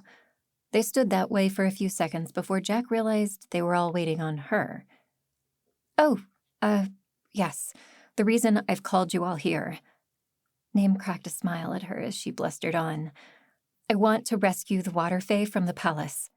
Name and Seth looked at her for a moment. Then Seth slowly began to nod, putting one hand to his chin. Name, on the other hand, frowned. Do we really know they need rescuing? Of course they do. You've seen the queen and the royal priest. They don't understand the fae like we do. Well, certainly, but that doesn't mean they pose a definite threat. They could just be trying to learn more. Jack pursed her lips. You weren't there the other day when I spoke to the royal priest. I assure you that he doesn't have their best interests at heart. Plus, they hurt Gabriel and stole the relic. There's no way their intentions are honorable here. Okay, so what exactly do you want us to do? Name went on. We can't exactly march up to the palace gates and ask to be let in. And we can't sneak by. It's one of the most heavily guarded fortresses for hundreds of miles. And then there's the issue of how we get them out. They don't have proper legs, so we'd have to carry them, slowing us down considerably. Actually, I believe I can help with that. Seth cut in. Jack looked at him with surprise, as did Amelia and Name. You see, I lived in the palace for a short while. I learned a few of its secrets while doing my best to stay away from the queen. There's an underground escape passage that leads down the cliffs to the oceans, not far from here. It's cleverly hidden, but I could get us in. Jack felt her excitement rise. This was more than she hoped. To be honest, she hadn't really thought much about how they were going to get into the palace. Where does it lead specifically? Name asked, intrigued. To the kitchens. The cooks use part of it as a storage vault, but I found that it continues on for a while until it reaches the cliff bottom. I warn you, though, it's a seemingly endless set of stairs. Okay, I'm familiar with the kitchens, Name said. He looked like he was about to go on, but caught himself. Lowering his head, he sighed, then looked at Jack. Are you sure you want to do this? Jack met his eyes and nodded. There would be no convincing her otherwise, especially not after Seth's revelation. We need to help the fae. Name pressed his lips together. Very well. Once we're inside, I think I can find the water fae for you. He picked up a stick and began drawing in the sand. The kitchens are here. He drew a small rectangle within a larger one. My guess is the water fae are being held here. He indicated another area of his makeshift map. They have a kind of lab there. They took me there for a while to test me to see if I was still fit for duty after my journey. Jack exchanged a knowing glance with Amelia, who had stayed uncharacteristically silent this whole time, choosing to listen instead. Okay, that sounds like a good bet, Jack said. And if they're not there? Then they're probably in the dungeons, but we'll have no luck getting in there. It's much further away, and there are 3 sets of guards we'd have to pass. You're a watcher, though. Amelia spoke for the first time. Couldn't you take out the guards or something like that? Jack could hear the subtext under Amelia's question. Now knowing that Name had multiple brands, she was wondering if that would help him overpower the guards. I'm good, but even I wouldn't risk my chances against the guards inside the palace. For one, there are a lot of them, but more importantly, they are some of the best of the best. Even better than most watchers. The queen would have it no other way. Okay, so we just hope that they're in the lab, but we'll have to assume they're heavily guarded. Seth pointed out. Perhaps even more than the dungeons. Name bit his lip and stared at the makeshift map for a while.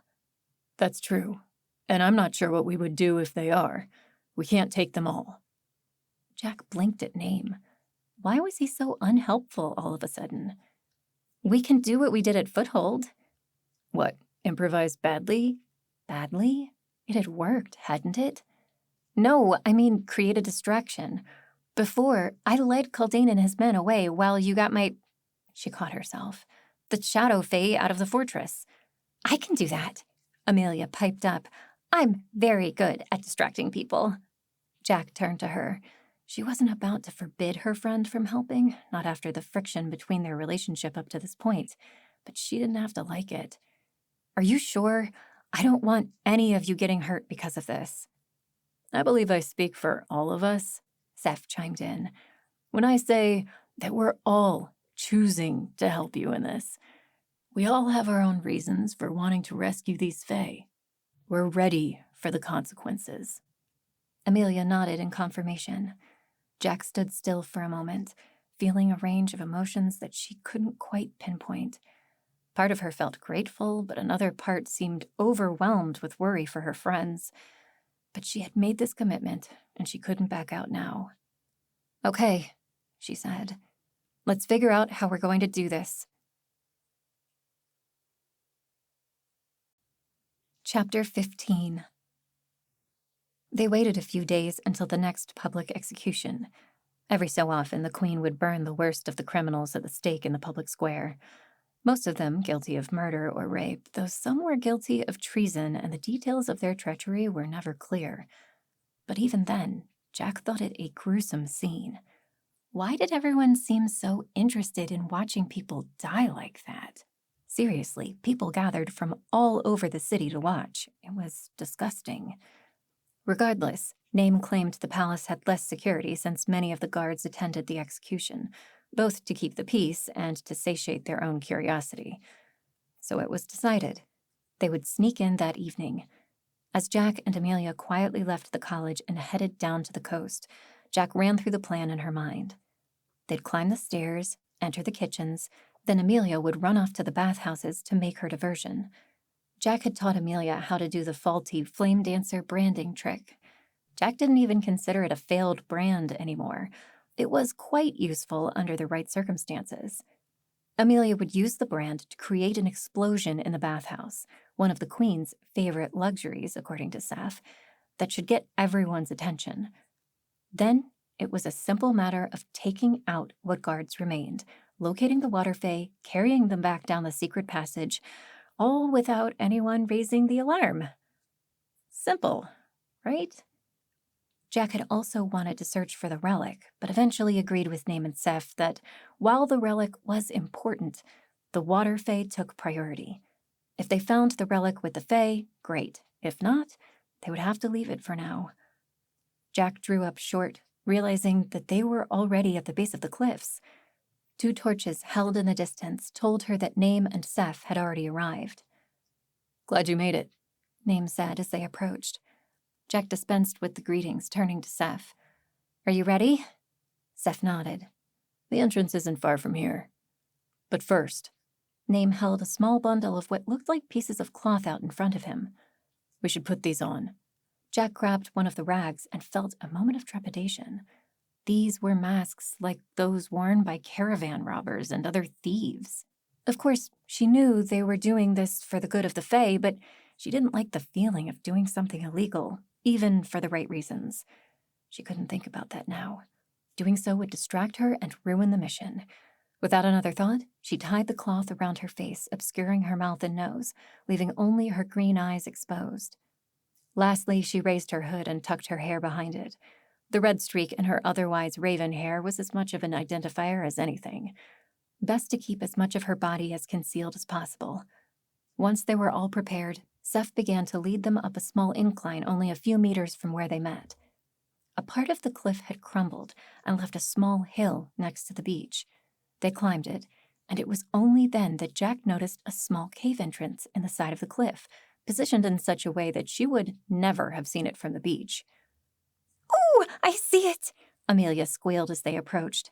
"It was right there, all along." Jack looked up to see the palace perched at the top of the cliffs. This was likely to be a long climb. We'll have to go single file from here on out, Seth said. I'll lead. He approached the cave entrance and stepped sideways to better fit through the opening. It wasn't too small of a hole, but definitely small enough so that two people couldn't enter side by side, and it didn't open up immediately either. It almost felt like the walls were closing in on Jack as she walked for nearly a minute before the passage opened up into a larger space. Jack made out some stairs directly ahead, illuminated by Seth's torch. Amelia entered the cavern after Jack, with Name taking up the rear. Oh, wow! Amelia's eyes bulged out of her head. It's really here. I love secret passages. Her voice echoed loudly through the cavern. Seth winced. You'll need to keep your voice down in here. This cavern extends all the way up to the kitchens, and sound carries.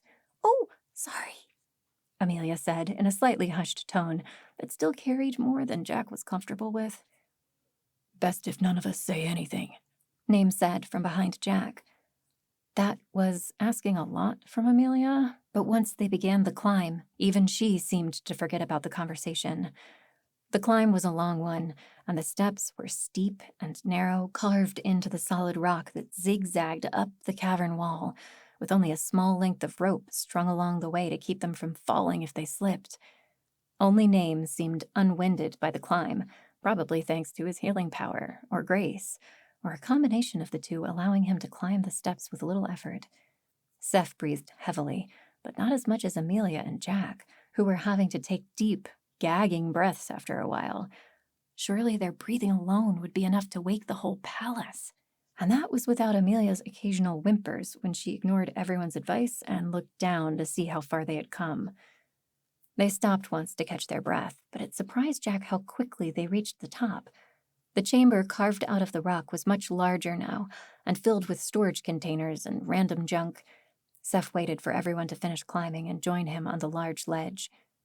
Okay, he whispered. The kitchens are right ahead through that trap door. He pointed at a small wooden square in the ceiling with a ladder standing next to it. They always keep it uncovered in case the queen needs to make a quick getaway, though most just assume it's nothing more than a kitchen pantry. Which it was, Jack realized as she looked around. Many of the boxes held meats, fruits, and other perishables. You'd have to go all the way to the back to even discover the doorway that led to the massive stone staircase. Seth put out his torch, and Name followed suit. Now the only source of light came from cracks in the trap door. I'll go first, Name whispered.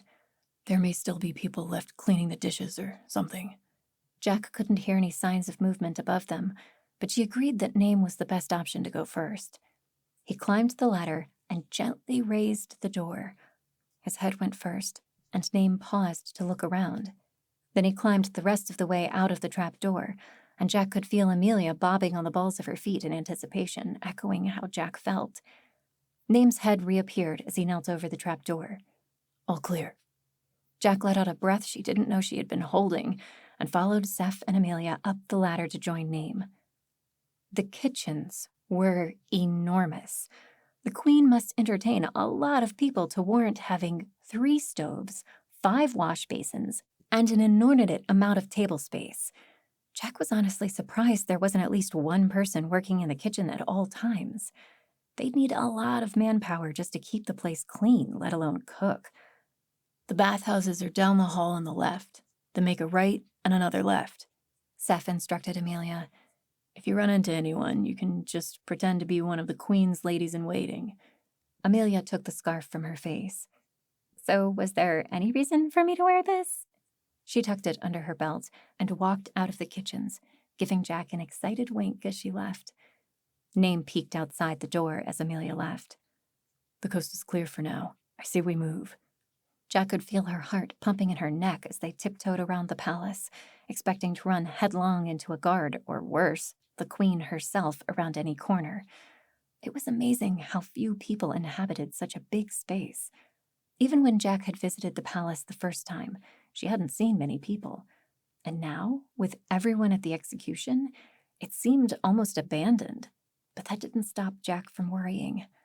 Seth took the lead, but Name was close behind, ready to defend Seth and Jack if needed. He was, after all, far more accomplished in combat than anyone else Jack knew. Suddenly, Seth stopped to peek around a corner. Jack waited, and Seth stepped back to regard her. "The lab is around the corner. There's no mistaking it. Your friends are in there." "How can you tell?" asked Name. "Because I count 10 guards," Seth said coolly. Name cursed and peeked around the corner to see for himself, then turned again to Jack. "I'm not sure I can take 10 of them." Jack was about to point out that she wasn't exactly useless when it came to combat when a massive thunder crack rattled the stone around them. That must be Amelia's distraction. It was far stronger than Jack had anticipated, nearly knocking Seth to the ground. Jack peeked around the corner to see the guards for herself, hoping against hope that most, if not all of them, would run to see what happened. Sure enough, at a motion from one of the guards, 6 of them ran off in the direction of the noise, away from Jack and company. She looked at Name. "There's only 4 of them now. We can take that many." Name grinned. "We?" "Of course." She made sure her mask was firmly in place. "You didn't think I was going to let you have all the fun." And with that, she rounded the corner and dashed as fast as she could towards the guards. It took a few seconds for them to realize what was happening, but it took that long for Jack to close the distance between them. She lashed out with the butt of her spear, landing it squarely on the side of a guard's head. Normally, a blow that strong would have broken the spear, but this spear had toughness and healing. So instead, it was the guard who crumbled and fell. The guards were ready now, their weapons raised regarding Jack.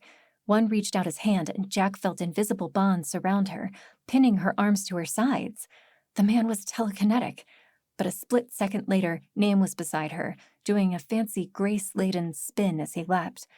His grace allowed him to penetrate their defenses with little difficulty, and within moments the telekinetic was down. Jack felt her arms respond again, and she took advantage of the moment to push ahead at the remaining 2 guards, one who appeared to have strength, and the other who had grace.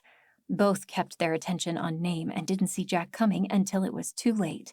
She landed a blow on the strength guard and distracted the one with grace just long enough that Name stabbed him in the side. The guard yelled but was cut off as Name brought his spear smashing down on his head. "I thought we were going to avoid lethal wounds," Jack whispered. "He'll live," Name said, without looking at her, and began searching through the bodies for keys. Seth joined them, looking down at the bodies with a mixture of surprise and disgust. Clearly, he wasn't used to seeing people fight like Jack and Name.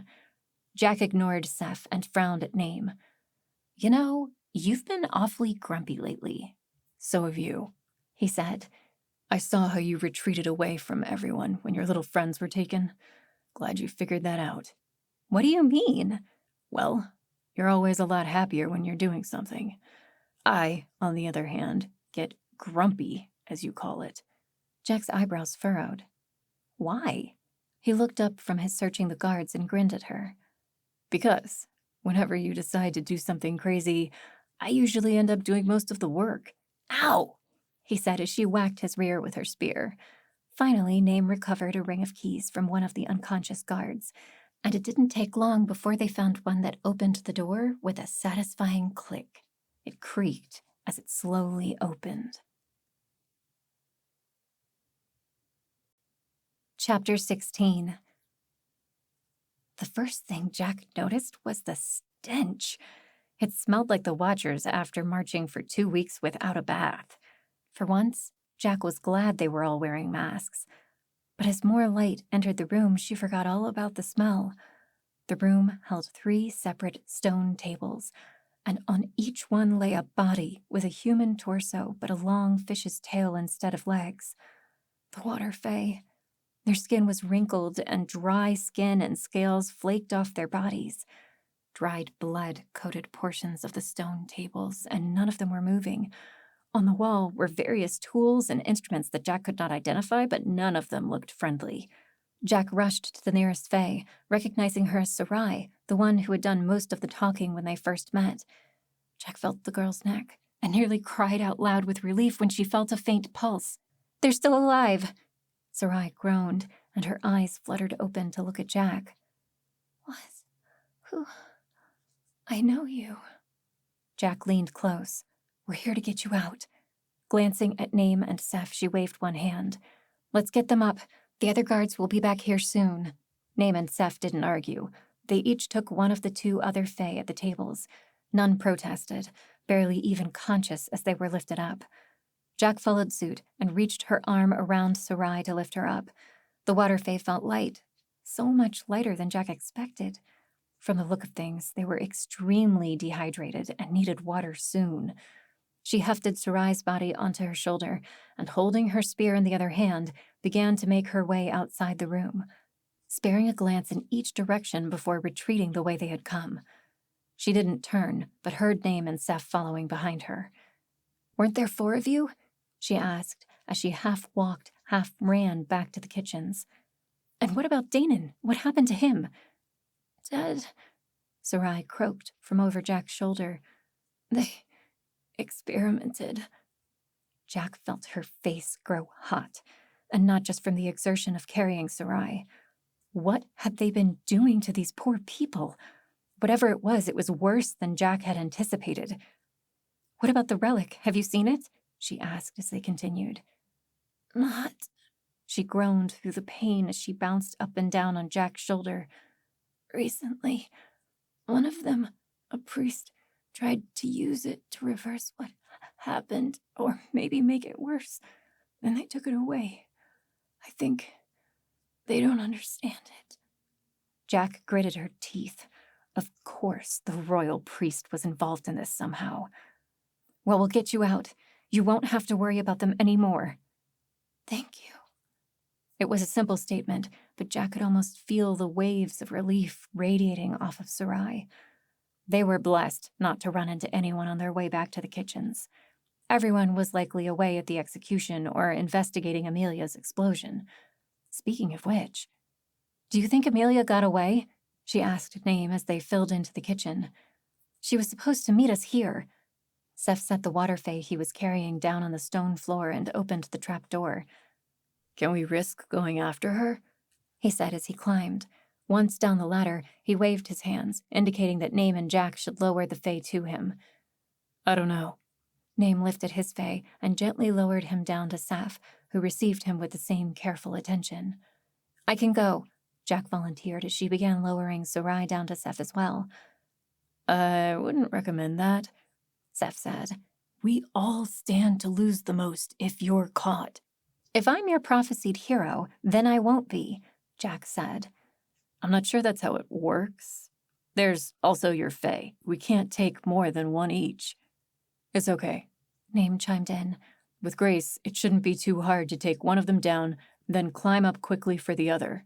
They had lowered all 3 Fae by now, and Name was beginning to make the climb himself. "That settles it then," said Jack, shifting her spear from one hand to the other. "I'll go looking for her." "Okay, but promise me," Seth called up. "If they have her, or you run into any guards or someone worse, you'll come right back." "I promise," Jack said, and she turned to step out of the kitchens once again. This time she ran as fast as she dared without making too much noise. Following the path that Seth had prescribed earlier, it didn't take long before Jack heard voices. Slowing, she peeked around the corner. "I'll handle this lot. The rest of you search the palace. There are intruders here somewhere." Jack recognized the voice. It was the royal priest. She barely had time to register this before the clank of armor and chainmail could be heard approaching her position. Her head spun in every direction, looking for a place to hide. There was one small doorway just behind her, so she wrenched it open. Inside was a small washroom, with a privy and wash basin, probably for the servants, given its modest qualities. Jack held her breath and heard the sound of armored feet walk past her position, then slowly fade into the distance. She let out a sigh of relief. Thank heavens they weren't searching the small corners of the palace just yet. Now if she could just... Something caused Jack to stop in her tracks. A small hum seemed to buzz inside her brain, like the sound of a passing fly, except warmer, more inviting. And it was more of a feeling than an actual sound. What's more, she recognized it. having felt something similar only a few months prior in the caves of the Hollow Peaks. Back then, the source of the humming had been a relic, the original copy of the Annals of Adam. It had called to her then. Something called to her now. Jack knew what it must be. The relic that had changed Sarai and the other students into water fae, that had given them those large tails and fins. It had to be. Jack felt it call out, inviting her to draw closer, to take it away from these evil men who were exploiting its power, to give it the purpose it was built for. Instinctively, she knew where it was, not far from where she now stood. In fact, it may just be in or near the bathhouses where she was going anyway. Putting one ear to the door, she listened for anyone who stood nearby. Hearing no one, she opened the door a crack and peered in both directions, then slipped out and continued towards the bathhouses. From the conversation she overheard earlier, she could probably expect to find the royal priest there, though hopefully he would be alone. Tiptoeing around the corner, she felt the warmth and humidity in the air rise. She must be getting close. Finally, she found a doorway, flung wide open, and the wall beside it partially demolished. That must have been where Amelia set her explosion. Jack could feel the strange hum in her head growing louder. It must be nearby. But right now, Amelia took priority. Inside, she could see steam filling a large room. The walls held intricate mosaics of tile, and marble pillars filled the room. Several large circular pools filled the space. Standing just ahead, his back to her, was the royal priest. He had on his typical black robe, and his stance spoke of authority and triumph. Jack peeked around him to follow his gaze. He was looking at the nearest pool, where Amelia lay clutching at the side, her hair and clothes wet.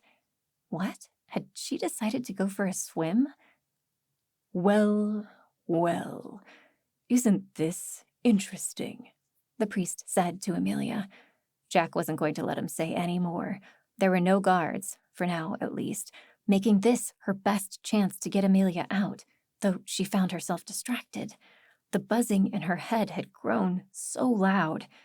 Still, she didn't know what the priest's brand was, so she decided not to take any chances. She snuck up behind the priest, raised her spear, and delivered a blow to the man's head that left her spear vibrating. He instantly crumpled to the floor. "Amelia, what are you doing? We need to get out of here." She paused as she caught the expression on her friend's face. Instead of the usual cheery look, Amelia's face was awash with panic. Her hands gripped the edge of the pool so tightly that Jack could see the whites of her knuckles. "Amelia, what's wrong?" Jack stood still for a moment, and the room was silent, leaving only the strange hum in her head. "I can't." Amelia's face was pale. What could be the matter? Jack drew closer, not daring to believe her suspicion. Tears began to stream down Amelia's face. "You need to get out of here." "I'm not leaving without you," Jack said, closing the distance. "You need to get out of here." Amelia shouted the words, and there was a great splash in the pool. Bits of water splashed onto the floor and Jack's face. That was when she saw it. Amelia's legs were gone. Instead, she had a long silver tail that was the source of the splash. Without the use of her legs, Amelia relied on her arms to keep her fixed to the edge of the pool. Jack's heart plummeted. Amelia had become a water fae. "How?" was the only word she could summon. Amelia pointed upward. Hanging above the pool was a gold object. Jack recognized it immediately from the description she had heard. It was the relic, with 2 gold rings and a circle in the center, looking like ripples in a lake. The pieces somehow magically held together. "I came in here to make the explosion, and I did it, but then I lost all the strength in my legs," Amelia explained. Tears were continuing to stream down her face, and her breath came out in short, panicked bursts. "And I knew I needed water, so I came here. Then I saw them." Amelia swept her hand around the room. Jack had been so focused on Amelia she hadn't bothered to look anywhere else. She did so now, and her hand rose to her mouth. The other baths were full of people, some of them looking at her, some appearing to be asleep or dead. There were several of them, perhaps 24, and from what she could tell, every One of them was a water fae. Amelia went on. They've been making more fae, Jack. They're trying to see how it works. I don't know why. At that moment, Jack heard the clang of armor again. Someone was approaching. Without a second thought, she raised her spear high enough to sever the string that held the relic above her. It fell to the ground, and Jack hastened to pick it up and shove it into her pouch. Come on. She extended a hand to Amelia as she heard the footsteps grow louder.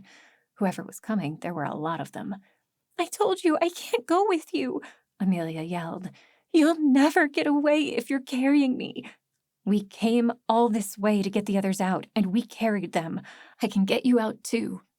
Oh, I would say your friend has it about right, a woman's voice said from behind Jack.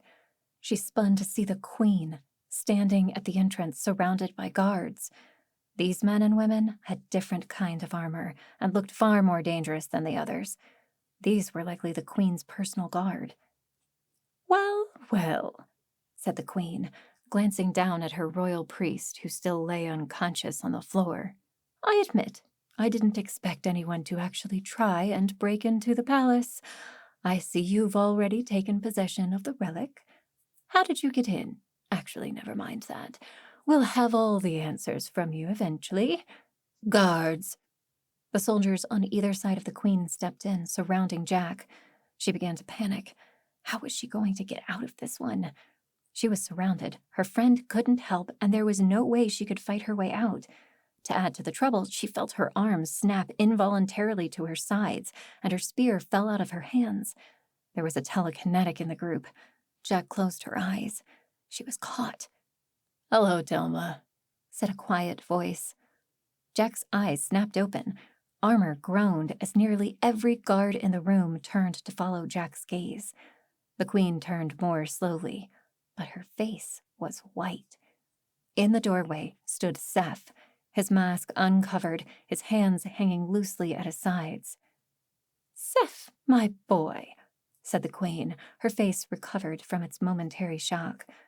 I should have known you would have been behind this.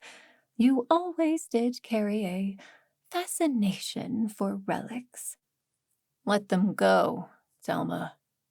Silly boy, I'm afraid I can't. One of them has fallen ill along with the rest of those you see here. She must stay. The other, then. Let her go without uncovering her face. No, why would I ever do that?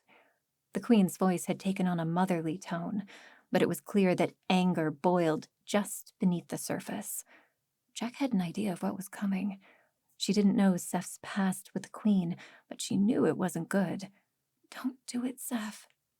Because you'll get me. Willingly. Jack let out a breath. The Queen surely wouldn't stand for it, but the woman did appear to be considering Seth's proposal. Seth's eyes met Jack's for a moment, and did he just wink at her? You realize, of course, that giving yourself in does nothing, the Queen continued. Nothing is stopping me from taking the girl and the relic. Seth drew a few steps closer. The guards tightened their grips on their weapons, but Seth made no sudden moves. Yes, that thought had occurred to me. With a sudden jerk, Seth smashed something into the ground. Before Jack could process what he was doing, whatever he threw exploded on the ground. Dust and smoke filled the entire cavern, and gasps sounded from the remaining water fae in the room. Go, Jack, she heard Amelia's soft voice behind her. That's your cue. Jack hesitated only a moment. Turning to look at her friend, but barely seeing her through the smoke, she said, I'll come back for you. Then she ran. Shouts echoed through the room as guards scrambled to find their bearings, and the Queen barked orders through the smoke. Jack ran at the noise, slipping by a pair of guards as she did so. She caught only a glimpse of Seth, who was throwing himself at the guards to keep them from moving, saved from the soldiers' weapons by cries from the Queen. Don't kill him! Don't kill him! In the chaos, Jack found herself outside the bathhouse and running back towards the kitchens. Images of Amelia and Seth's faces haunted her as she went. She put more distance between her and her friends, the worse it got. It wasn't long before she heard shouts behind her, and she redoubled her efforts and forced her legs to keep running.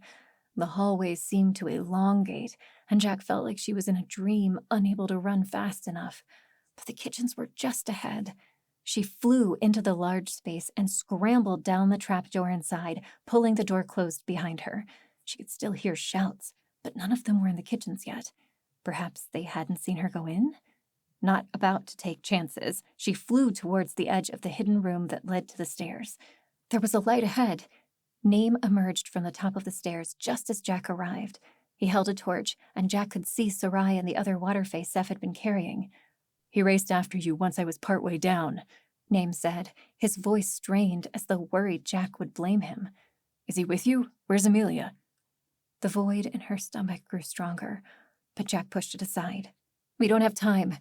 Without another word, she bent to pick up Sarai. Name followed suit by lifting the third water fae, Hafi, she thought his name was. "I already took the other to the ocean. He's safe." Jack nodded but said nothing as she began to make her way down the steep stairs. Realizing straight away that she couldn't hold Sarai, her spear, and cling to the rope to keep her from falling, she cast her spear down the long cavern. It took several seconds before she heard the faint sound of it hitting the ground below. She counted on the spear's brand to keep it from breaking. Now she focused all her might on not falling as she stumbled down the stairs with Sarai over one shoulder. Name led in front of her and made better time than she did. Thankfully, they heard no sounds of pursuit, though that didn't stop both of them moving as fast as they could. Eventually, Name made it to the bottom, set down Hafi, and began climbing to give Jack a hand. When Name reached for Sarai, Jack almost hesitated, but let him have the fae. Jack felt no lighter as her burden was lifted. The void in her stomach turned into a weight, which only grew stronger as they reached the ocean and let the fae go. She only barely felt her lips move to tell the fae to wait where the trade river emptied into the ocean, just south of Skycliff.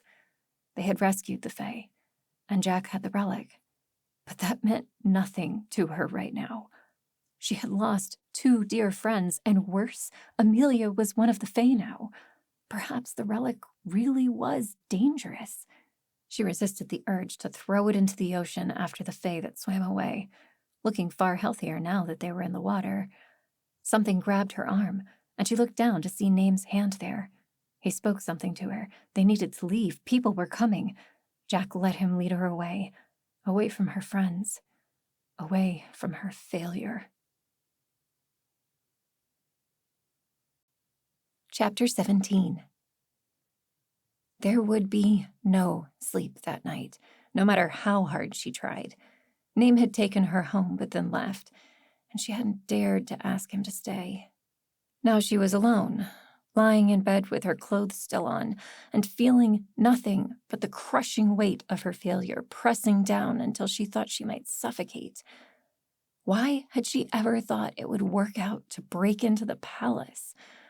What could possibly have possessed her? There had been too many unknowns, too many things that could have gone wrong, and they did.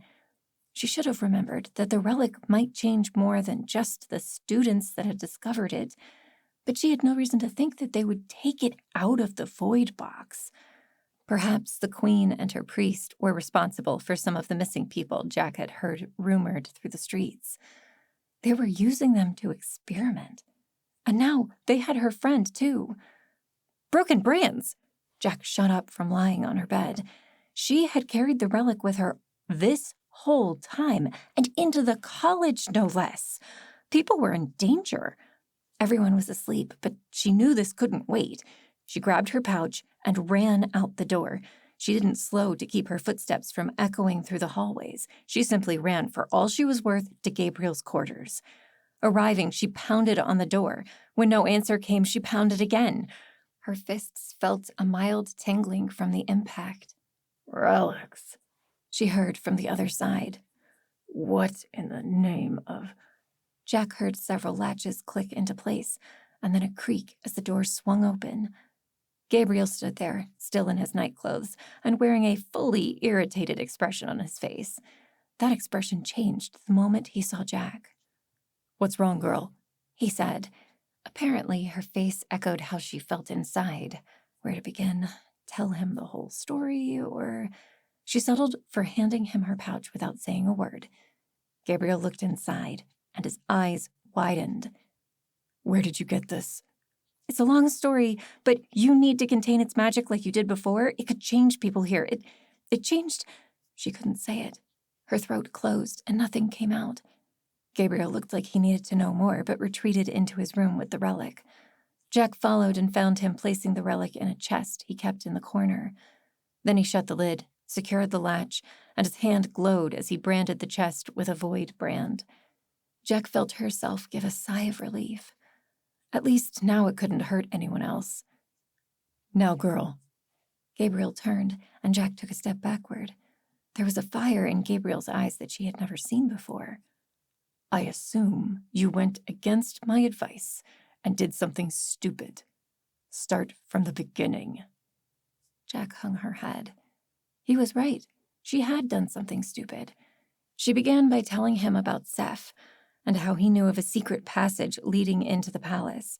She told him how they snuck in, retrieved the 3 remaining students, and were about to leave before everything went wrong. It took her a long time before she was ready to go further. Gabriel expressed outward patience, but his eyes bore into her the longer she waited. Eventually, it all came out in a flood, about Amelia, about Seth, about the other water fae hid in the palace. Amelia, this is terrible news. Gabriel's jaw tightened. I've heard rumors that the royal priest likes to experiment with branding. He keeps several gifters in-house. Most of the work he does is likely illegal. But when you're the one who makes the rules... Well, I imagine this relic must have been a treat for him. He'll want it back, surely.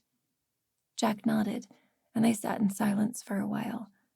Instead of calming Jack, the silence only magnified the weight of her failure. Finally, Jack couldn't take it anymore. "I'm sorry," she cried. "I should have known. I'm not a hero. You and Seth, you were both wrong." Gabriel's eyes flashed. I know you're dealing with a lot right now, and I'm about to seem harsh, but you need to listen to me. That kind of talk is the worst thing you can do to yourself right now. Get on your feet and be proactive. But I'm not the one. Who cares if heroism is your destiny or not? Does destiny determine your actions, or do you? You have control over exactly one thing, what you do with yourself. So make something of that. Yes, you acted rashly over a misguided belief that being a hero made you invincible. Now you have to take responsibility for those actions. Jack couldn't say anything. She was shocked at Gabriel's harsh tone. He had never spoken to her like this before. I don't know what to do. Gabriel sniffed. All I'm saying is that wallowing in self-pity will get you nowhere. Don't react. Let your grief and feelings of failure fuel you. Perhaps you aren't the hero Seth thinks you to be, but even if you aren't, that doesn't mean you can't be a force for good. You want me to go back and get Amelia and Seth? Heavens no, child. In fact, until further notice, I want you confined to the college, for your safety as well as for everyone else's. Jack took another step backward towards the door. She didn't need this. Not again. But you... I said to be proactive. There are many ways to be so. I'd start by learning to channel these feelings you have into your own development. Stick to your classes, learn to stop blaming your shortcomings. If you want to help others, start with yourself. Sounds echoing down the corridors interrupted them. People were shouting. What could be bothering someone at this hour? Jack felt her body go stiff. No. Oh, please, no. Forgetting about Gabriel, she flew out the door towards the sound of the commotion. Professor Gono was dragging someone down the hall toward Gabriel's quarters. She spared a confused look at Jack before addressing Gabriel as he followed Jack out the door. Gabriel, she said as she neared. We have a situation. The student she was dragging had tears in his eyes and was shaking uncontrollably. Jack took one good look and wanted to turn away. The student's legs were now a gigantic fin, just like the other water fae. It seemed they hadn't shut away the relic in time after all. Gabriel strode forward to examine the student. "No one must know of this." "I'm afraid it's too late for that," said the professor. Jack glanced down the hall to see several other students, probably drawn out by the noise. Gabriel cursed and stood straight. He glanced at Jack for an instant, and Jack saw exactly what she expected to see. Blame. This was her fault. If she had just left well enough alone. She ran down the hall, away from it all. Gabriel called to her, but she ignored it, running as fast as she could back to her room. Slamming the door, she collapsed on her bed and let the tears flow. It was the only thing she could do right now. It was all her fault. Amelia's transformation, Seth's capture, now this poor student who had no choice but to be mutated into a fae. Perhaps the royal priest was right. Maybe the fae were dangerous, or at least the relics that turned them into fae were so. But then again, her own mother was a fae, and she didn't seem to mind. They weren't demons, that much was clear, even though people like the royal priest would like to implicate as much. It was a traumatic change, and the victims had no choice in the matter. That was the dangerous part. Still, others would persecute the fae for no other reason than that they were different. Clearly, those that changed did not choose to do so. Why should they suffer for something that just happened? Jack's thoughts raced, turning from despair to fiery anger. Gabriel was right. She needed to do something proactive. A bell tolled in the college courtyard. It couldn't be time for classes to begin yet, could they? Had she been up all night? Slipping out of her bed, still dressed, she patted down her hair and found herself joining several other confused students, some of them looking like they were just getting out of bed. Together, they assembled in the courtyard. It was definitely too early for classes. Semway stood at one end of the courtyard with Gabriel at one side. Professor Gona and several of the other teachers were there as well. Jack swallowed. Were they going to tell everyone about their classmate? What would they all think when they found out that she had mutated a fellow student? The air was still dark, almost too dark, but Jack could see some light in the east. Morning was coming. Students continued to fill the courtyard, rubbing their eyes and scowling. Jack also wanted to go back to her room, though for completely separate reasons. She hoped Gabriel would leave her out of this, whatever he and Semway were planning. The darkness seemed to settle around their teachers. Something bad was about to happen. Jack could feel it. "Gather round," Semway called out, once there were enough students present. After a pause and a nod at Gabriel, she stepped back to give him the floor. Gabriel cleared his throat. "We've called you here today because something has happened to one of your classmates, and you need to hear about it from us before rumors begin to circulate." Jack closed her eyes as she heard concerned mutters run through the crowd. She understood what Gabriel and the teachers were doing, but this would not end well, especially for her. "Do not worry. He is still alive and well." "That's not true," one of the students shouted. All heads turned to face the speaker. Jack recognized him as one of the students who saw the newly formed water fae earlier. "I saw him. He's alive, but his legs are gone, replaced with a giant something. I've never seen magic like it. It must be a gifting brand gone bad." That brought more concerned mutters. Gabriel put out his hand to try and calm the crowd. "We do not yet fully understand the nature of the transformation, but it does not come from rogue gifting. We are in possession of a relic that has already caused several such transformations, including 4 of my personal students who found the relic not far from here. I have contained the relic so it cannot do more harm." Harm, Jack thought. Yes, it might not be on the same level as creating demons, but the relic was dangerous. If people were turned into something against their will, how was that any different from demons who were forced into their circumstances? As if reading her thoughts, another student called out, "Are they demons?" "Of course they're demons," said the first student before Gabriel could respond. "What else would you call such a dramatic transformation? And I don't know about this relic, but I think I know who has something to do with it." Jack put a hand to her head. "Here it comes." The boy pointed straight at her. "She's the one. I saw her just a few hours ago talking to the professor and the student. She didn't look at all scared to see him, like she had seen the like before." "Young Jack has nothing to do with this." Gabriel tried to calm the student, but it was too late. "It's like the first time she came with us at high morning," another student squealed. "She got sick when His Holiness used his relic. I knew there was something different about her." Another student joined in. "I heard she experimented on demons over at Foothold." "I heard she defended the demons and told everyone that they're good. She doesn't belong here." Always was too good at gifting to be a beginner. The talk continued, with students talking over each other until Jack couldn't make out any more specifics. The teachers, including Gabriel, were shouting as well, trying to get everyone to calm down. Meanwhile, a gap had opened around Jack, leaving her alone, with everyone staring. Just a few days ago, she would have been devastated and probably run away to her room, gather her things, and leave the city. Something was different now. It was almost as though an invisible hand grasped her shoulder in support, holding her up. She strode forward to where the teachers stood.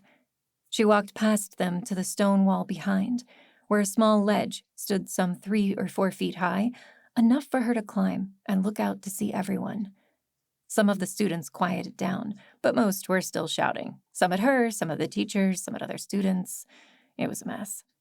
"Quiet!" she yelled, feeling the power in her voice that hadn't been there earlier. It filled the entire square. Everyone quieted down. A glance at Gabriel showed her the regret in his eyes. Clearly, he had imagined this going differently. Semway had her usual pursed lips, but the remaining teachers eyed her curiously, as did most of the students. They were genuinely interested in what she was about to say. "You've all heard a lot of rumors about me. All I wanted was to study, so I ignored most of them. I see now that was a mistake, so allow me to set the record straight." She felt venom enter her voice with that last sentence.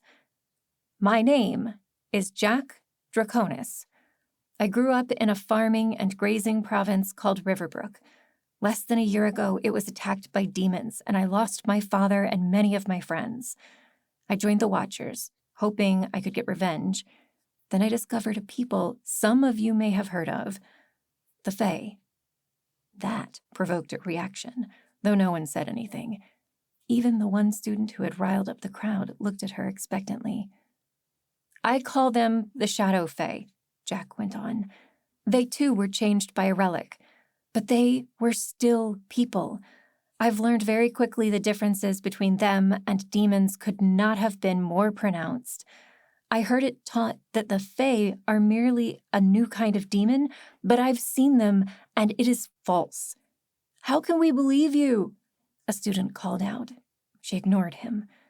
"What you may not know is that there are several types of Fae, and more prophecy to come." She didn't tell them that those prophecies were only contained in the original copy of the Annals of Adam and in Seph's little book.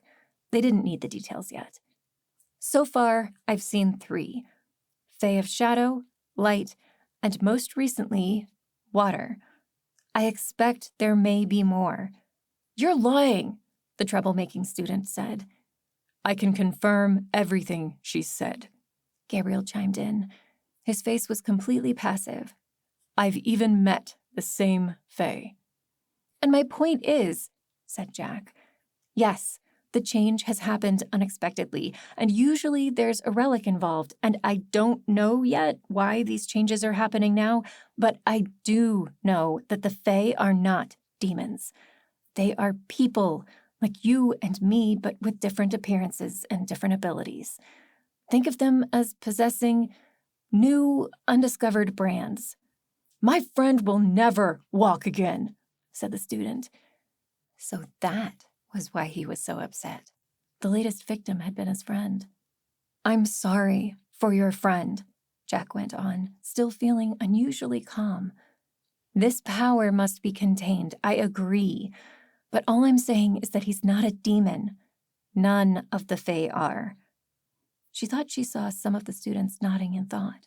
Perhaps she could get through to some of them. Oh, my sweet little girl. I'm afraid you couldn't be more wrong. A voice called from the back of the courtyard. Every face turned to see who had spoken. Jack, from her vantage point, could see clearly. Into the courtyard stood the royal priest in his flowing black cloak. To his side stood Wilva, general of the Watcher armies. Behind them, multiple armor-clad Watchers filed into the open square. Gabriel Linnaestrom, said Wilva, using the formal name. And Jack Draconis, you are under arrest. Chapter 18. Everyone in the courtyard sprang into action. Students yelped and moved out of the way of the Watchers. Semway tried to say, "On what charges?" but was drowned out by the noise of the students. The Watchers moved forward as fast as they could manage, while the students made way for them. Was Name among them? She didn't see him, but there were a lot of them. Gabriel stood alone, facing down the royal priest and General Wilva, while the Watchers came for him. He turned to Jack and shouted 2 words. Get out! Jack did not need to be told twice. She had escaped the Watchers before. She would have to do it again. Stooping to pick up some rocks that had chipped off the wall, she imbued one with an imperfect flame dancer brand and threw it at the approaching Watchers. They shielded their eyes as the rocks exploded in a shower of dust and grit. She ran for all she was worth. This was becoming far too common. There was a single back entrance in the courtyard that led to a series of steep stairs that led to the streets below. It was her only option. You have allies in the city, Gabriel continued shouting at her as he threw himself at the Watchers that pursued her. Within moments, he was bound and on the ground. Look for them in the shadows. His advice barely registered as she flew through the back door. Several Watchers were right behind her, so close one even reached out as she went through the door. She jumped down the first flight of stairs, feeling her knees nearly buckle as she hit the ground hard. Turning, she launched herself at the second flight of stairs, just missing the Watchers that followed.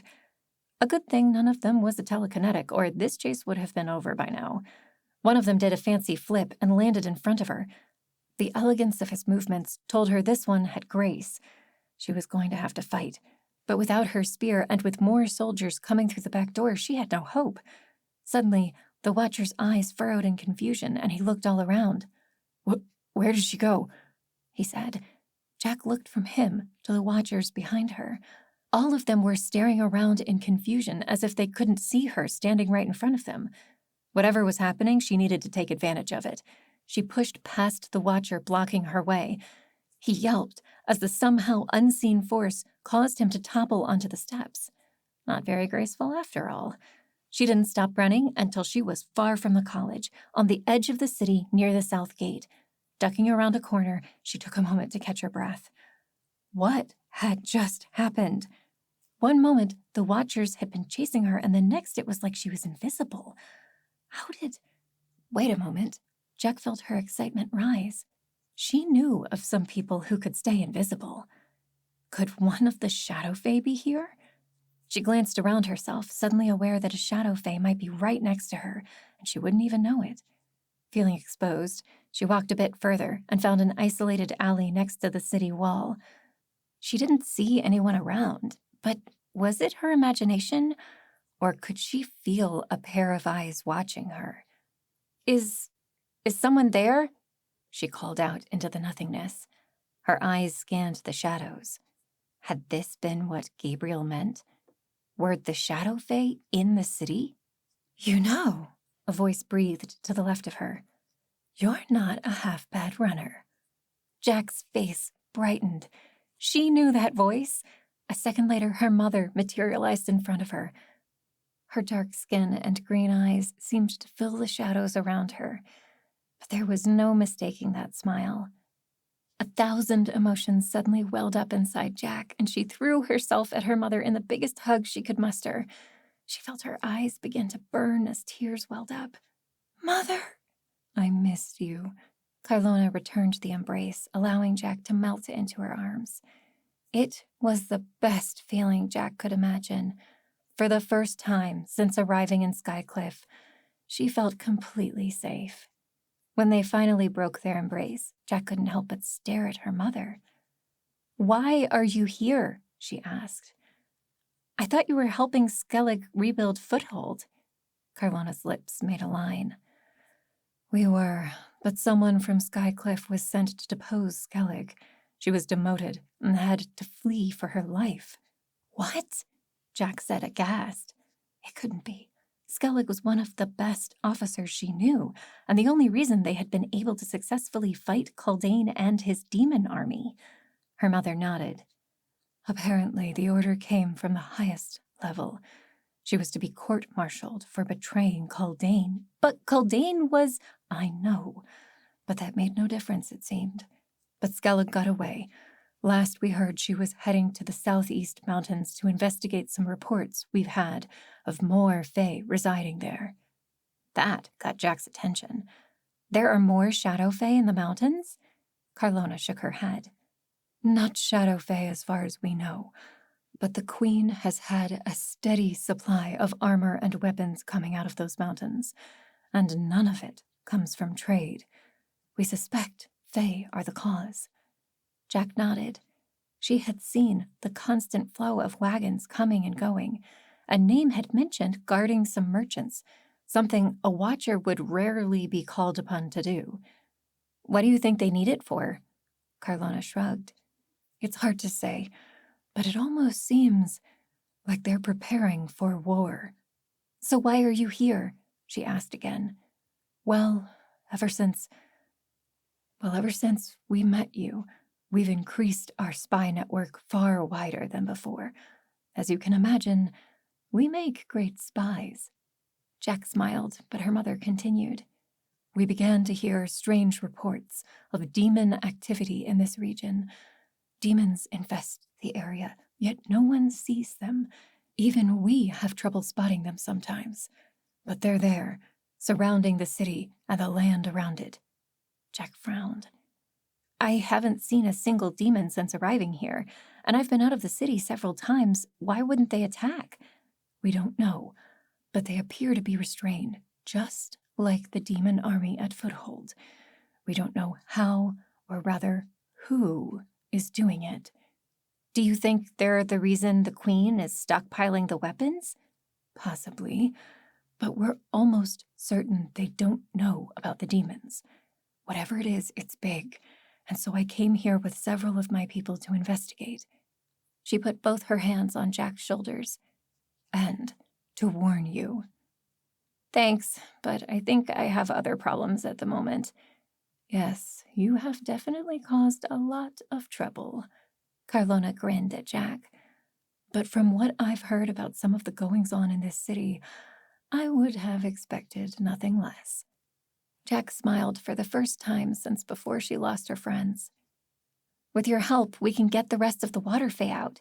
She could save her friends. "Ah, yes. Gabriel was telling us a bit about them this morning when I first arrived." Carlona leaned against the stone wall and crossed her arms. "What can you tell me about them? Are they anything like us?" "Well, not really." Jack scrunched her face up in thought. "They're like a cross between a man and some kind of large fish, but they do have some things in common. Their abilities are elemental, and they were transformed by a relic." Then she proceeded to fill her mother in, starting from the very beginning when Gabriel had taken her to see the first of the transformed students. She told her mother about how the Queen had taken them and the relic, and how she had gone to rescue them just hours ago, only to find that the relic had transformed several dozen more, including Amelia. As she finished the story, she smacked her forehead. And I just remembered I promised to meet the few saved outside the city." "Well, you're probably safest away from here anyway." said her mother. "Why don't you let me keep an eye on the situation here while you go and find your friends?" Jack felt her eyes moisten again. She wasn't sure why. It was stupid to cry when your mother tells you what to do. But having someone else to rely on, to work with, it was more of a relief than Jack thought possible. "Okay, I told them I'd meet them at the head of the trade river. If you need to find me, that's where I'll be." Carlona nodded. "I'll send someone." In the blink of an eye, she disappeared completely from view. Jack was glad that she hadn't transformed into a fae, but there were some times she envied their gifts. It was only then that she realized she had little or nothing to travel with. She had a few coins in her belt pouch, but nothing else to help her find food or drink. And worst of all, she didn't have her spear, having left it in her room. Hopefully she wouldn't need it while searching for the water fae, but she still felt naked without it. She walked alongside the wall until it led to the south gate. It would probably be best to find a departing carriage or merchant to walk alongside to avoid suspicion, though she'd want to avoid anything that could be one of those merchant trains owned by the Queen and guarded by watchers. Whatever they were carrying to and from the southeast mountains had to be important, but she couldn't worry about that now, not yet. She quickly found a carriage for some rich person leaving the city, probably to some nearby estate. Doing her best not to be seen, she hopped onto the back of the carriage and let it carry her outside the gate. To her great relief, the carriage continued in the right direction for at least a mile, saving Jack the walk. But it eventually turned the wrong way at a split in the road, and Jack was forced to hop off and begin her trek towards where the trade river met the sea. The roads were full of people, now that the sun was high in the sky. Most were merchants who were taking their wares to and from the docks at the trade river. The river connected nearby Skycliff, with Trade Hall many miles to the west. Most merchants used the river to deliver their wares, either to the dock that lay straight ahead or by sailing out to the ocean, following the coast north and eventually arriving at Skycliff directly. But Jack wasn't heading to the docks. She had told the water fae to meet her where the river met the sea. Hopefully they were still there. It wasn't until she had walked a mile or two that she realized just how tired she was. So far, she hadn't slept a wink the night before, and the whole ordeal in the castle, not to mention the steep climb up and down the secret stairs, had exhausted her. Perhaps she could find a place to lie down and rest once she arrived at the river's outlet. It was only a few more miles away, right? However far away it was, it felt so much farther. The hours dragged on, and soon it was all she could do to put one foot in front of the other. She was off the main road now, headed away from the docks toward the outlet. Only a faint trail marked the way, as most people didn't come this way on foot. But was that the ocean ahead of her? Yes, it was! With immense relief and a small burst of newfound energy, she rushed towards the coast. She could hear the waves crashing into the beach. They only made her more tired. Cresting a hill, she marveled at how beautiful the river was as it emptied into the sea. It covered a much larger area than she expected, fanning out in every direction. Perhaps she should have been more specific when choosing a place to meet up. Other than one or two ships in the distance, she couldn't see anyone nearby, so she took a moment to walk along the coast. "Sarai?" she called out. "Hafi? Nijem? Anyone there?" When she heard no response, she felt her exhaustion even more. Perhaps they hadn't arrived yet? There was a nice bed of sand over near a nearby tree that looked wonderful. She could always get a little rest and check back later. And maybe the fae would see her and call to her. It sounded like a reasonable idea. Turning back, she curled up in the shade of the tree, the roots of which made a small overhang that would keep her hidden from the road, but visible from the sea. It was the perfect spot. Lying down, she was asleep in seconds. After what seemed like barely a moment, her eyes opened. She could hear approaching hooves. Scrambling to her feet, she reached for her spear before realizing it wasn't there. Cursing, she hid in the slight overhang of the tree's roots. Voices joined the sound of hooves. Was it just a passing sightseer, or was it something more serious? Surely the Watchers had people looking for her everywhere, but would they think to come this far out? Always was suspicious of her. Even her father kept a tight leash on her growing up, hardly let her do anything. Jack almost groaned aloud. That voice was Estelle's. Somehow the girl had followed her or guessed where she was going. Peeking over the top of her nook, she saw Estelle and a handful of other Watchers rise to the top of the hill. Relics! How was she going to get out of this one? She was hidden for now, but couldn't move in any direction without exposing herself to their line of sight. For now, she remained frozen, not daring to breathe.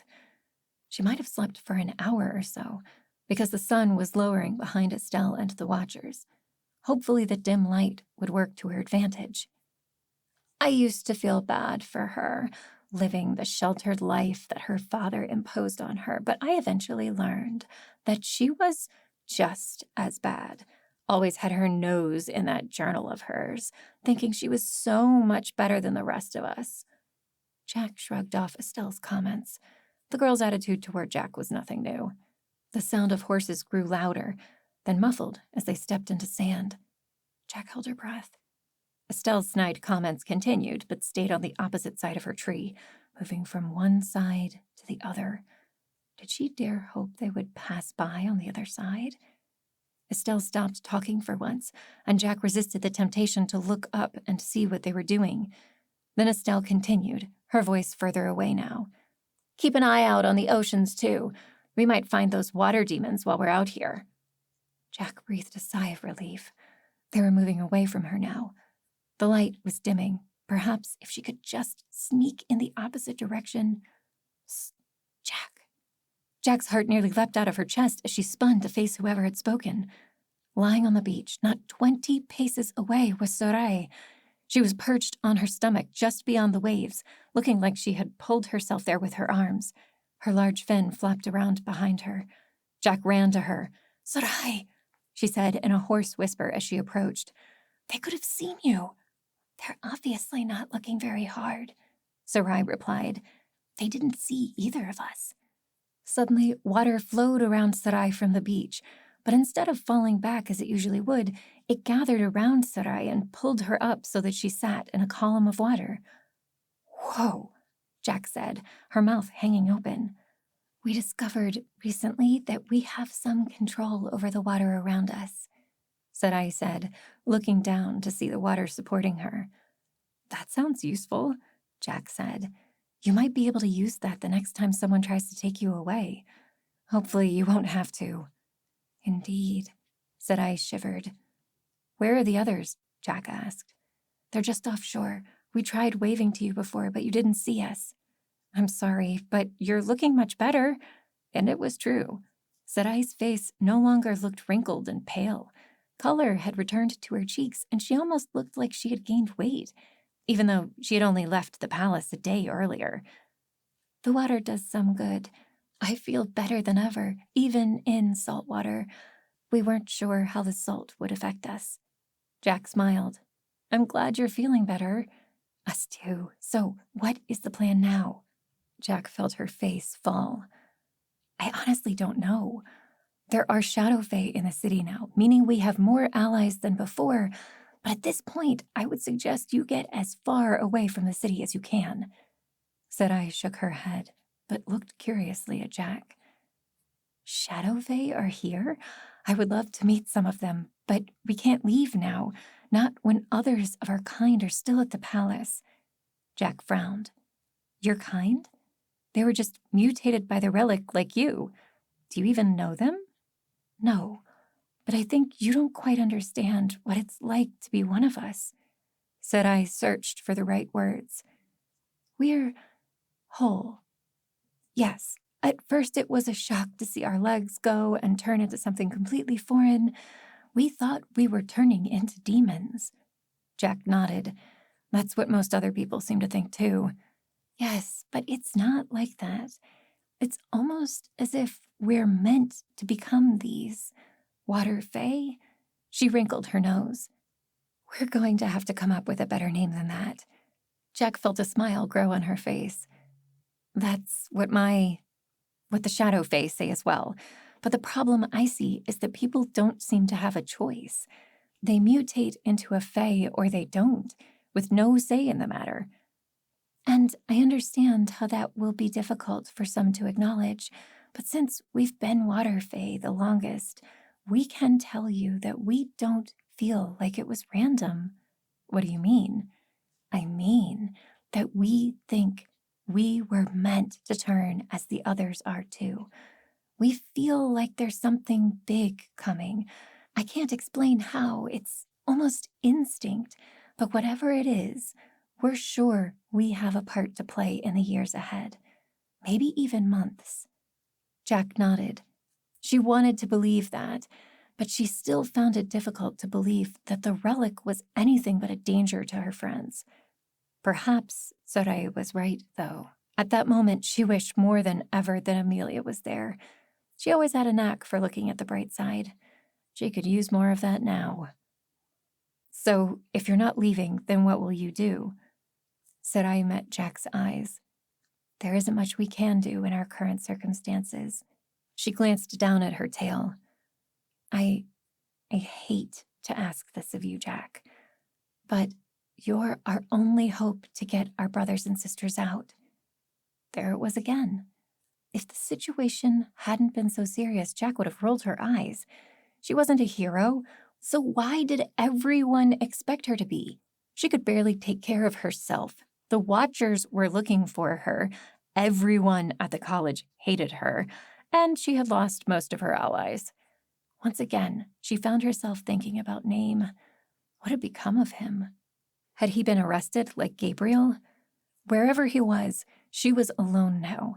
What gave anyone the impression that she could solve all of that and rescue dozens of people from the most highly guarded building in the city? I don't know, Sarai. I'm not... She broke off as they heard voices. Turning, Jack cursed herself for being careless.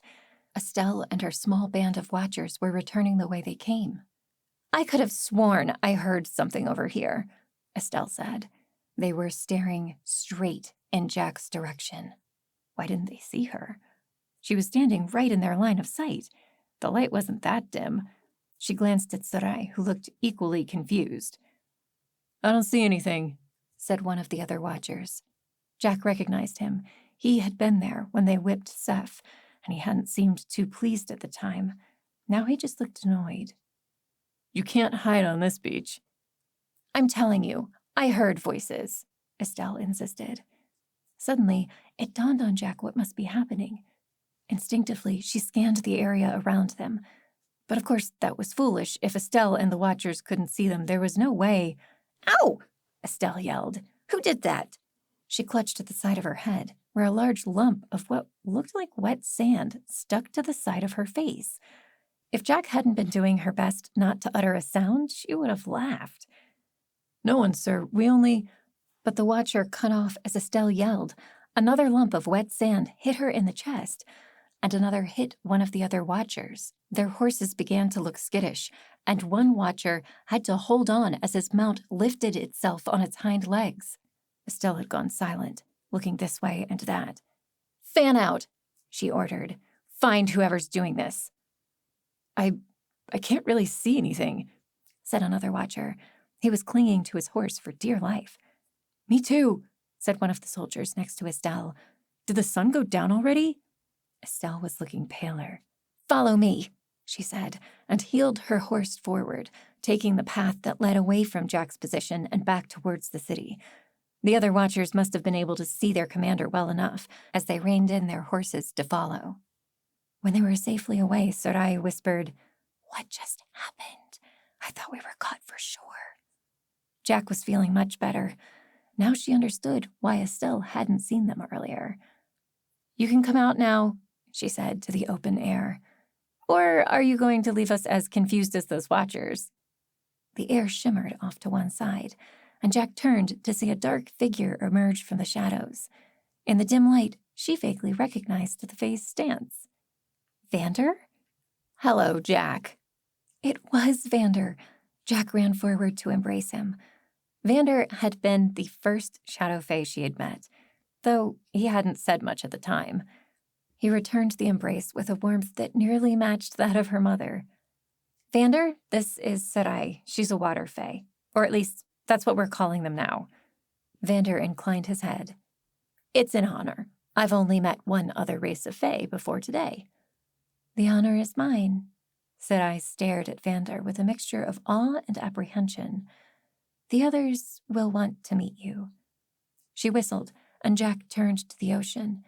The other two water fae, Hafi and Nijem, could be seen in the distance, which they closed with surprising speed. Those giant tails must be pretty powerful in the water. The two fae rose out of the water in the same way as Sarai, the water holding them in place, and Vander introduced himself to them too. Done with the formalities, Vander turned to Jack. There are many patrols like that. You're lucky one didn't find you before I did. I assume Carlona sent you?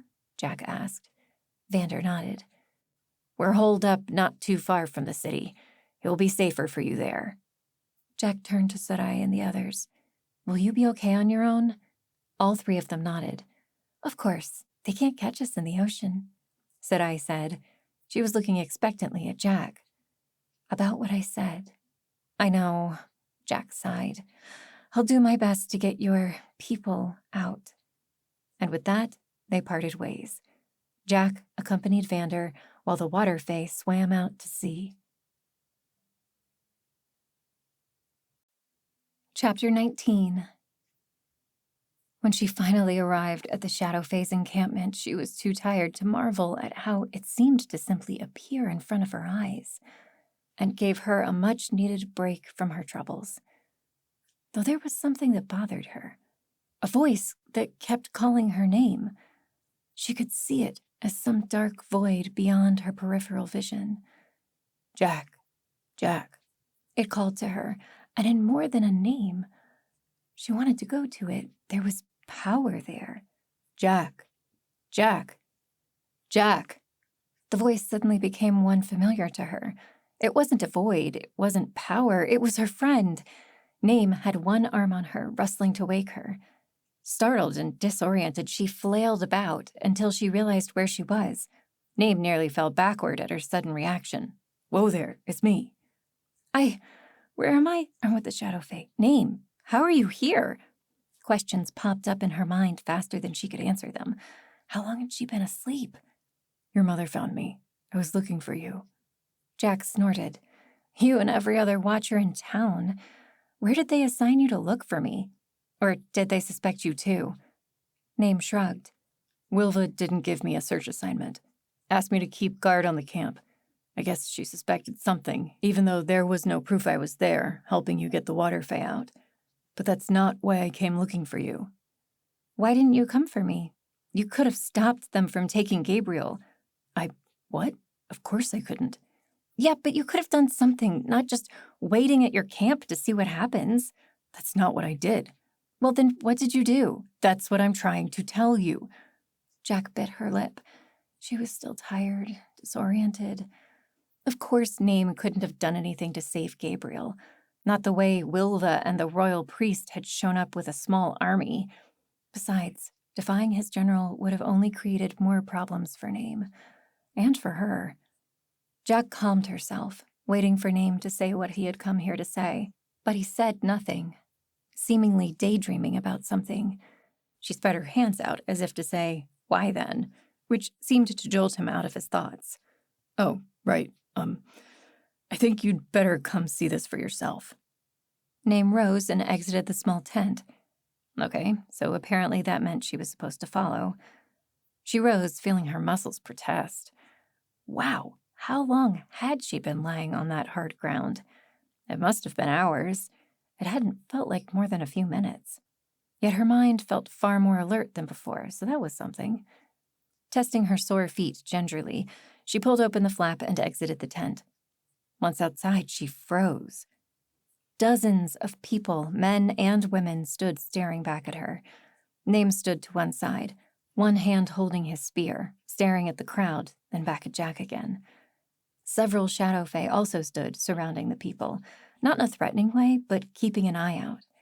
Jack was suddenly aware of how matted and wild her hair was. She casually did her best to smooth it back, tucking the long red streak behind one ear. Who were all these people? One woman stepped forward, and Jack realized suddenly that she knew the person. She had been the one to help Seth right after the Watchers had whipped him. Come to think of it, she recognized several others from that day, too. These were members of Seth's congregation. The thought hit her just as the woman opened her mouth to speak. "Hello, Jack. My name is Elva." She brought her hand to her chest in greeting. Jack marked the sleeplessness brand there. Still in a bit of shock, she returned the greeting. "We've been looking for you," Elva continued. "Why?" Jack asked, though she dreaded the answer she thought was coming. "Seth instructed us that if we ever lost him, that we were to seek you out and follow you." Jack closed her eyes. Not this. She didn't need this on top of everything else. Why me? He didn't say. Jack let out a breath. Well, that was something at least. Seth hadn't told them that she was the prophesied Orin spoken about in his book. But still, now these people looked to her for help. How was she to know if she could provide it? "But," Elva went on, "we have suspicions." "I don't know what to tell you," she said to the audience at large. "Seth and I were friends, but I'm no preacher. I don't know the Book of Villadar like he does, or like many of you do." "You're not the one." Elva looked into Jack's eyes. She saw hope there. Desperate hope. The dangerous kind. "Why do you ask?" Jack said.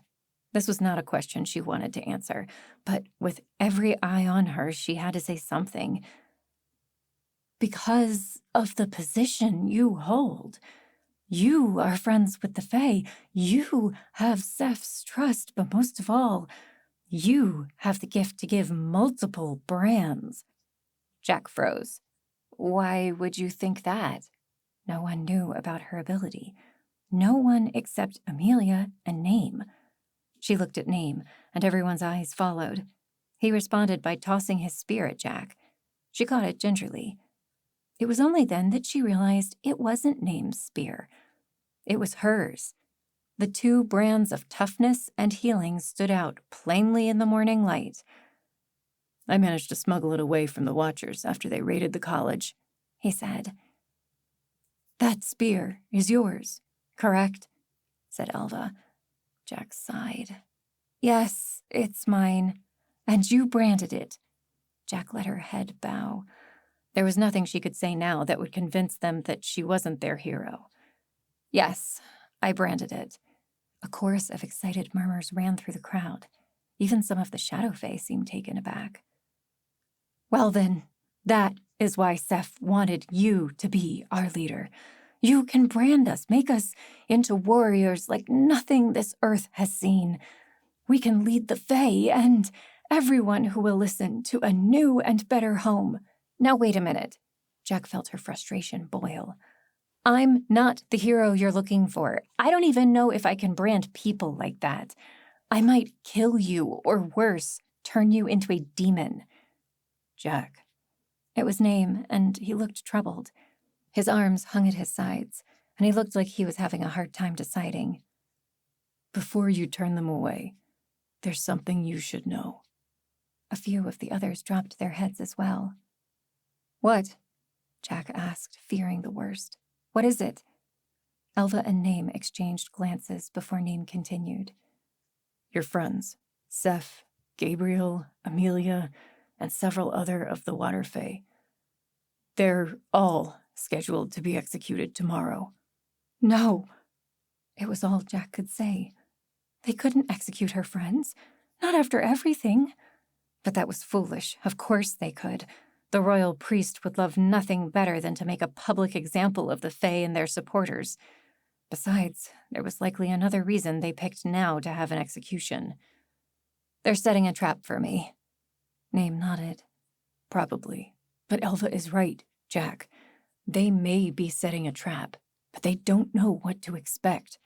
They don't know about the Shadow Fae here in the city. They don't know about what you can do."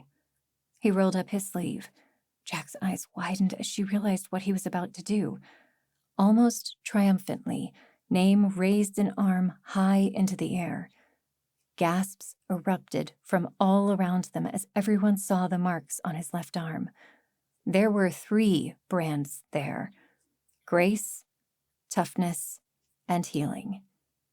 "You gave me these gifts," Name said. "You can do it again." Jack closed her eyes. This was all out of hand. Silence settled in as everyone waited to see what she would say.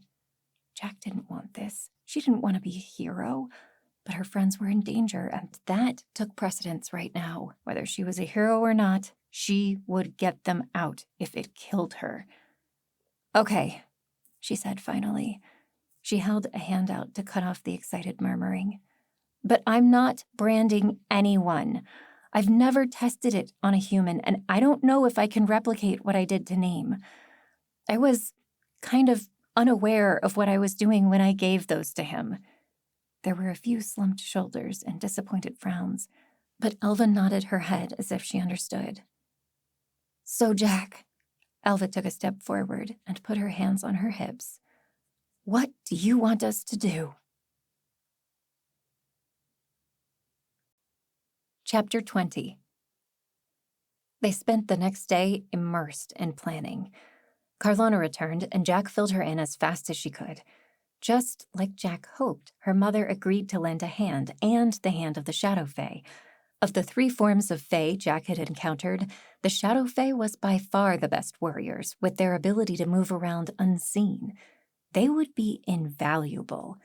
The first step was to assemble some weapons. Carlona immediately sent some of her spies, though they already had a small stockpile that they had pulled from the caravans of the southeast mountains. When Jack examined them, she was surprised to see the quality of the craftsmanship. They were some of the best spears, swords, and armor plating that she had ever seen, though she admittedly didn't have a trained eye for that sort of thing. Regardless, she set to work branding what came in. She had refused to brand people, but the least she could do was to brand the weapons with multiple brands, giving them that much of an advantage.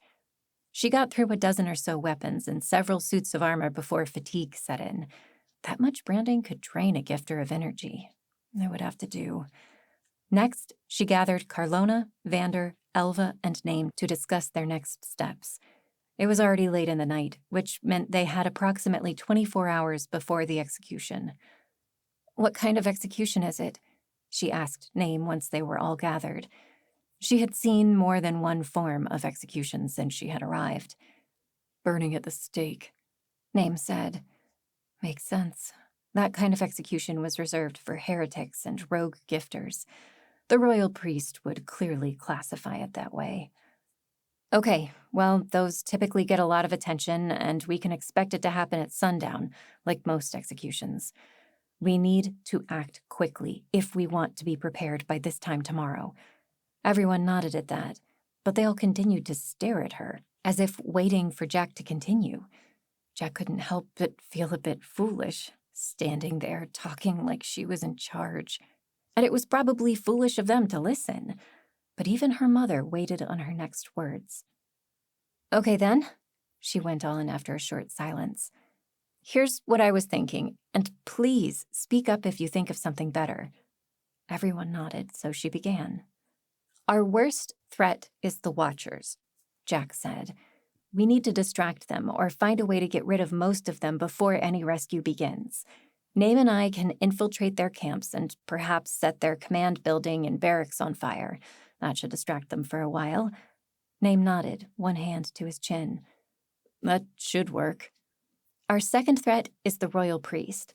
He will most likely be at the execution. Now, while I don't have definitive proof, I'm more than certain he is a demon like Kaldane." Carlona nodded. "That would make sense.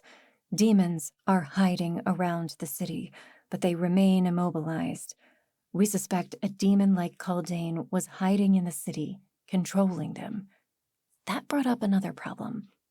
We'd have to keep him from sending the demons into the city, Jack said, and we couldn't kill him, as that would likely have the same effect. Then we stall him, keep him occupied, but if he lets the demons loose, we'll have to be prepared for that. How many are there? She asked her mother. Carlona shrugged. It's hard to say. Less than at Foothold, but at least 1,000. Maybe more. Okay, well, with these weapons and your Shadow Fae, that shouldn't be a huge problem. Besides, the city has its own defenses that are much stronger than at Foothold. Better they fight the demons than us. Jack turned to Elva and continued. Your people will be responsible for getting Seth and the others out. We'll need plenty of people to help carry the Water Fae. Once Name and I return from distracting the Watchers, I'll lead you into the town square and we'll extract everyone from the pyres. She turned to her mother. The Shadow Fae will need to keep enemy soldiers from interfering, clearing a path for us. But try not to kill anybody, she added with a grimace. She didn't like even the idea of attacking good people. Carlona nodded. We'll do what we must. They spent the rest of the hour hammering out details before it was time to rest for the night. Everyone, they agreed, needed plenty of rest, especially Jack. Not like she was going to be able to sleep on a night like this. It felt odd, like when they were preparing for the demon attack in Foothold. She hadn't slept much then, and of course she wouldn't be able to sleep now.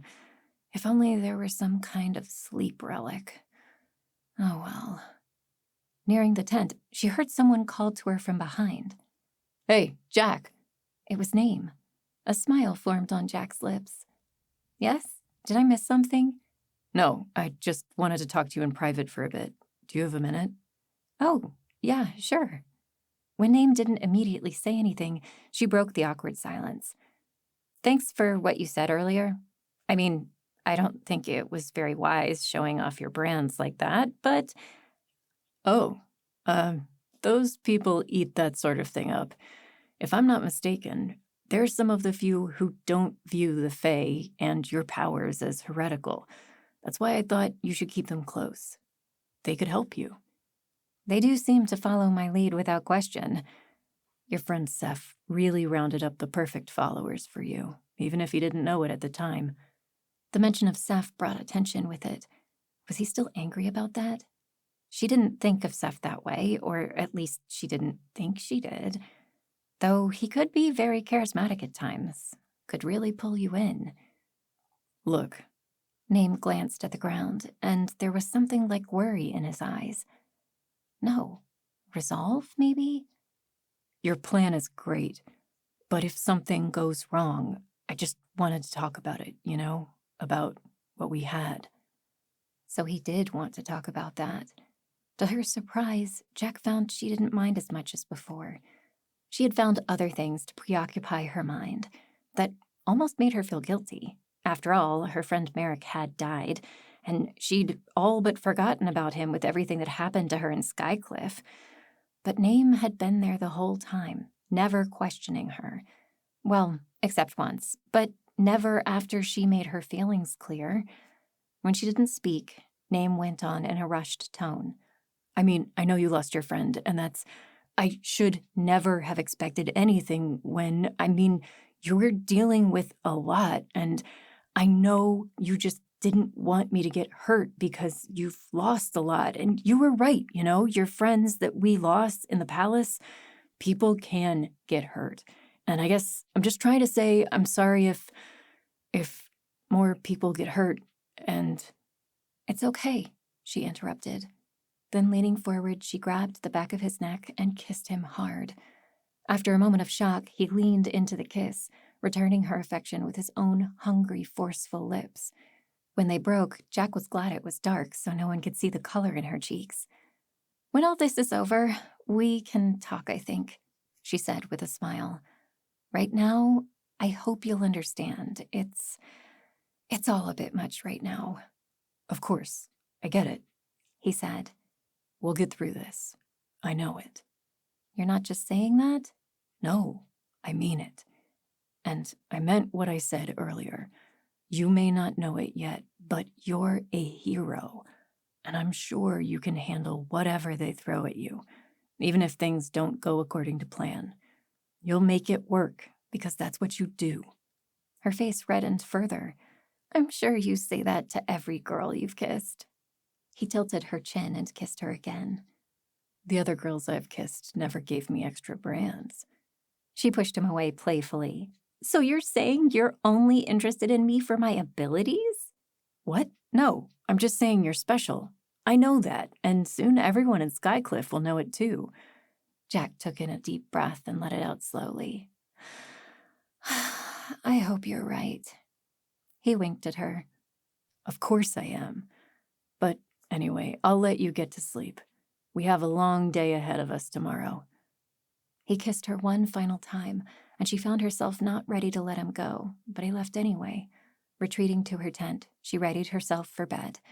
She didn't even have the presence of mind to be surprised when sleep came more easily than expected. In the morning, she arose early and started to make preparations for the battle ahead. That mostly meant branding more weapons, which they distributed to Seth's followers and a few to the Shadow Fae. The effort of branding so many items left her more tired than she would have liked, but after a large meal, she felt ready to get back on her feet. That didn't stop the worries from running through her mind, though. If anything, her conversation with Name the night before only increased her concern. She didn't want to lose him, too. They hadn't spoken yet today, but she'd seen him giving general fighting advice to Seth's followers in case they needed it. He'd winked at her then and continued his instructions. After branding a few sets of armor, she rose to take a small break and found herself looking over the hill at the city that lay just ahead. She stood there for a long while. There were a lot of people in there, innocent as well as guilty, queens and priests, but also merchants, beggars, and fishermen. How would this affect all of them? It's a new feeling, isn't it? Holding the fate of others in your hand. It was her mother, stepping silently alongside Jack. Jack didn't have a reply at first, allowing silence to close in on them as they watched the sun peer through the giant pillars of the city. "I don't know if I can bear it," she said finally. "Everyone is counting on me, and I'm not—" Her eyes burned. She would not cry in front of her mother, and who knows what else might be listening. She would not. A hand on her shoulder soothed everything, and the tears disappeared. Her mother wrapped both arms around her. For a moment, Jack worried that others might see and guess that she had some relation to Carlona, but honestly, she didn't care about that at this point. She hugged her mother back. "The burden is not yours alone to bear," Carlona said. "Let us take some of it from you. That is why we are all here." "But Elva and Seth's people, they came to me." "They didn't come just so you could help them. They came to help you too." Jack swallowed. "I don't want to get anyone else killed or turned into—" She broke off, realizing too late who she was talking to. "Turned into a fae, you mean?" Her mother broke the hug. "That's not what I meant." "It's okay. We didn't ask for this either. But it's something most of us grew to embrace eventually." "That's what Sarai said." "Who?" "Oh, Sarai. She was one of the first water fae I met. We lost my friend in the palace trying to rescue her." "And you're worried you'll lose more friends trying to rescue these friends?" Jack nodded, feeling her face growing hot with, was it anger or shame? "Jack." Her mother grabbed her shoulders and turned her so that they were facing. "This may be hard for you to hear, but if anyone dies, it's not your fault. We're choosing to follow you and your plans. No one is forced to do so." Jack frowned. "I know, but—" "No buts, Jack." Her mother cut her off. "If we die, we choose to die." "But I don't want anyone to die." "Well, we live in a world of tough choices. But between you and me, I think we may have this one covered." She nudged Jack in the arm. "I'm very proud of you. Your plan, it's not bad. And we Fae have a knack for survival. I think everything will be fine." Inexplicably, Jack found herself feeling much better. Perhaps it was her mother's approval. Taking a deep breath, she turned away from the city towards the small army of men, women, and fae beginning to gather around them. Carlona was right. They weren't forcing any of these people to fight for her. They were doing it because they believed in something. Whether that was her or Seth or something else, she did not know. But whatever it was, they were going to make something out of it. Chapter 21. That afternoon, everyone gathered together. The sun was setting, and it was time to enter the city. Jack ran through everyone's roles one last time, explaining it as plainly as she could for the group. A few asked questions, but most held their peace, only nodding when their role was mentioned. But as Jack finished explaining the details, she noticed everyone still waited, as if expecting more from her. Oh dear, were they expecting a speech or something? She hadn't thought of that. What would she say? I just want to thank all of you for being here. I know I'm not Seth, and you're choosing to follow me based only on what he said, but you're doing the right thing. Seth, Gabriel, the Water Fae, these are good people, and they don't deserve the false accusations that the priest has levied against them. Perhaps someday others will come around to your way of thinking, but for now, you will lead the charge in their liberation. She felt her voice grow stronger as she spoke. A quick glance at Name, who was standing next to Carlona, told her they were both approving of her words. I know many of you are worried. You're worried that you might not make it through the night, and it's possible that some of us may not. But I will do everything I can to see you all through this. I don't know if I'm this Orin that Seth speaks of and is mentioned in your book of Illadar. I don't know that. But I do know this. If no one else will do what is necessary to save innocent lives, then I will. And each of you is a force for good in your own right. I'm proud to fight beside you. Jack felt a rush of exultation as she finally said aloud what she had been thinking for the past few days. Maybe she wasn't their hero, but she could be a hero. Everyone else seemed to feel the same motivating feelings she had, for they cheered and began to clap. Even some of the Shadow Fae seemed impressed. Jack grabbed her spear from where it lay nearby and held it high in the air. That seemed the appropriate thing to do. "Let's go," she yelled, and began her march away from the camp and down the hill. Everyone followed close behind. They paused when they were closer to the city wall. Everyone would wait while Jack and Name went on ahead to sabotage the Watcher camp. Then the smoke from that fire would act as the signal for Seth's followers to enter the city from the west gate. The Shadow Fae, with their ability to blend in, would enter the city first and get into position. That way they could cause chaos among the soldiers, while Elva and the others came in to take Seth and the other prisoners away.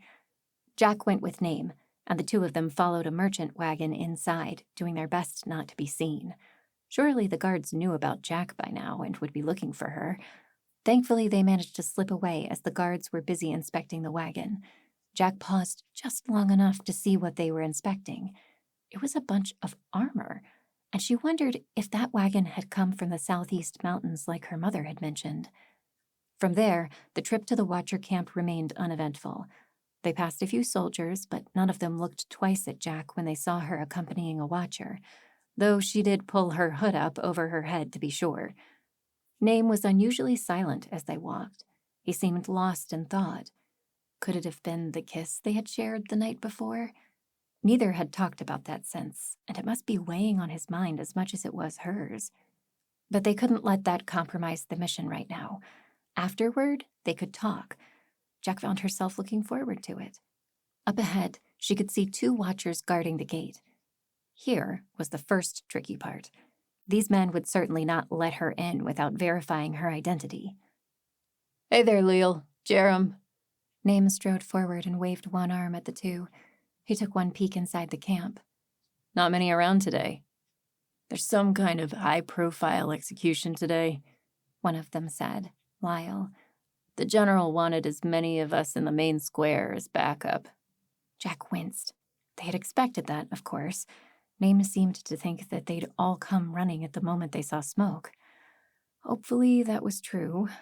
Though, on the bright side, fewer watchers inside the camp would make it easier to sneak around. "Who is your friend?" Lyle asked, noticing Jack for the first time. "Hey, isn't she—" He had no time to finish his sentence. In the blink of an eye, Name lashed out at both of them, catching each of them hard in the head with one end of his spear. They both fell before either had a chance to react. Even Jack had not had time to blink. She wished she was that fast. Grace had to be one of the most underrated brands. It easily stood at the top of the most powerful brands, right up there with telekinesis and flame dancing. "Come on." Name waved at her. Caught in her thoughts, she shook them away and helped Name carry the limp bodies of the 2 watchers just inside the gate.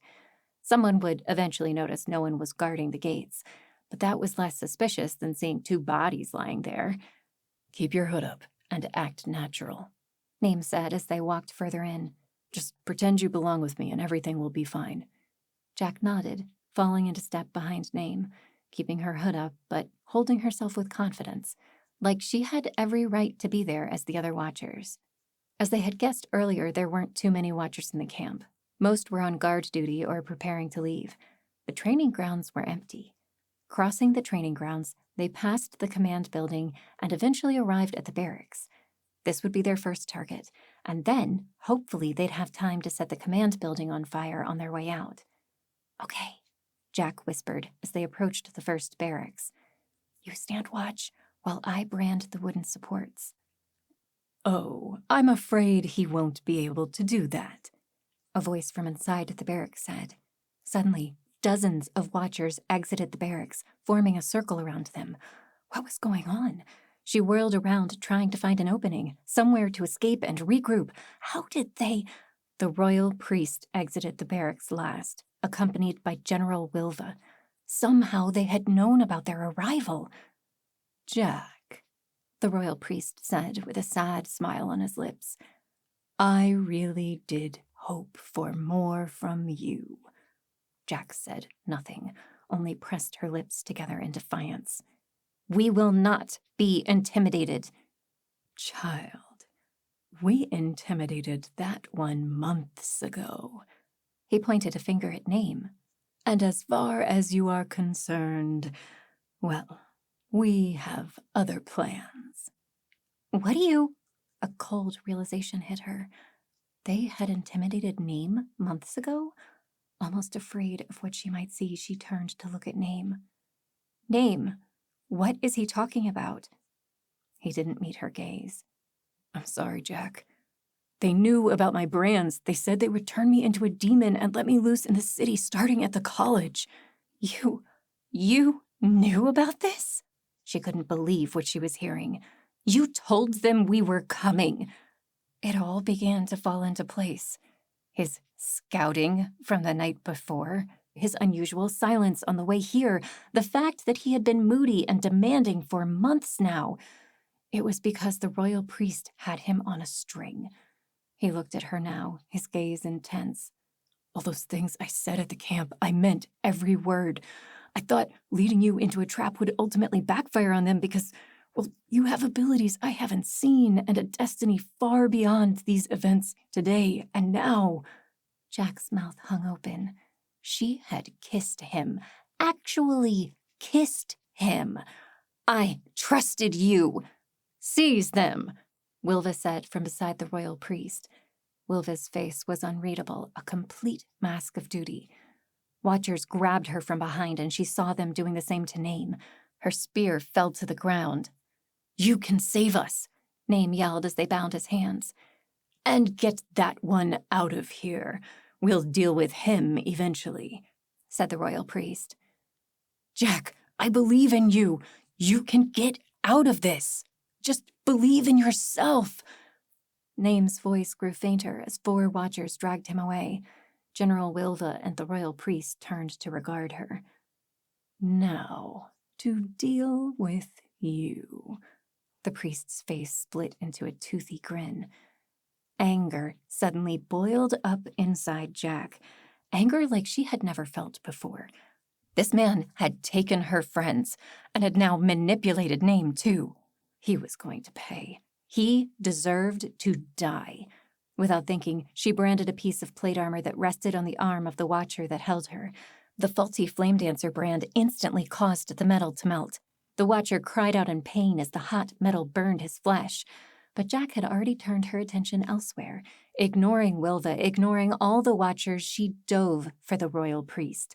Taking a step back, he reached out one hand in defense of himself.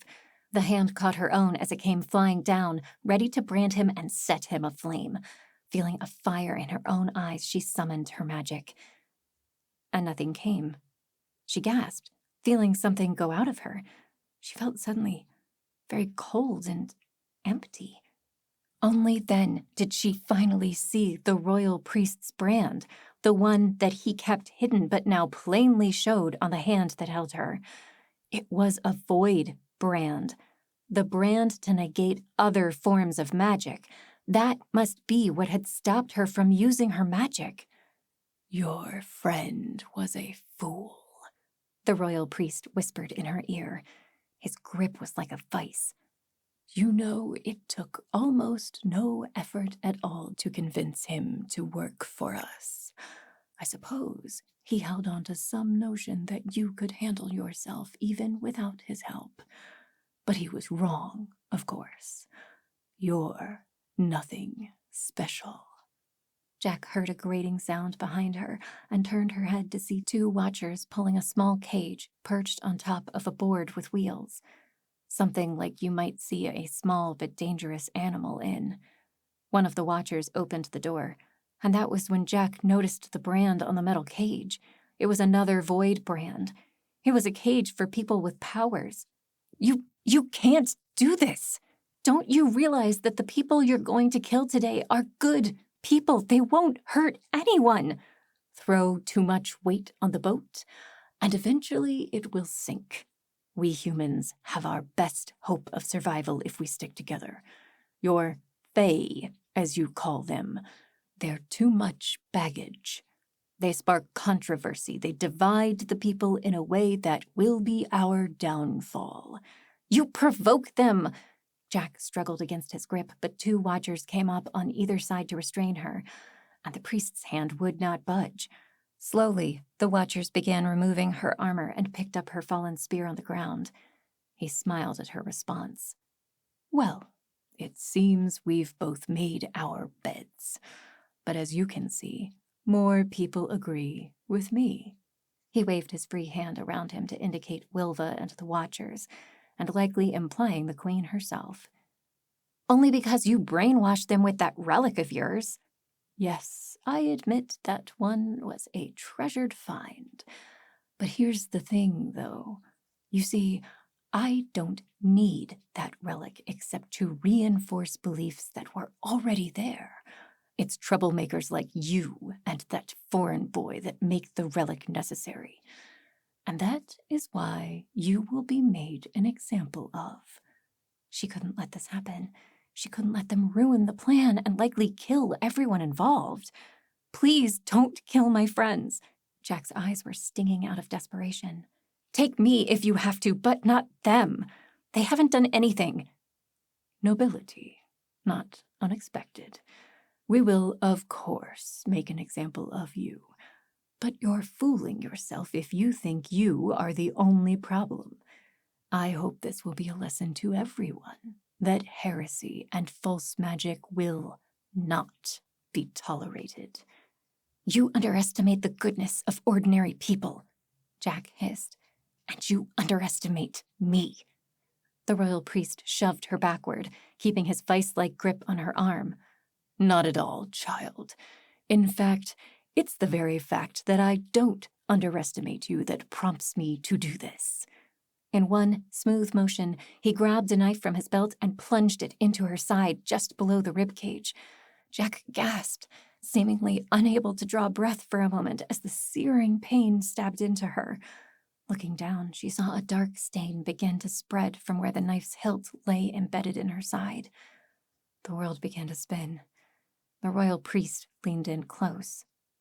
I will ensure you die tonight. I'd prefer it to be public, but I'm not taking chances on some fool trying to rescue you. It wouldn't be the first time you slipped from my grasp, so I'm taking precautions to ensure you die, even if you escape. With that, he threw her into the cage and locked the entrance. Released from his grip, she tried desperately to use her magic, but nothing came. You four, bring her along with us, said Wilva, pointing to 4 of the Watchers. The rest of you, come with me to round up the rest of the dissidents outside of the city. Jack groaned as she lay curled up in the cage, holding her side. Name had told them about Seth's followers, and now they too were about to be ambushed and taken away, possibly killed.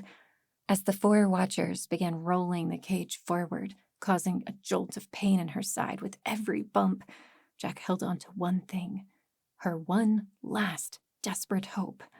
No one had mentioned the Shadow Fae yet. Chapter 22. My, you have found yourself in a pickle, haven't you, Jack? She raised her head. Everything swam in her vision as blood continued to seep out of her side. For a moment, she didn't see anything, but then a face appeared.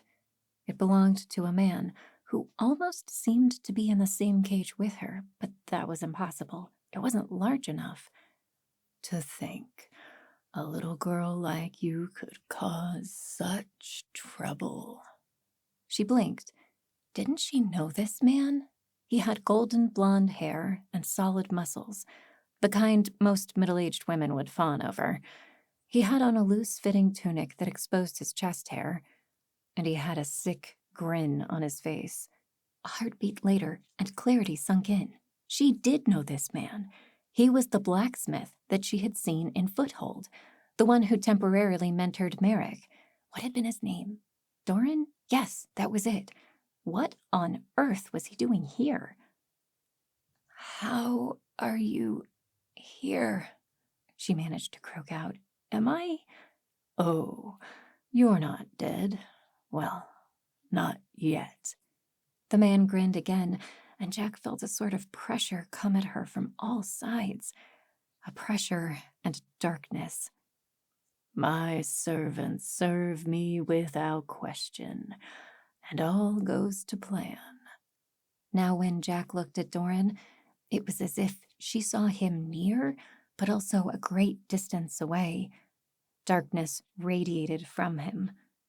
Who are you? Why are you here? In her current circumstances, Jack could think of nothing else to ask. Oh, I'm not actually here, or I would kill you myself. I have other concerns to the south, and you don't need to know who I am. You'll be dead soon enough anyway. Think of this as a token of my respect. You've already been a thorn in my side, and you're barely coming to realize who you are. Thankfully, you won't live to recognize your potential. My servants will see to that. So I am important. The thought came unbidden to her mind and surprised her so much she said it aloud. Oh, of course not, girl. If you were, we wouldn't be having this conversation. Jack curled into the fetal position. She wasn't sure if she was having some sort of hallucination from her blood loss or if this man, whoever he was actually real, but the darkness only pressed in harder around her. She recognized it. It was the same feeling she'd had on the morning before her branding, the morning before her father died. A voice had spoken to her out of the darkness as well. Are you him? Jack asked, the thought swimming through the haze in her mind. The blonde blacksmith seemed surprised by the question. Am I who? My father, before he died, he said that someone fears me. Is that you? Does it look like I fear you? Your father is dead. People say strange things before they die, just as you are about to find out. The darkness almost seemed to lift for a moment, and Jack felt that one shred of hope once more. No one had mentioned the Shadow Fae, not even this man. Perhaps no one knew they were here. Perhaps they could still help.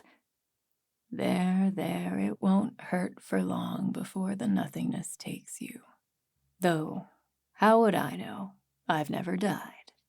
The blacksmith's face broke into a maniacal grin once more. I'm just glad I could be the last thing you saw before utter despair. Enjoy your final moments. And in what felt like rising out of a dark lake, he was gone. Jack gasped for air. Her head still spun, and the pain in her side continued to drain her. Literally. But the pressing darkness no longer stifled her. It was only then that Jack realized the air was still dark around her. But it wasn't the pressure of whoever that blacksmith really was. It was more comforting, like being at home, sleeping under the comfort of her warm blankets. Was it night already, or was she truly losing her sense of sight?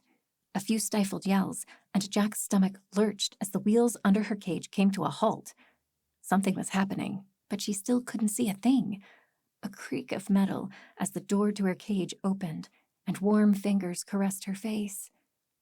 Jack, oh, my dear sweet Jack. It was her mother's voice, soft, warm, loving. Jack felt a smile come to her lips. I knew they wouldn't find you. Shh, don't talk. We need to get you a healer. Surely someone here has the brand. A healer? Suddenly Jack's eyes widened as a thought came to her mind.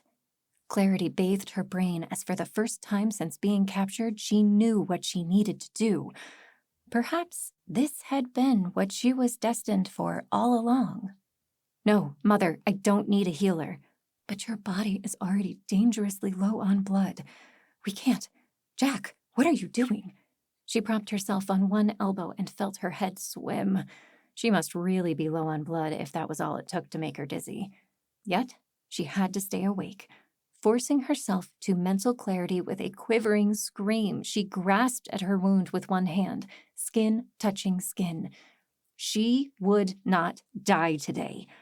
The brand on her left hand flared to life. An image as clear as day formed in her mind. The image of a healing brand. Using the skills she had practiced over and over on the weapons used by Seth's followers and on her own spear, she willed the healing brand to become part of her. A shock of what felt like cold water covered her from head to foot. She gasped. When the light of her brand faded, she took in a huge, deep breath. She was still alive, and she was still herself. You did it, her mother said reverently. My daughter, you actually did it. Etched into the side of her right arm was a new brand, a brand of healing.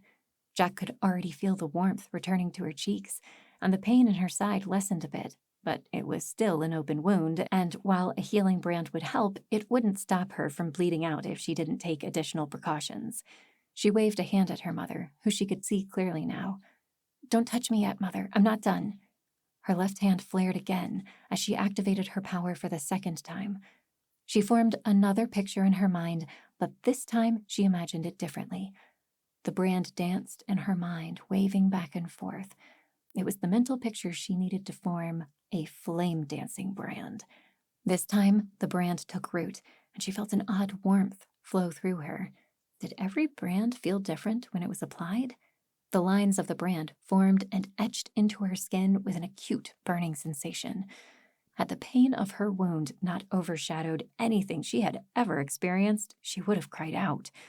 But then her gifter brand faded, and she was left with a third brand firmly in place on her arm. She blinked. Something inside her was different, somehow. She had a new awareness for something that had not been there before. It felt a lot like the relationship she felt with her gifter brand. Perhaps it functioned the same way. As her mind worked, a spurt of flame ignited from her hand. It shot out, nearly catching her mother, who sidestepped hurriedly out of the way. "Oh, I'm sorry," Jack exclaimed. "I didn't know how this stuff worked." "Jack, I'm more impressed that you can do anything at all. I knew you had branded that Watcher boy, but this... I've never seen anything like this. There was a look of awe on Carlona's face. Jack wanted to join in her mother's rejoicing, but she steeled herself for what was coming next. The reason she branded herself with a flame-dancing brand. Trying out her new power once again, she decreased the intensity instinctively so that there was only a small flame covering her hand. Amazing that it didn't burn the flesh of the hand. How much control did she actually have over fire? Could she manipulate fire that already existed? Could she make flame come out of other parts of her body? How? But she shook her head to clear her thoughts. No time to think about those things now. Bracing herself, using her free hand to lift her shirt to expose the bloody wound in her gut, making sure her clothing was out of the way. Oh, Jack. Her mother realized what she was doing, but she didn't turn away. Jack slapped the flame in her palm down on the tender flesh. Throwing her head back, she screamed, "Relics, this hurts! Oh, it hurts so badly." This time, she did black out for a moment. Stars filled her vision until they cleared to see the concerned, glowing green eyes of her mother leaning over her. Jack looked down at her stomach. The wound had stopped bleeding, though it now looked horrid, a mixture of red and purple boils and skin. She forced herself to look away and winced as she brought her shirt back down on the tender flesh. Hopefully that healing brand would kick in soon and she wouldn't have to put up with all the pain. She finally took a moment to look around. All 4 of the Watcher guards that had driven her cage lay dead around them, killed by her mother's dagger that she saw with a small measure of disgust still dripped with blood in Carlona's hand. She supposed it had been necessary, but it would be difficult to argue that the Fae were good if the people feared them as killers. They were on a deserted street, one that led up to the Watcher camp. With all the Watchers called to the main square, she supposed all of them were already there. General Wilva and the royal priest had probably gone on ahead. She reached a hand out to her mother. "Help me up?" Her mother obliged, lifting Jack to her feet, but she grabbed Jack by the shoulders as she swayed. She was too dizzy. Her legs barely felt like they had the strength to keep her upright. Strength. Yes, that was what she needed. It was a simple brand, after all. She'd come this far, she might as well... For the 3rd time, the glow of her gifter brand illuminated the abandoned road. This time, she called up the strength brand in her mind. This one was a collection of rectangles and was relatively easy to brand. It required a small variation to envision it properly, but instead of imagining a dancing flame for the Flame Dancer brand, this one required her to imagine the brand pulsating slightly. She'd successfully practiced it before, for her professors, but this was the first time that she tried it as one of several brands. Once again, she felt an odd sensation as the brand settled into her. But this time the strange sensation came when it was all over, and the light of her brand faded. She felt tight, like she was larger than her skin could comfortably accommodate for. Glancing at her arms, she saw no difference, other than the new brand that lay there. Her muscles didn't look any larger, but there was definitely a difference she could feel. At the very least, she no longer felt like she was about to fall over. She turned to the metal cage behind her, and Carlona tentatively let go of her shoulders. Grabbing the metal in 2 hands, Jack pulled. The metal screeched as it bent inward, twisting and compressing as Jack brought her hands together. Jack took a step backward. She didn't know what her face looked like at that moment, but inside she felt like cheering. The cage lay a mangled wreck in front of her, and the whole process had taken little to no exertion at all. She could get used to this. Her mother stared at her, looking like Jack felt. Her mouth was open in a mixture of disbelief and happiness. Taking a quick step forward, she embraced Jack in a tight hug. Jack hugged her back. "I'm so glad you didn't turn into a demon," Carlona muttered in her ear. Jack laughed. "I'm a bit relieved myself." Which was an understatement. She still didn't understand why she, of all people, seemed to be able to give multiple brands. But she wasn't complaining just now. She had just become the most magically powerful person in the city, probably on the whole planet. Though, who was that man she had talked to earlier? The blacksmith, Doran. He said he was communicating with her from the south. How was that even possible, unless powers that they didn't know about yet? She knew there were some that were forbidden, like blood burning, and some that were kept a secret, like the Void brand. Could there be more? In the distance, she heard something, the sound of a few hundred voices crying out. Jack couldn't tell if they were cheering or shouting, but the sound caused her to break the embrace with her mother. "We have to get to the city square," she said, and picked up one of the Watcher's spears from the ground. It wasn't as good as her spear, but it would have to do. She didn't have time to go back to the Watcher camp and retrieve her belongings, though Name was probably back there still. But no, she wouldn't rescue him. He deserved what he got, and they could easily make do without him. With her mother following close behind, Jack began to run down the hill, towards the main square, and the execution.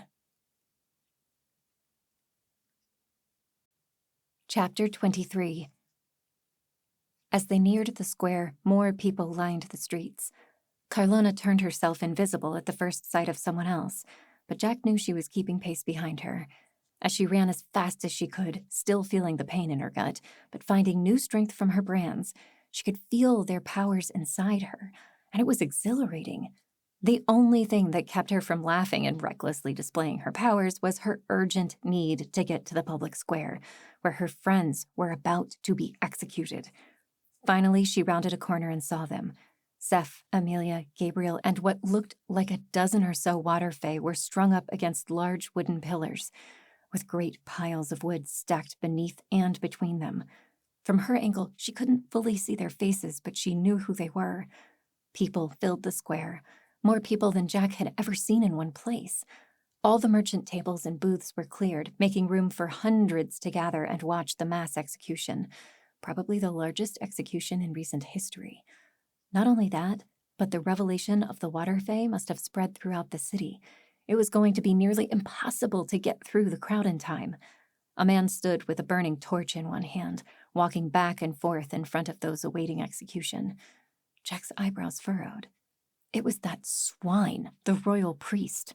After everything he had done, Jack was sure of one thing. He had to be a shape-shifting demon.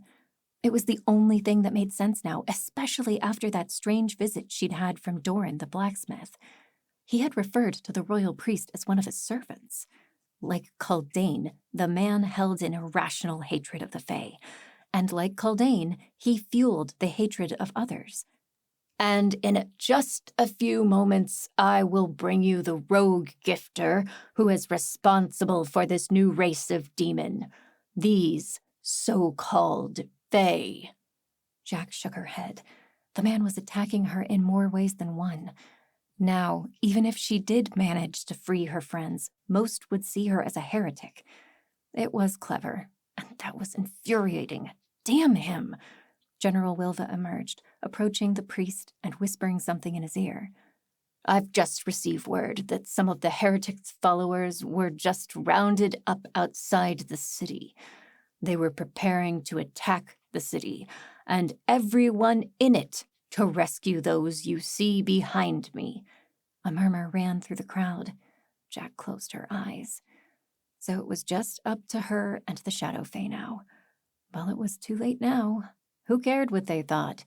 It was time to get her friends out. But the priest was still speaking. "It is this rogue gifter who deceived the hearts of many into thinking she was some kind of savior. Yet, earlier today we found her, we subdued her. She could not even save herself." Jack ran forward. There was a path that led upward to the palace, which also served as the perfect perch to look over the market square. But more importantly, it gave everyone in the square a clear view of her. She stopped and drove the hilt of her spear firmly into the ground. A few onlookers pointed at her, and a new wave of mutters began to fill the square. "Don't get ahead of yourself, priest," she shouted for all to hear. "You won't get rid of me so easily." "Jack!" someone cried out. It was Amelia, tied to the pyre facing away from Jack, but craning her neck to see who had spoken. "I knew it!" Seth, Gabriel, and many of the other water fae were doing their best to get a good look at her. They said nothing, but Seth had that warm smile on his face as their eyes met. You! How did— The royal priest was finally at a loss for words. He looked genuinely scared for the first time since Jack had known him. Oh, but that alone felt so satisfying. She took a deep breath. I know many of you trust this man, she pointed at the priest below her, but trust me when I say that he is not who you think he is. He would murder innocent people just because he doesn't understand them. Troubled muttering turned to shouts as the crowd realized who she was. She couldn't make out what any of them were saying, but most did not look sympathetic. They were yelling at her, not the priest. No, she had to make them understand. You're punishing the wrong people, she said, but it was no use. While a few people looked like they believed her, most were shouting at her and making way for the watchers who, at General Wilva's orders, emerged from the crowd and began climbing the path that led to her. The priest held her stare, with the barest smile on his lips, his confidence restored. Jack licked her lips and looked around her, eyeing the watchers making their way up the path. Now would be a good time for the Shadow Fae to emerge. It wouldn't do anything to convince the people that she was in the right. In fact, it would likely do the opposite, but she also couldn't save her friends without their help. The royal priest shouted through the commotion. I told you she believed in heresy, but it will not serve her.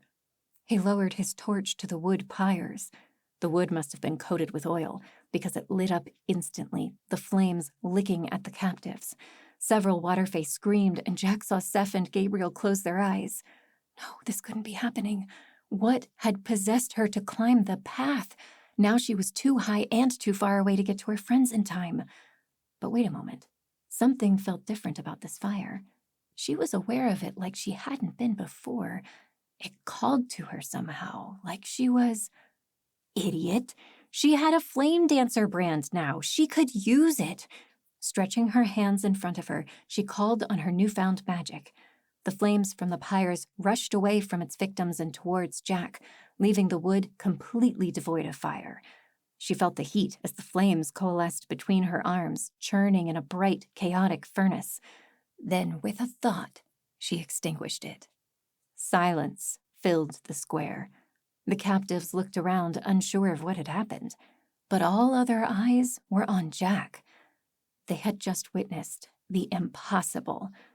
Jack held her arms high again, letting everyone see the dark lines of her brands.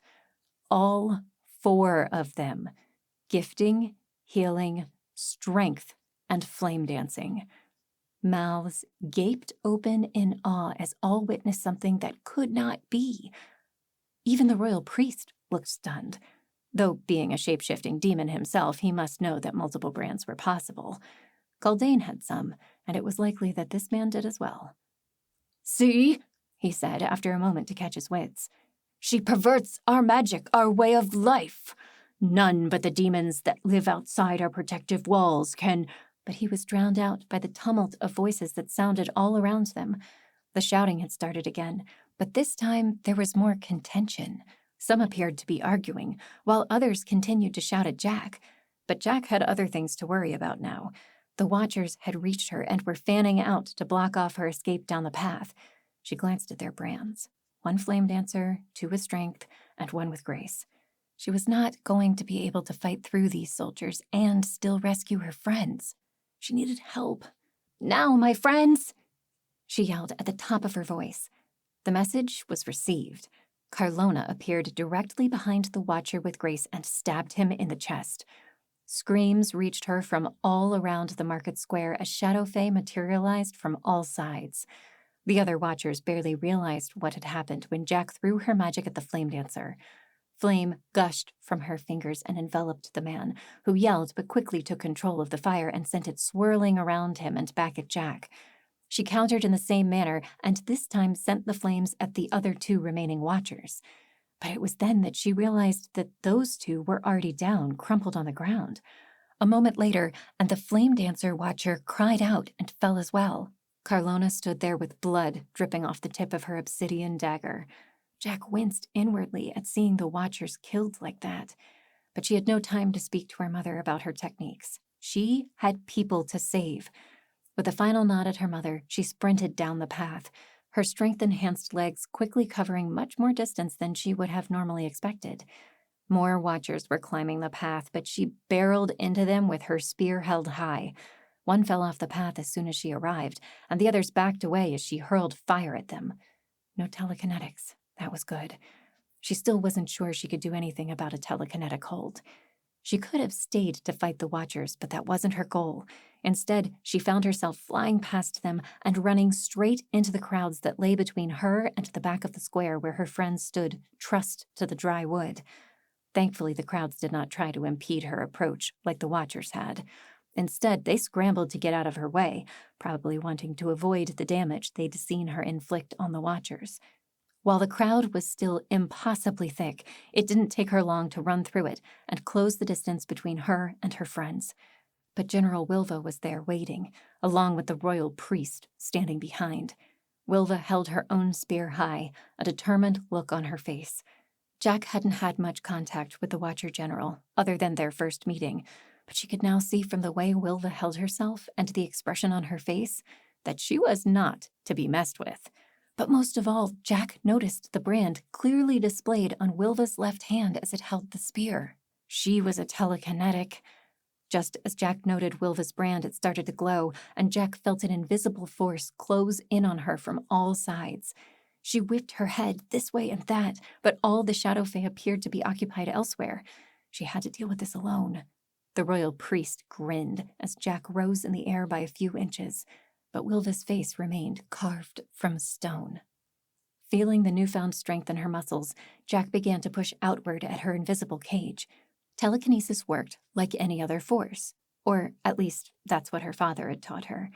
Push against it with a stronger force, and it would eventually break.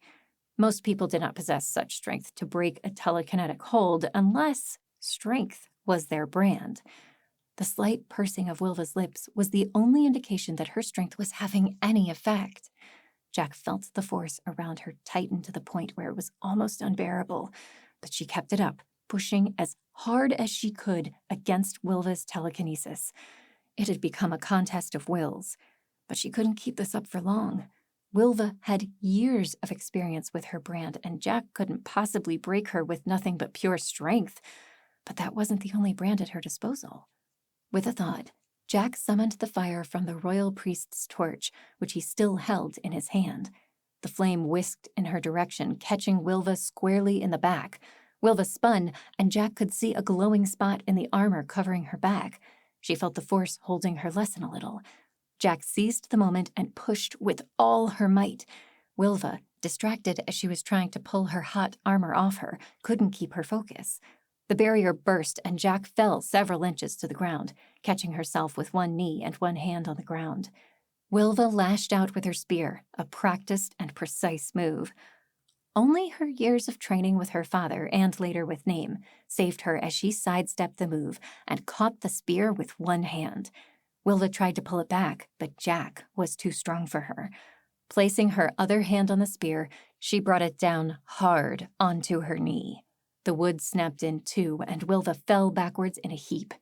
Reaching out a hand, Wilva attempted to use her telekinesis once again, but as Jack felt the invisible walls closing in on her again, she felt her strength well within her. Wilva was distracted, unused to the kind of magic that Jack wielded.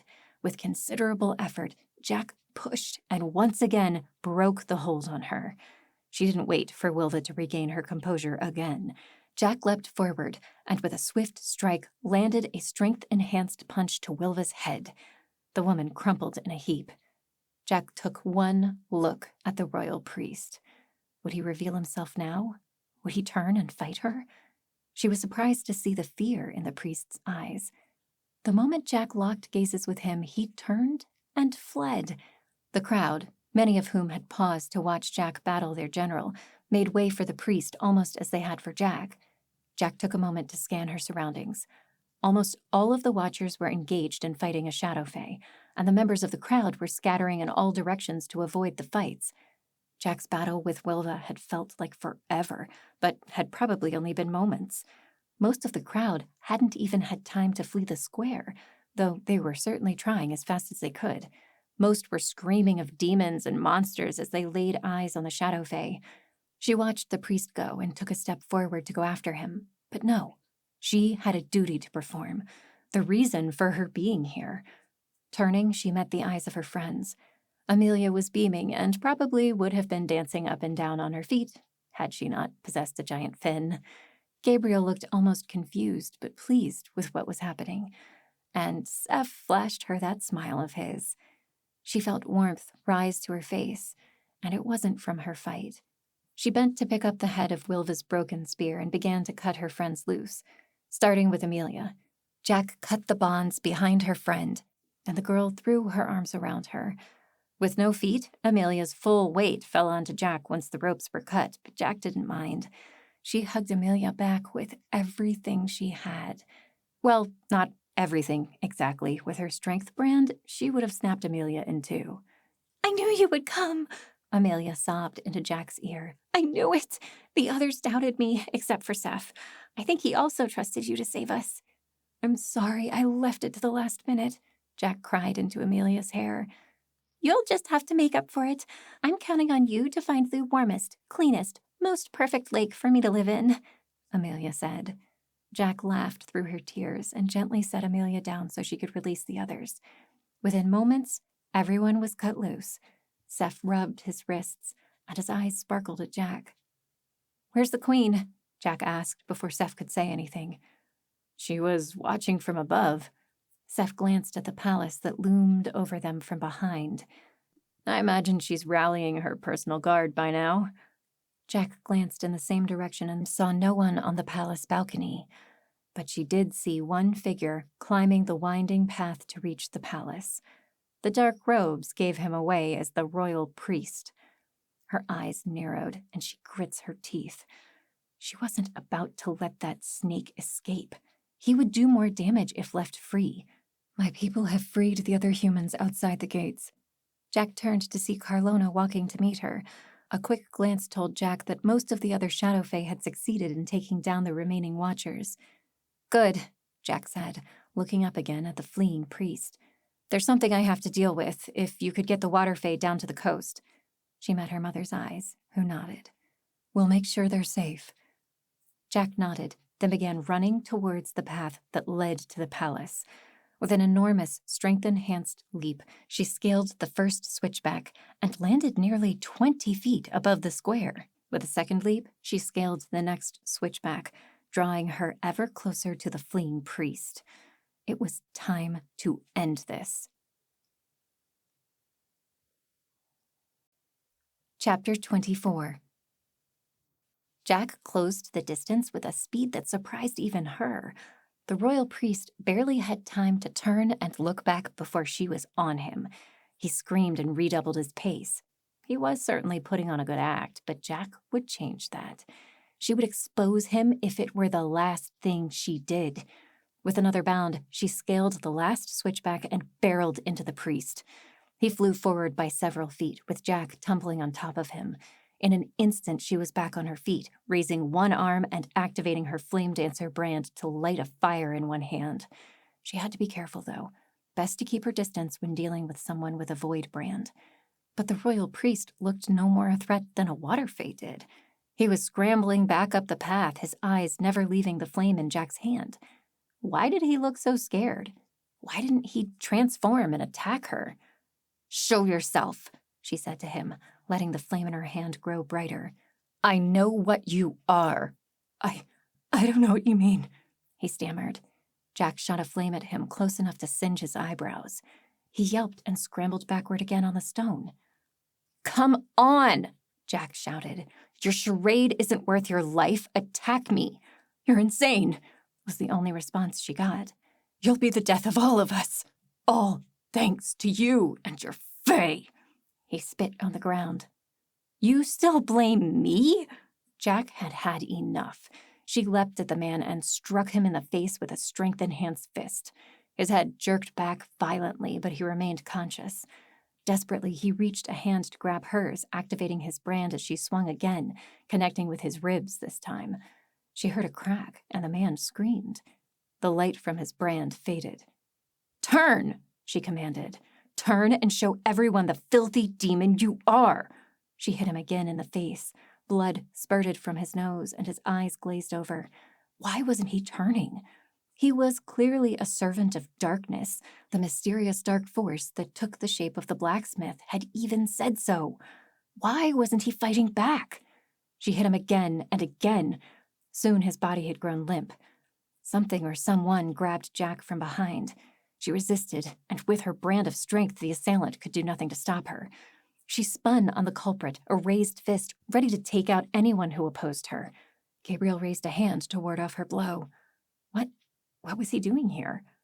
Barely managing to stop her raised fist from connecting, she finally noticed the blood coating it. "You are killing him," Gabriel said. Jack glanced back at the royal priest, finally seeing what she had blocked out in her rage. The nameless priest lay limp and unconscious, his face a bloody mess. She looked up and found others running up to them. Behind Gabriel, Seth was among them. He looked from the priest to Jack and back again. His face expressed horror. No, this wasn't right. This wasn't how it was supposed to be. Why hadn't the priest turned? I thought he was a demon." The words sounded hollow as she spoke them. She had no excuse for this. "Not every bad person is a demon, Jack." Gabriel held his hands at his sides, calm but sober as he looked directly into Jack's eyes. "Sometimes people are just bad." But the things he said, the people he's hurt, he's done nothing but work against us. One does not have to be in league with the forces of darkness to serve them. He continued to say something, but suddenly something pierced her head. Pain stabbed at her head in a splitting headache. But unlike an ordinary headache, this one was accompanied by an emotion. Someone somewhere was furious. "Release!" A voice pounded in her ears. Someone grabbed her. It was Gabriel, holding her upright, and a new look of concern on his face. Others among the group that had joined them took steps forward to help. Jack regained her footing and waved them away. "Did you hear that?" She turned to Gabriel. "The voice." Gabriel looked at her with a concerned look. "We heard nothing, Jack. Are you okay?" A few of the onlookers took a few steps away from her now, all save Gabriel and Seth. Did they think she was somehow touched now that she had multiple brands? Did they think she would turn into a demon? She wouldn't blame them. After all, she had just beat their religious leader senseless. But she didn't have time to worry about what they thought. Something worse was coming, she knew. As if confirming her thoughts, several terrifying shrieks sounded from below. Everyone whirled about and stared. The very thing Jack had feared began to play out before her eyes. Demons were entering via the main gate, which was open and relatively unguarded thanks to the commotion that Jack had started. To her horror, Jack saw them fall upon innocent civilians the moment they entered. Shouting, watchers and other city guards scrambled to close the main gate and fight the oncoming wave of demons, but it was already too late. Demons poured in through the gate so fast that no one could get close. Jack's jaw hung slack. Had this been the plan all along? Had whatever controlled these demons simply been waiting for them to weaken the city's defenses in their rescue attempt? Or had the royal priest been controlling them and somehow lost control when Jack knocked him unconscious? She spared a glance back at the battered priest. No, something else had happened. Jack had somehow witnessed the order given to the demons. Someone was behind this, but it wasn't the royal priest. Even now, staring at the man's unconscious form on the ground, she still struggled to believe that he was not behind all of this. Could he really just be an ordinary man with such bias? Seth brought her out of her thoughts. "We have to get down there." Jack's eyes widened. What had she been waiting for? Ignoring everyone else who stood around her, she sped down the path in the direction of the fighting. It was already her fault that the watchers and city guards were scattered. She had to make up for that fact by killing as many demons as she could. The first demon to reach her met its end in a blaze of fire that shot from Jack's hand. Jack leapt over its screaming form to meet the next demon. Now in the market square, she was able to get a good look at the situation. Dozens of people lay dead in the streets, and the rest were either running away or engaging the demons head-on. Jack winced as she saw not just humans on the ground, but Shadow Fae as well. She looked around for her mother but did not see her. Just then, another demon came at her, snarling out of its all-too-human face. Picking up a spear from a fallen watcher, she hurled it at the demon, using the javelin-throwing techniques that Name had taught her months earlier. She banished the thought of Name from her mind. None of this would have gone wrong if it hadn't been for him. She pulled the spear out of the dead demon's corpse and went looking for her next victim. One by one, demons died at her hand. She was a whirlwind of fire and spear tip. Every attack met its mark. Dozens, hundreds of demons met their end that night. Jack heard a familiar shout and turned to see Name enter the battle. He ran at the demons from the direction of the Watcher High Command, wielding his own spear and taking out as many demons as came his way. Biting her lip, Jack barely pushed away from the impulse to attack Name herself. But no, he was fighting demons. For now, at least, they were on the same side. But she would have words to say later. More screams sounded around Jack, and she realized that for all the demons she'd killed, dozens more kept pouring through the gates. Civilians and others were helpless against them, and if they were going to save any of them, she was going to have to change up her strategy. They could try to close the main gate, but that might not do any good. There were several other gates into the city, and she couldn't guarantee that they weren't all overrun by now. They'd have to close all of them, but perhaps there was another way. "Follow me," she yelled for anyone who could hear her. "There's a secondary gate that leads to the ocean. Help me get everyone to safety." Shadow Fae, watchers, and guardsmen alike looked at her. She repeated her command, and many took up the call. Name, she saw, took a moment to meet her eyes, and then he started to repeat her words, killing demons as he went, but herding the nearest villagers to the second gate. But so many could not make it, as gray-skinned, formerly human monstrosities leapt onto their retreating backs. Jack caught one as it was about to bite down on a woman's neck from behind. The woman turned to face Jack. She had a spear in one hand, a branded spear. It was Elva. The commotion around them stirred up too much noise for Jack to say anything to Seth's follower, but they both nodded at each other, a silent thank you and you're welcome passing between them. Then they both continued, killing demons as they rushed to the lower gate. The path grew narrower as they approached the lower levels of the city. This both solved and created more problems. On the one hand, the narrower opening made it easier for Jack and the Shadow Fae to protect the city dwellers from approaching demons. They only had to worry about protecting one side, the back. On the other hand, it meant everyone moved more slowly. Jack brandished her spear as more demons hurtled at her, the Fae and a few other watchers and guards that stood with her. Just moments before, those warriors had fought to kill her and the Shadow Fae, not to mention Seth, Gabriel, and her Water Fae friends. Now they were united against a clear enemy. There had been far too many deaths tonight, but at least something good might come of it. Yet the price left a bitter taste in Jack's mouth. Name stood a few feet away from Jack, holding his spear forward in a stance he had taught Jack several months earlier. Relics, it felt so much longer now. They had been far more innocent then.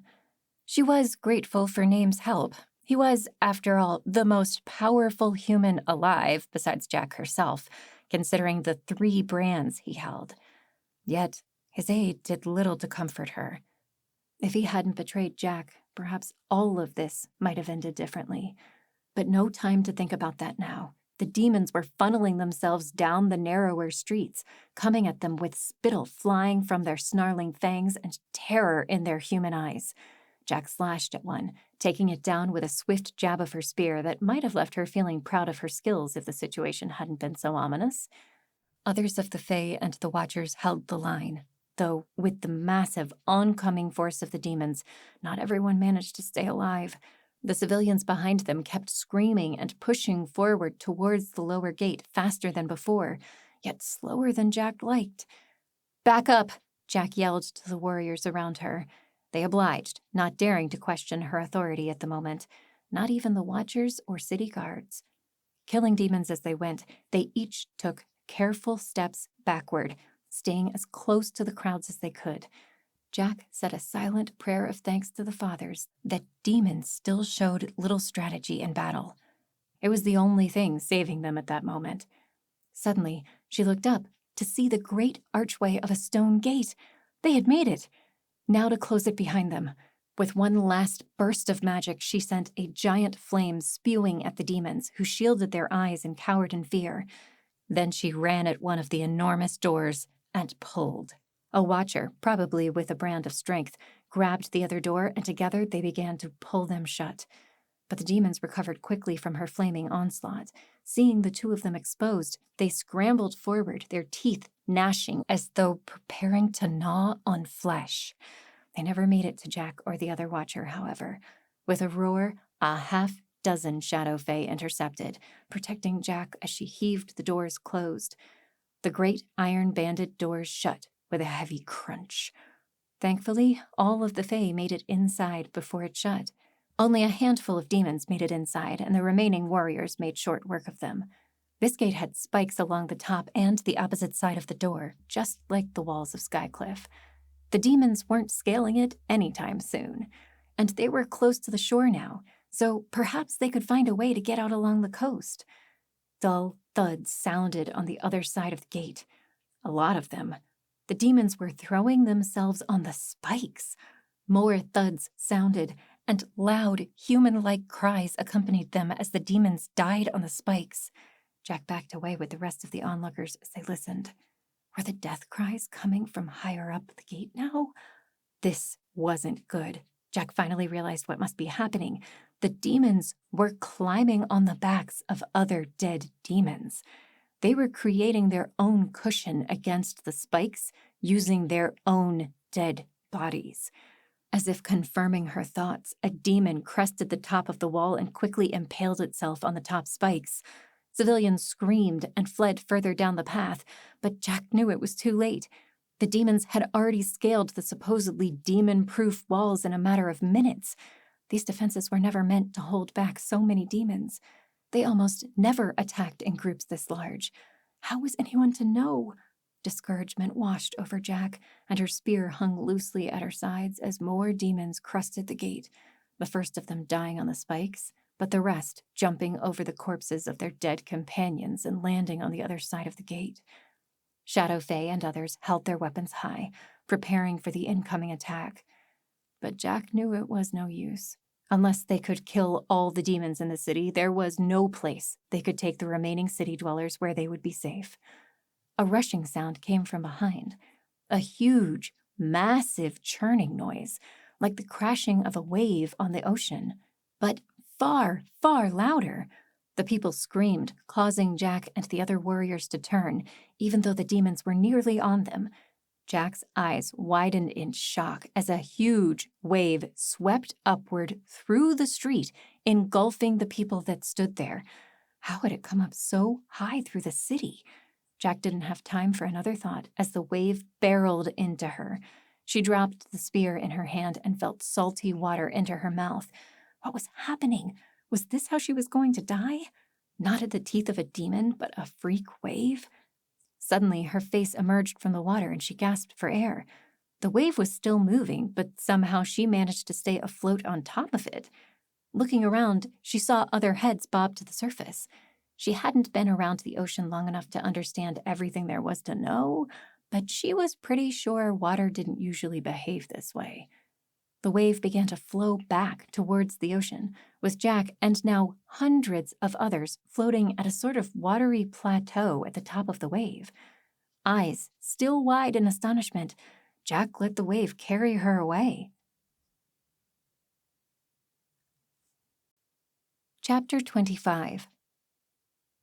A face rose from the waters beside Jack, water dripping off the hair that clung to her face. The hair was darker than Jack was used to because of the water, but she knew this person. Amelia smiled at the look on Jack's face. "For once, it's my turn to save you for a change." In a moment of clarity, Jack knew what must have happened. The water fae had somehow brought the wave that swept up the remaining survivors. With almost a sob, she threw her arms around Amelia, both still partially submerged in the strange wave. When they broke the embrace, Jack stared at her friend, then at the wave, then back at Amelia. "How are you doing this?" Amelia grinned. "Oh, Jack, you have no idea how wonderful it is now that I'm in the ocean. I can feel the water all around me. It's like it's part of my body. Some of the Shadow Fae brought us to the water, and we met the first Water Fae, the students from the excavation. They've already taught us how to use our abilities to make the water move, so we all teamed up to save you guys. Isn't that amazing?" Jack wiped a tear from her eye. Relics, it felt so good to hear her friend talking like her old self again. As in, nonstop. Indeed, Amelia showed no signs of stopping. "These powers are amazing. Much better than being a gifter, to be honest. Ooh, speaking of which, my brand is gone." She raised her left arm, and Jack took a good look. Just like Amelia said, the brand had disappeared. Jack nodded. The same thing happened to the Shadow and Bright Fae. They lost their old abilities, but those were replaced with new ones. "It's so cool," Amelia said. "Watch this." She suddenly dove back beneath the tidal wave that must still have connected to the ocean and was still moving steadily away from the city and towards the coast, carrying each of the survivors with it. Jack waited. What was Amelia up to? Then, with a suddenness that would have sent Jack stumbling backwards had she not been submerged, Amelia came flying out of the water. The force of her tail propelled her skyward, where she did a full backflip and landed gracefully headfirst into the wave. Onlookers gasped in awe, and Jack put a hand to her mouth. "Wasn't that awesome?" Amelia said as she emerged once more. "That was pretty amazing," Jack said, laughing through her tears. Her friend was alive and more than well. Even as a water fae, she was thriving. Jack could hardly breathe for feelings of joy and relief. "We're almost there," Amelia said. Moments later, the waves subsided and rejoined the ocean, leaving all the occupants wet, but safe on the sandy beach. Most rose to their feet, shakily at first, and some of them scratching their heads as if still unsure that they weren't dreaming. Others, who had previously arrived at the beach, ran up to meet them. "Jack!" a voice called to her. She turned and her spirits soared as Seth and Carlona approached. She ran forward and embraced her mother first. "I'm so glad you're both still alive," she said as she broke the embrace and hugged Seth as well. "My time is not here yet," Seth said mysteriously, cracking a small smile at Jack. "What happened up there?" Carlona asked. "We brought several of the water fae to the coast, and they insisted they stay. Then some of them summoned this huge wave, which swept up into the city. We managed to get everyone past the inner gate, but the demons climbed over it anyway. The wave saved us and brought us here, as you just saw." Seth's face lost its cheer. "You mean this is it? There must be no more than 300 people here." "There are a few more," said a voice behind Jack. She spun to see Sarai immersed in a pillar of water that rose from the beach to meet them. Jack didn't think she'd ever grow used to seeing a sight like that. A half-human, half-fish person partially submerged in a pillar of water. "We're sending waves into the city to drown the rest of the demons and bring back any of the survivors." Only then did Jack notice the tendrils of ocean water extending from the ocean, further down and reaching into the city itself. "Sarai, that's amazing. I had no idea you could do that." "Neither did we until recently. But the longer we stay in this form, the more intuitive our abilities have become." Jack nodded. "That matches what Yoen told me at Foothold. The Bright Fae managed to discover new powers as well." Sarai nodded and then continued. "Anyway, we think there are a few hundred more in the city that barricaded themselves in their houses or the like, though we still have no idea about the royal palace. There may be dozens more holed up there, but no demon can enter the palace if it's locked down. We can't get in either." Jack scowled, wondering what had happened to the royal priest. Had he retreated back to the palace? Was he even now consorting with the queen on what next to do while the water fae did all the work? Or had he died where she left him? Carlona brought her out of her thoughts. So, what do we do now?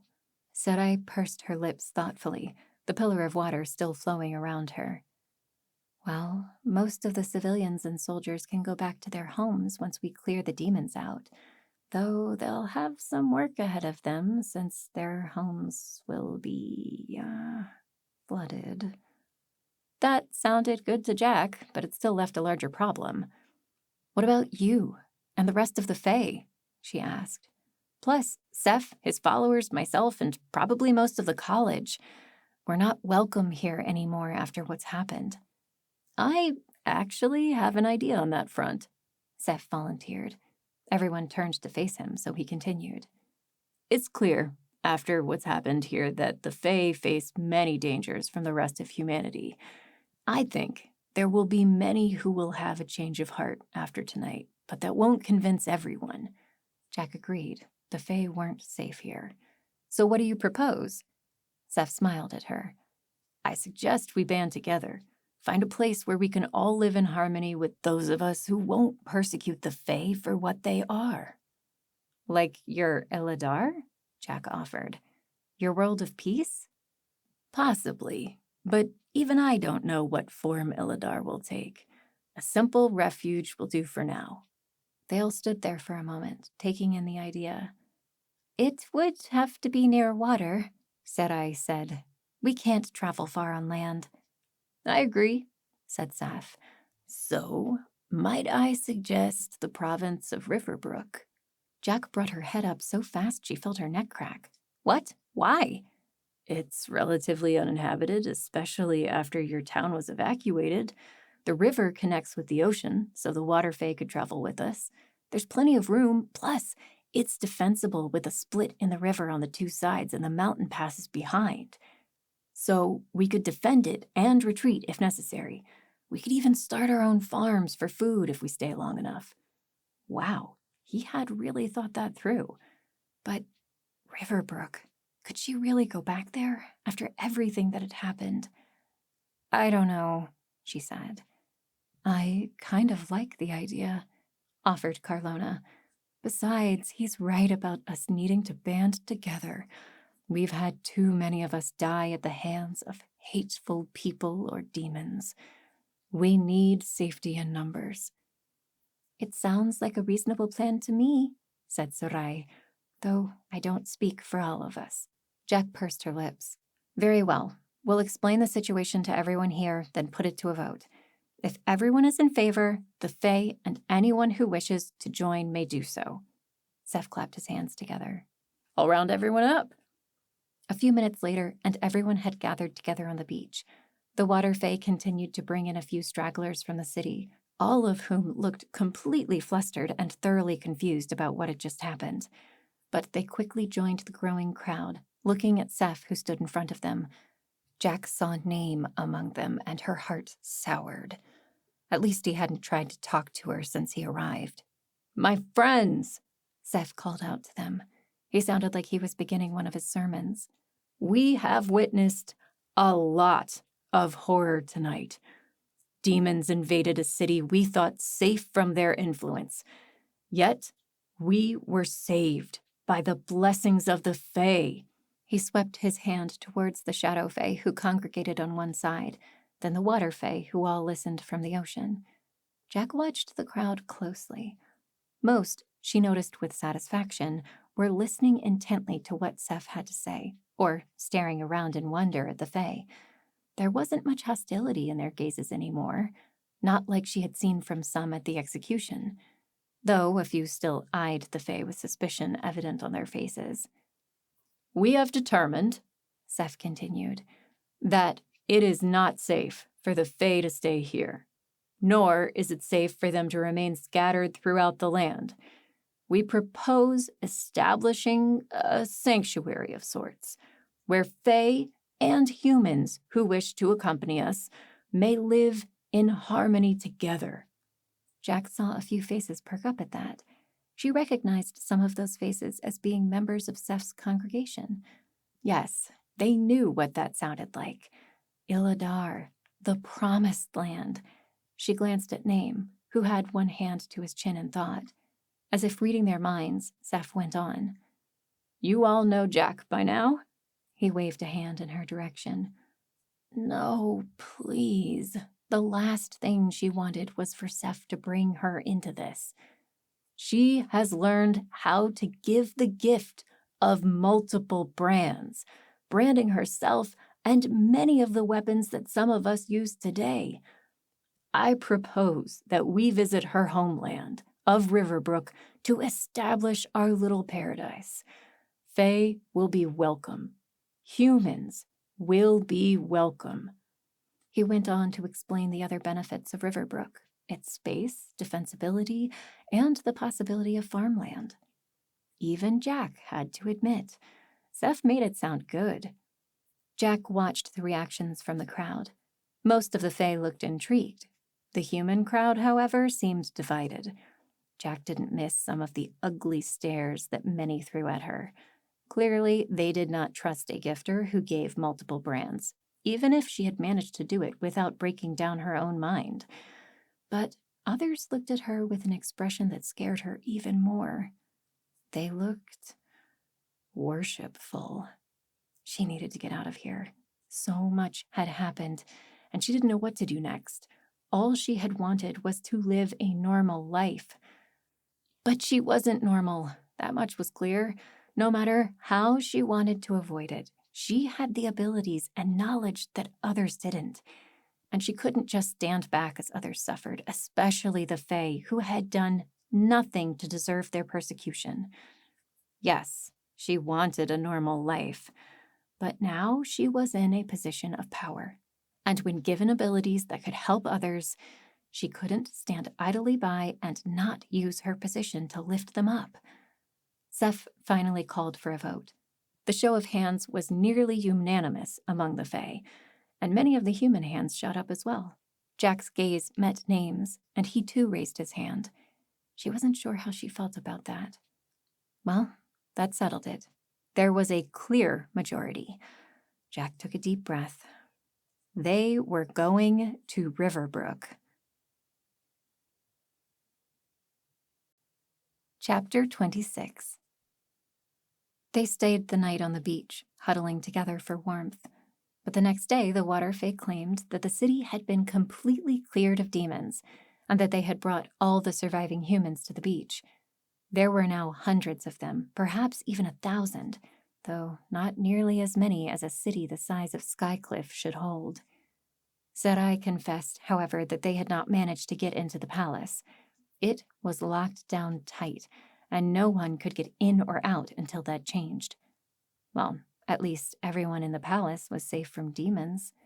Jack thought back to the ladies in waiting that had helped her bathe and dress the first time she visited the palace. She hoped they were all right. And the Lord Chamberlain, too, he had been nice to her. It was the queen and the royal priest who concerned her. She had left the priest outside the palace, but he had never arrived in one of the Fae's strange waves. Neither had General Wilva or a handful of others. That meant they were either dead or had found their way inside the palace before it went on lockdown.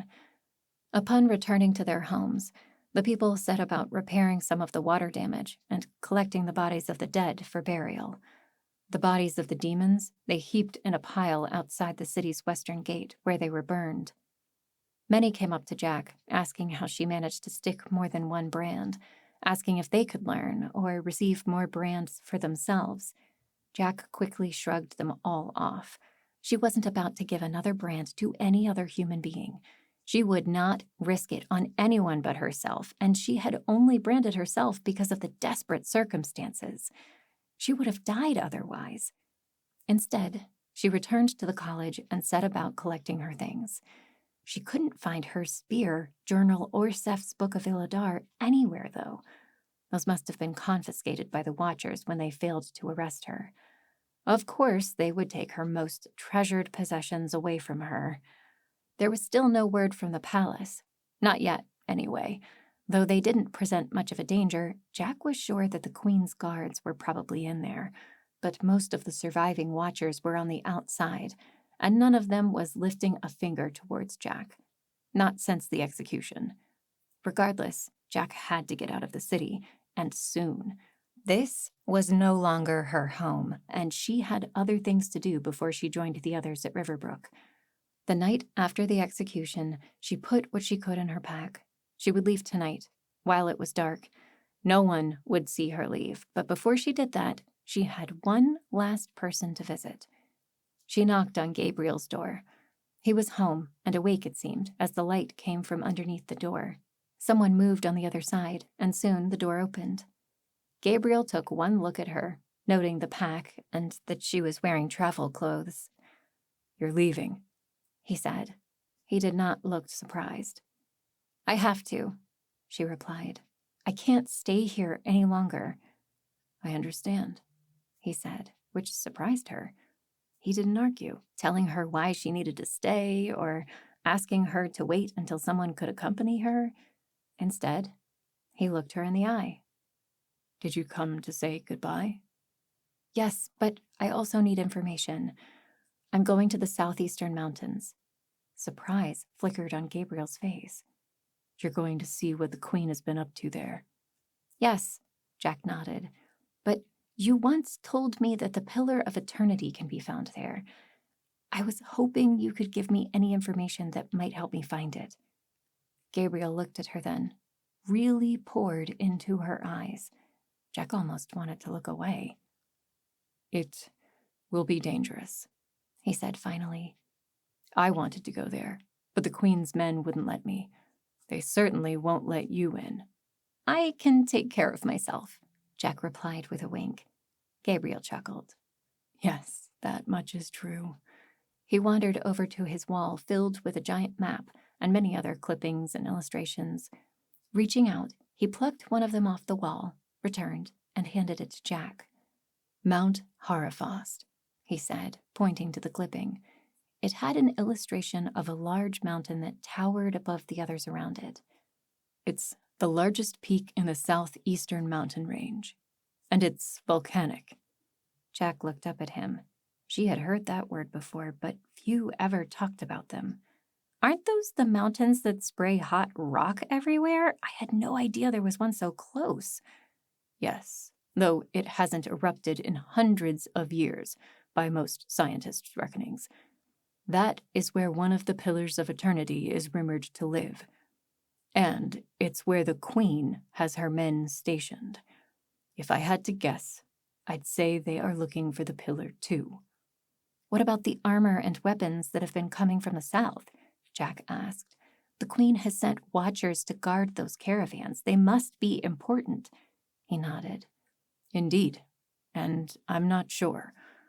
Perhaps they also come from the mountain, but I can't see how. Perhaps there is a mountain pass that I don't know about, and they're trading with the nations beyond, but I really can't say." Jack gently folded up the drawing and stuck it in her pouch. "Do you have any other clues to go on?" Gabriel shook his head. "I'm afraid not. Nothing that would help you. But that is the best lead we have on a Pillar of Eternity. If it's not in that mountain, it was either destroyed or stolen." "Is it even possible to destroy a relic like the pillars?"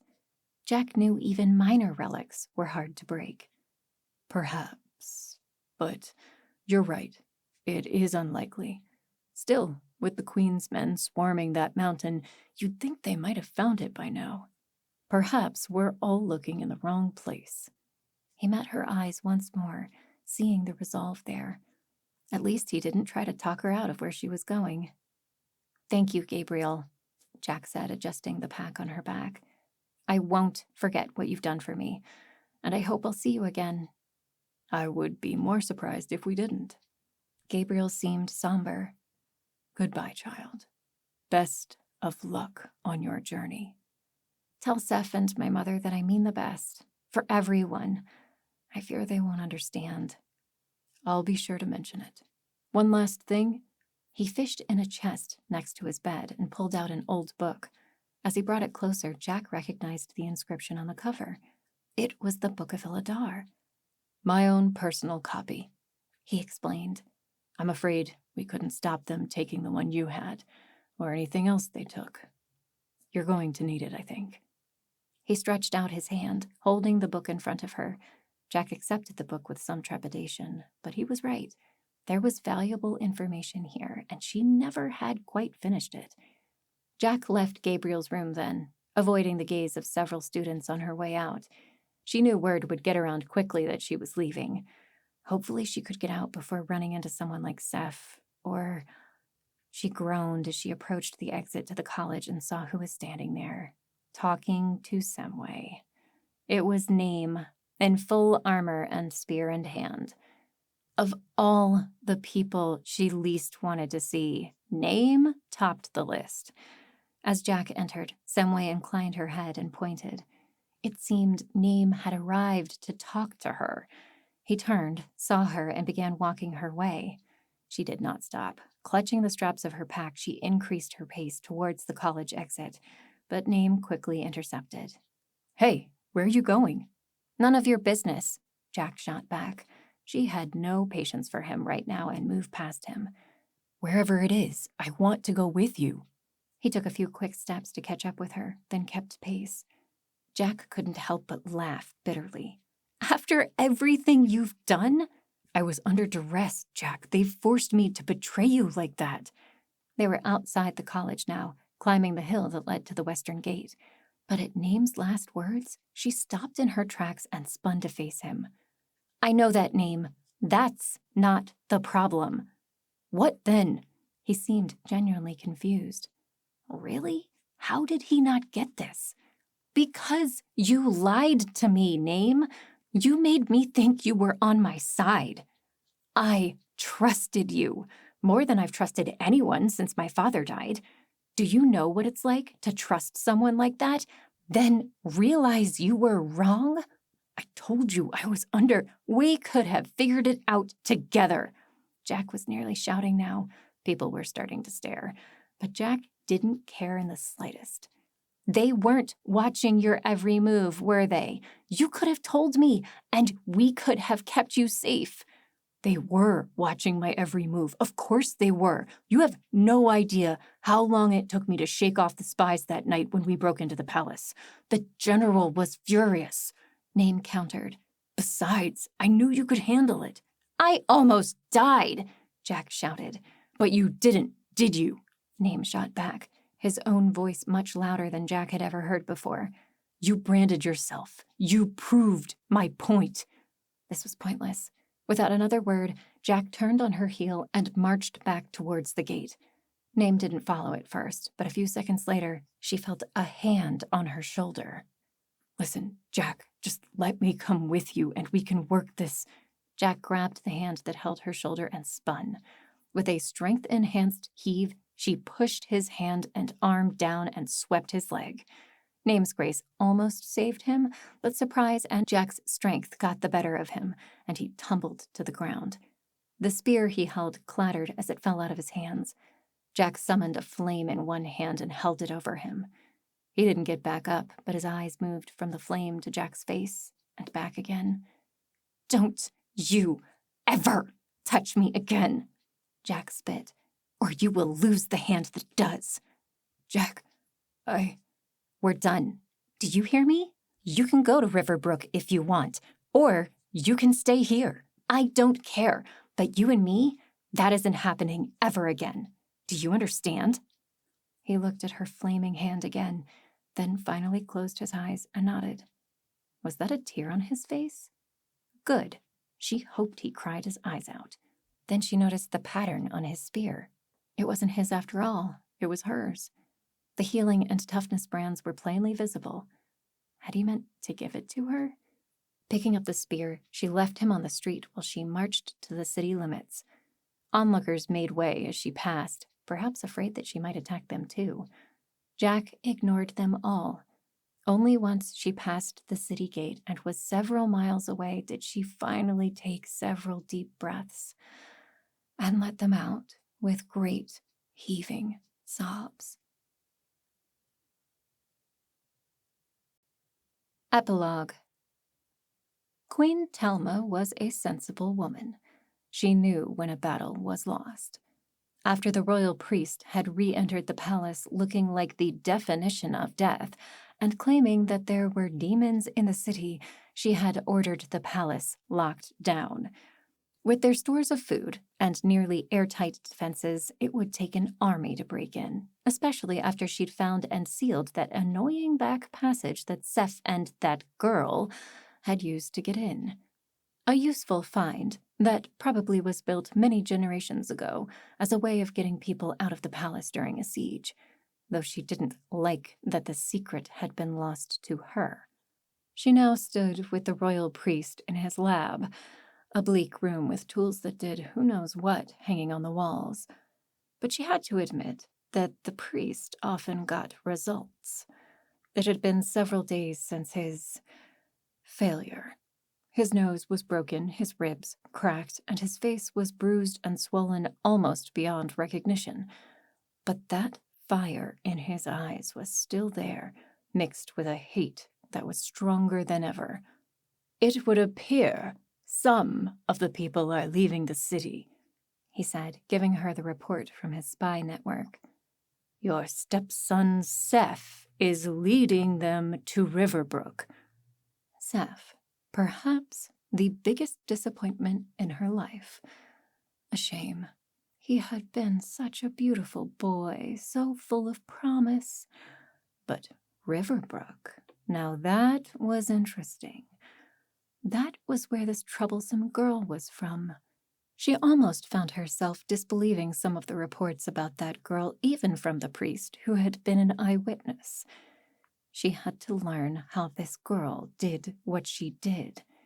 Giving or receiving multiple brands was unheard of, and completely impossible according to her best scholars. Yet the royal priest insisted that she had at least flame dancing and strength. The mangle of bruises on his face would certainly confirm the latter. No ordinary girl possessed that kind of strength. "Should we stop them?" the priest asked as she kept her silence. "No, I think not. Let them gather wherever they wish. That will only make it easier to wipe them all out in one blow." "And if they form an army?" She waved a hand dismissively. "We still have many who will fight for us, and our assets to the south will give us the advantage." The royal priest nodded in understanding. "Then what of this?" He indicated the table in front of the queen, where a lone figure squirmed under the ropes that tied her to the table and tried to scream through a cloth gag covering her mouth. "This one won't give us any trouble anymore. We can spread the word that she died in battle with the young girl. It might even help rally more watchers to our cause." The woman on the table, well, not really a woman anymore, was Wilva, formerly the general of the Queen's Watchers. Members of the Watchers had brought her to the palace after her defeat at the hands of that girl. Upon nearing the palace bathhouses, where the strange relic now hung again, something had changed in the general, turning her into one of those monstrous Fey mutations. The former general thrashed about on the table, her long, heretical tail waving about. The royal priest grinned, the way he did when he was about to work. "Find out everything you can from her." The queen lifted her skirts and exited the lab. "I want to know why some turn, and others do not." She heard Wilva's muffled screams intensify as the royal priest began to cut into her. The screams followed Queen Telma as she walked away. This has been a production of Growing Ripples, Roots of Creation, Book 2, written by Jason Hamilton, narrated by Liza Jacob. Production copyright 2024 by Jason Hamilton and Myth HQ LLC. All rights reserved. Hey everyone, I want to thank you for listening to this audiobook. I hope you enjoyed it. Once again, I want to make sure I invite you to the VIP membership, the Knights of the Round Table membership, where you'll get all my ebooks and audiobooks for free when you sign up, as well as basically a chance to interact with me every week. We'll even be talking about what's going on in the world building of this thing. You can even participate in that and help with the ideas and everything to create this world. So definitely go check that membership out. I hope to see you there, and have a great day.